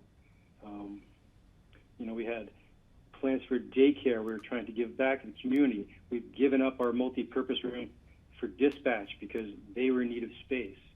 And, the generosity of our fire departments, families continually coming into our stations, we open up our doors, but pre-COVID, of course, and it is a community place. I mean, the children's eyes light up when they see fire trucks. We work so hard to maintain this level of service. This is helping our service. This is going to help us maintain our numbers. We feel like we're trying to balance the fiscal responsibility to the taxpayers that was mandated by being responsible with this. The parking garage is a huge expense, so that's 17 units for $17 million. There's also other things that are associated with this project. So I think you can't let that skew your thinking. We have housing units at Woody Creek. We have them at Starwood. We're trying to do it in Aspen Village. We explored extensively doing it downtown. We have bedroom units that we're going to house now our new incoming staff employees. We can have our station staff at downtown and North 40, and there are going to be people living there.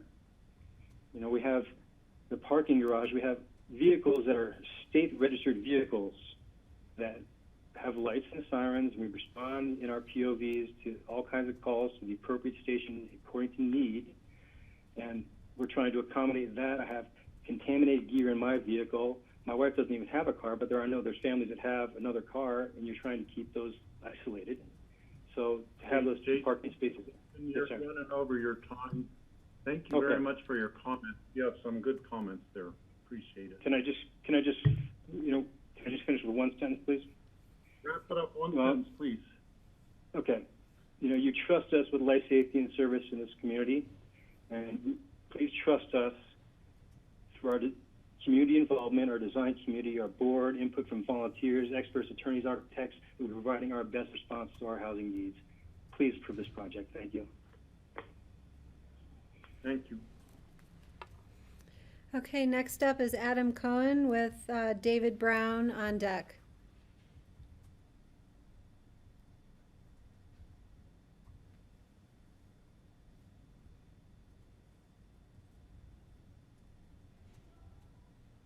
Are you able to unmute him?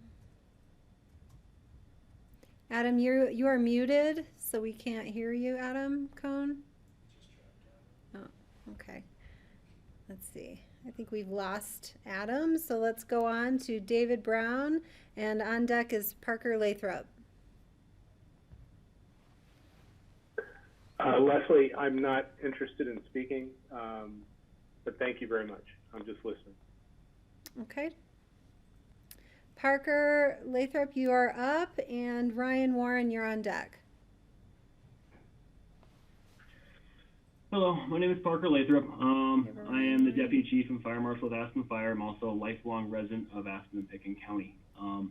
As everybody in the North 40 should know, housing is difficult. And it's as you raise a family, it becomes even more increasingly difficult. As Jason Lasser just pointed out, he's a three-person family living in a one-bedroom. I know the feeling. I have more family than we have bedrooms as well. We're in employee housing. That's how you live in this valley if you want to live here. With emergency services, it's important that we have people who live here able to respond. So simply pushing those that want to have the family down valley out of the area where they work really hurts the community. So having this housing available to our firefighters and to responders, if we lack the firefighters to fill the housing, is of benefit to the community and the whole community, whether it's through EMS, law enforcement, fire, dispatch, whoever it is. We've definitely worked to make that available to benefit the community. Second off, beyond the housing, and That's pretty clear to anybody who does live here. This housing serves an operational need.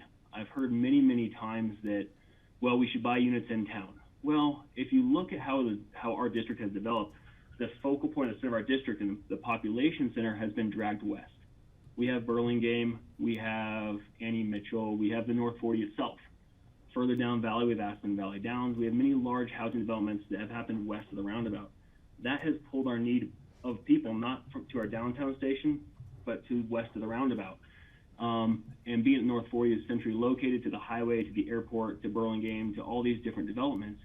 Operationally, that building housing out there makes sense. Buying more housing in town, in the congested town that we live in, doesn't make sense. It actually hurts the community. So this is well beyond just a housing need. This is an operational need. So there's a much larger picture that hasn't been developed in this.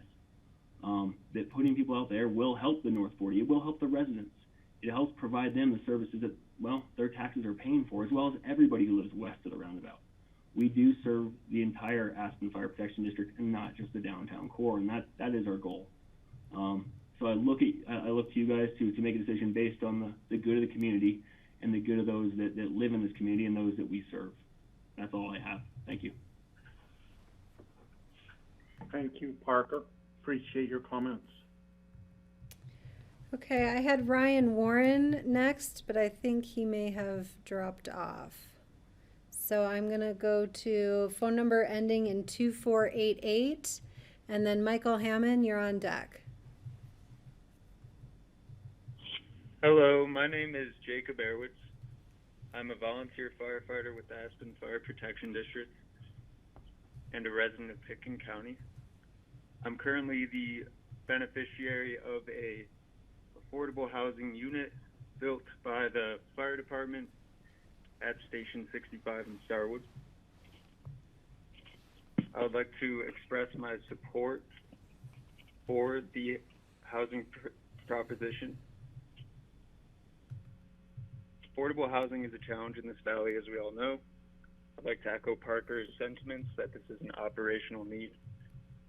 Without this housing opportunity in Starwood, it is very likely I would no longer be a resident of this community.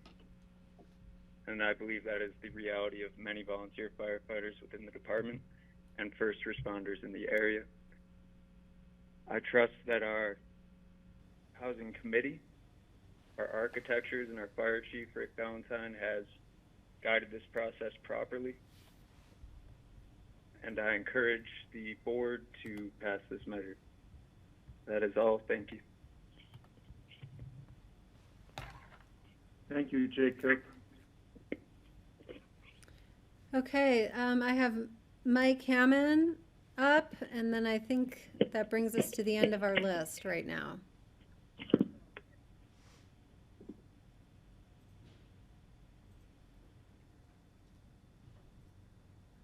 He's all the way at the bottom.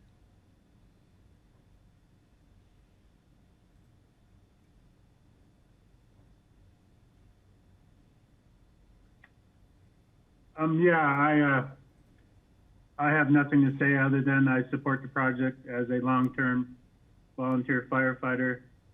I worked on the design committee for the project for the last 12 to 16 months. I supported the bond, no levy 3 years ago. I think this is the future of Aspen, and this is a perfect opportunity to move into the future with the fire department from where we have been in the past. So I would like your support. Thank you, Mike.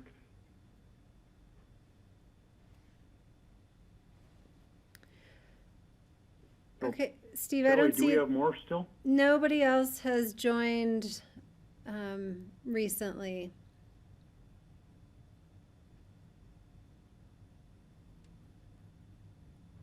So are there any numbers who, people who tried to call earlier, if there's some way you could, is there a way they can raise their hand or something, Kelly? Well, I've kept a list of everybody that had called in that And so I've called on everybody who has shown up throughout the whole day. Let's see. Oh, okay. It looks like Okay. Adam Cohen So- has joined us again. He would be next.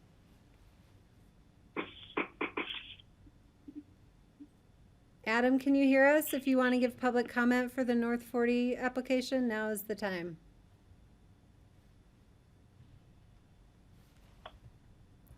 And we keep losing him.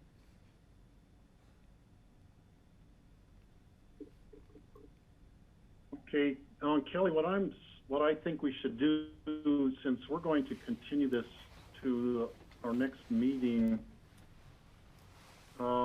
people could still, we'll open the public hearing again at that point. People who didn't have an opportunity or who had technical difficulties today would have an opportunity to comment then.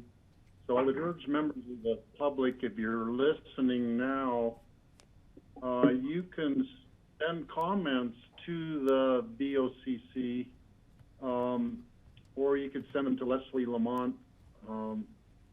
You could also speak at our meeting. We're going to continue this too. And so that you'll have more opportunities to get in touch with us. So at this point, I'm going to close the public hearing for today and bring it back to the board. George. Thanks. First of all, I really want to thank everyone who took the time this afternoon to sit through a lengthy presentation, hung in there, and gave us your public comments, whether you were for it or against it. They were all great comments, and I appreciate, as I'm sure the rest of the board does. We will be continuing this for a couple of reasons. The main reason is we've got one commissioner that is out, and she requested that she wanted to be part of this conversations, Patty Clapper. So that's important, especially for a project and a decision of this size. It's important that you have the entire Board of County Commissioners present. A few things that I would like to follow up on for our next meeting for staff and for the applicant is we talked about having GR, our county engineer, come in and sort of talk more about the transit aspect of it, the egress on and off of 82 and the traffic impacts. We've heard some conversation and a little confusion, at least for me, in terms of how the applicant is actually measuring the height from what standard, the plaza, and where that plaza is it at street level or where? So that was a little confusing. I'd like to have that clarified for everyone. The question on the FAR, I think, Leslie, you talked about that a little bit in terms of, are we really looking at apples to apples, as the applicant is saying, or is it apples to oranges, to have a better understanding of that? I would like to have a clarification, and perhaps we would just have the actual ballot wording in front of us so we actually see what that wording is. So those are some of the, at least some of the points I would like to have follow up on. Thank you.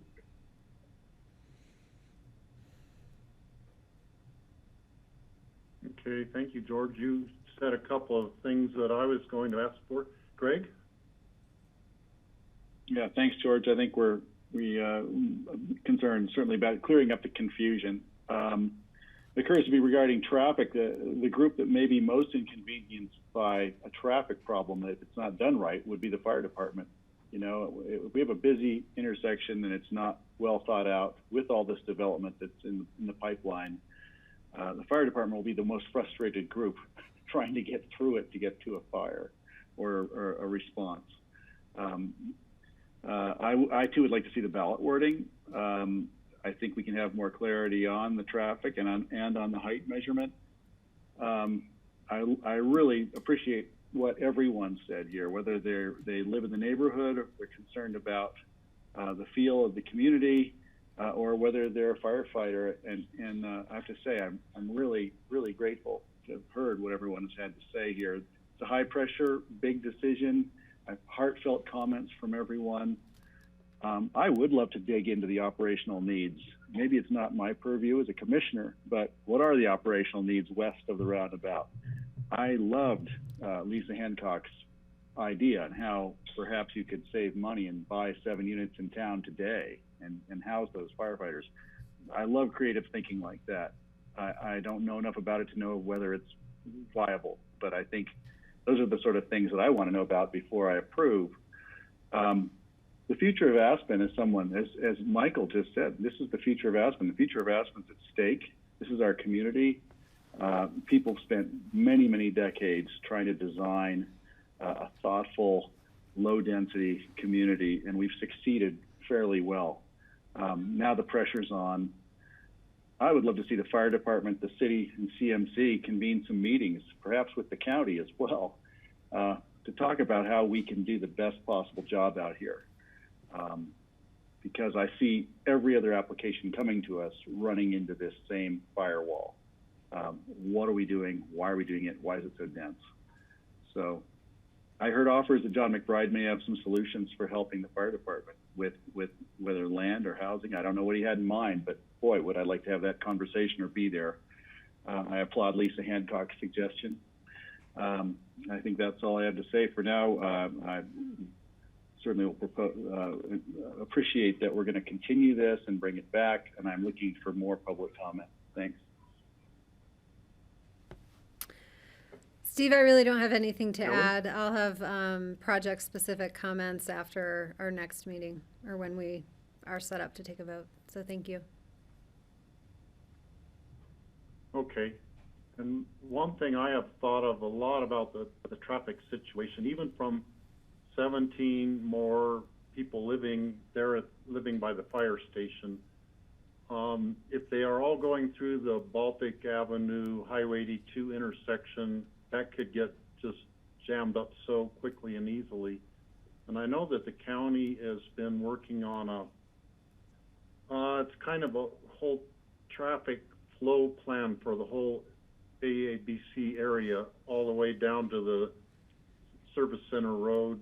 And I know that it was proposed to connect that, I guess it's the road going in front of the fire station, connect that through to the Service Center Road, and then have that be a right turn only onto Highway 82. So that's one of the things that is being talked about as a possible solution to some of the traffic issues. So if there was a fire down valley from the North 40, a fire truck could actually head down valley right out of the fire station and turn right onto Highway 82 and be going down valley without having to go through the traffic light and maybe be stuck in traffic up there.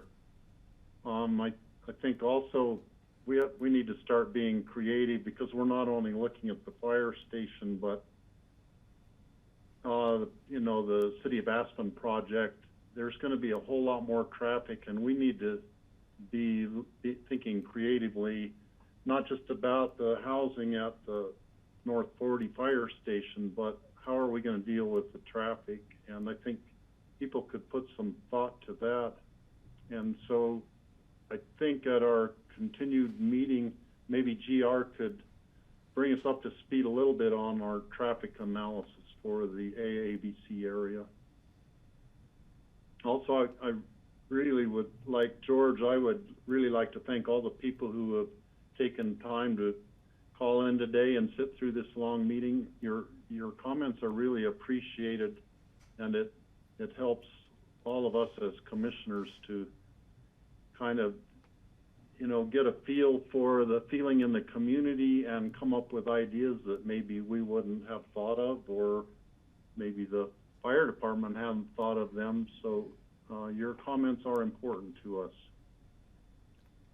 So I will have more comments when we are making our decision in the future, just like I think all of us will at that point. And so I'm thinking that probably 22nd of July would be the meeting in 2 weeks from today, when we'd want to continue this to. Does anyone have thoughts on that? Suzanne does. Do you want me to jump in, yeah. Steve? Yes, please. It's Suzanne. Just a few thoughts. if you're looking for, you know, some of this additional information, depending how quickly it can be provided to us, essentially, you know, we're finishing up by the end of this week our packet for the 22nd to meet all of our, you know, internal deadlines to get packets out. So it's a pretty quick turnaround for us. So I think that's just a consideration for you in terms of the information you're looking for. And maybe the applicant can address that, because I think, you know, some of these were more specific to wanting information from them.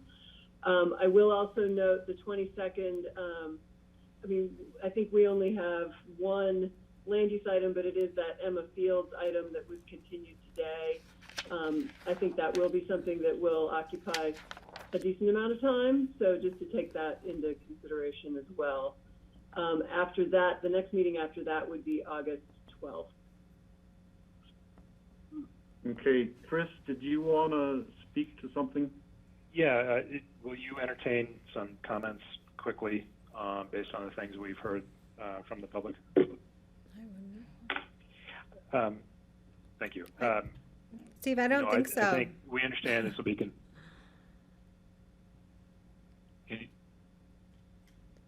I would just suggest that, I mean, my preference. Go ahead, Chris. Okay.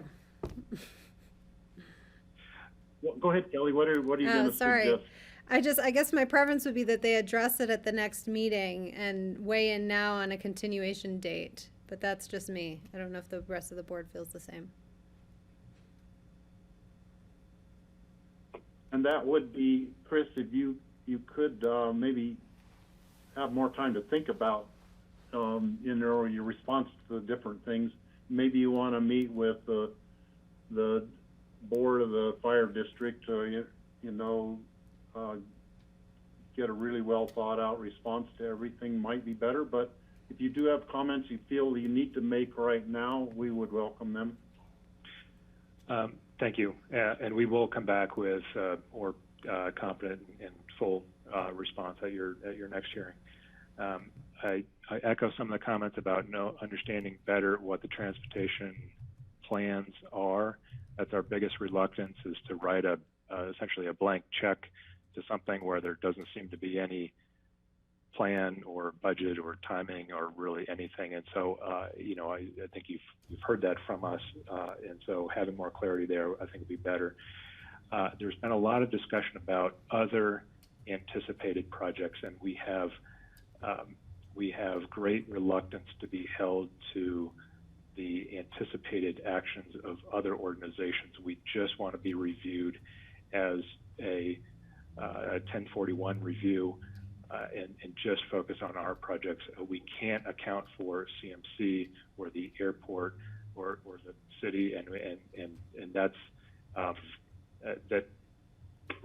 We understand the nature of the commentary, but that being held to that is very disturbing to us, frankly. There's several comments from public, and there's some within the board that sounded like second guessing the decisions of the fire district board, and I just want to make sure that you all understand that we're not asking for the BOCC to be the parents of the fire district board. They've made certain decisions and about ways to proceed and run their organization.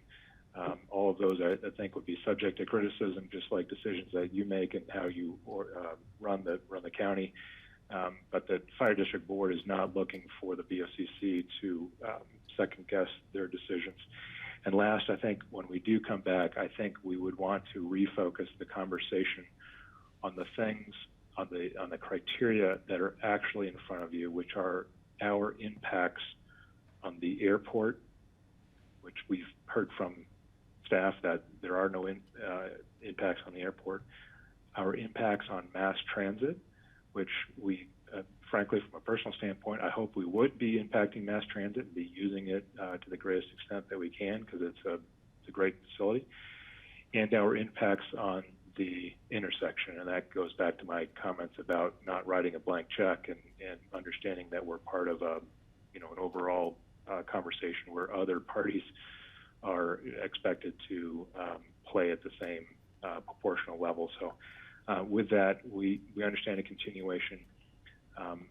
Because it's the fire department, we want to go as quickly as we can, and we can respond, and we can be ready to go on the 22nd. I understand staff's need to get things buttoned up by the end of the week.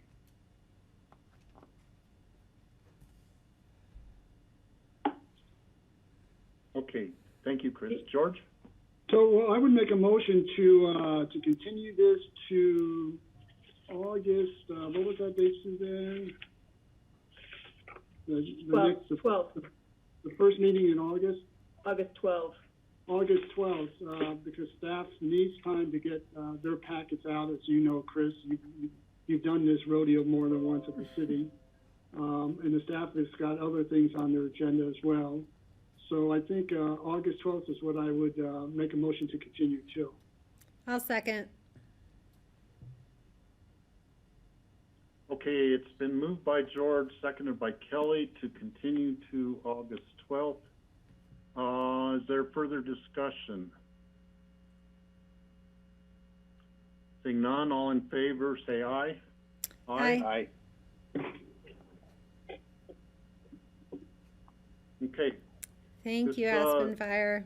Resolution is continued until August 12th. So Suzanne and Leslie, planning staff, Chris, all of you, thank you so much for your presentations today and your work that we know is coming up in the future.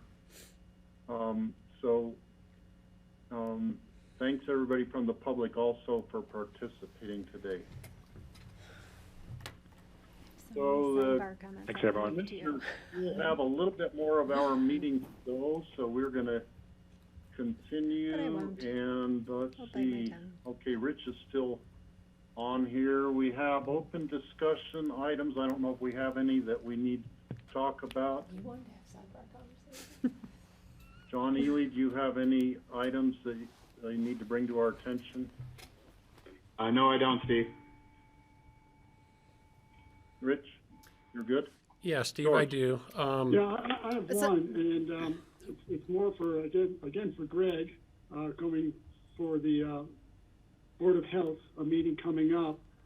I think, based on some of the comments in today's papers from the SO and the Aspen City Police, I think we need to have a meeting of the minds here for how we're going to move forward in terms of ensuring the safety and health of our community in the long term. And we just need to get on the same page. So hopefully, Greg, you'll have start that discussion at the Board of Health. But I think we need to invite the sheriff and the police chief in for the meeting for a future agenda sooner than later. That would be my suggestion. Thanks, George. I appreciate that. I think we talked about that yesterday as well. I think Phyllis was working on setting something like that up. So thank you for the backup on that. And certainly I'll take your suggestions to the Board of Health, as well as anyone else who has something they want to contribute for me to take in there tomorrow.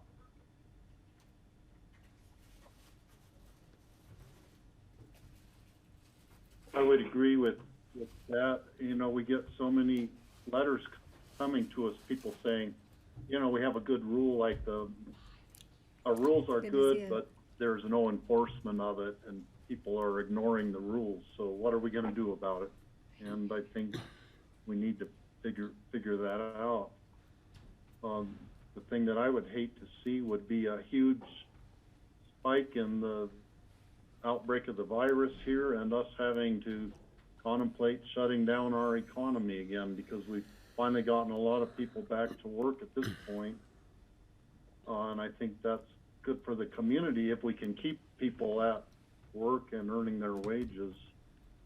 But we need to do it safely, and we need to keep people as healthy as possible.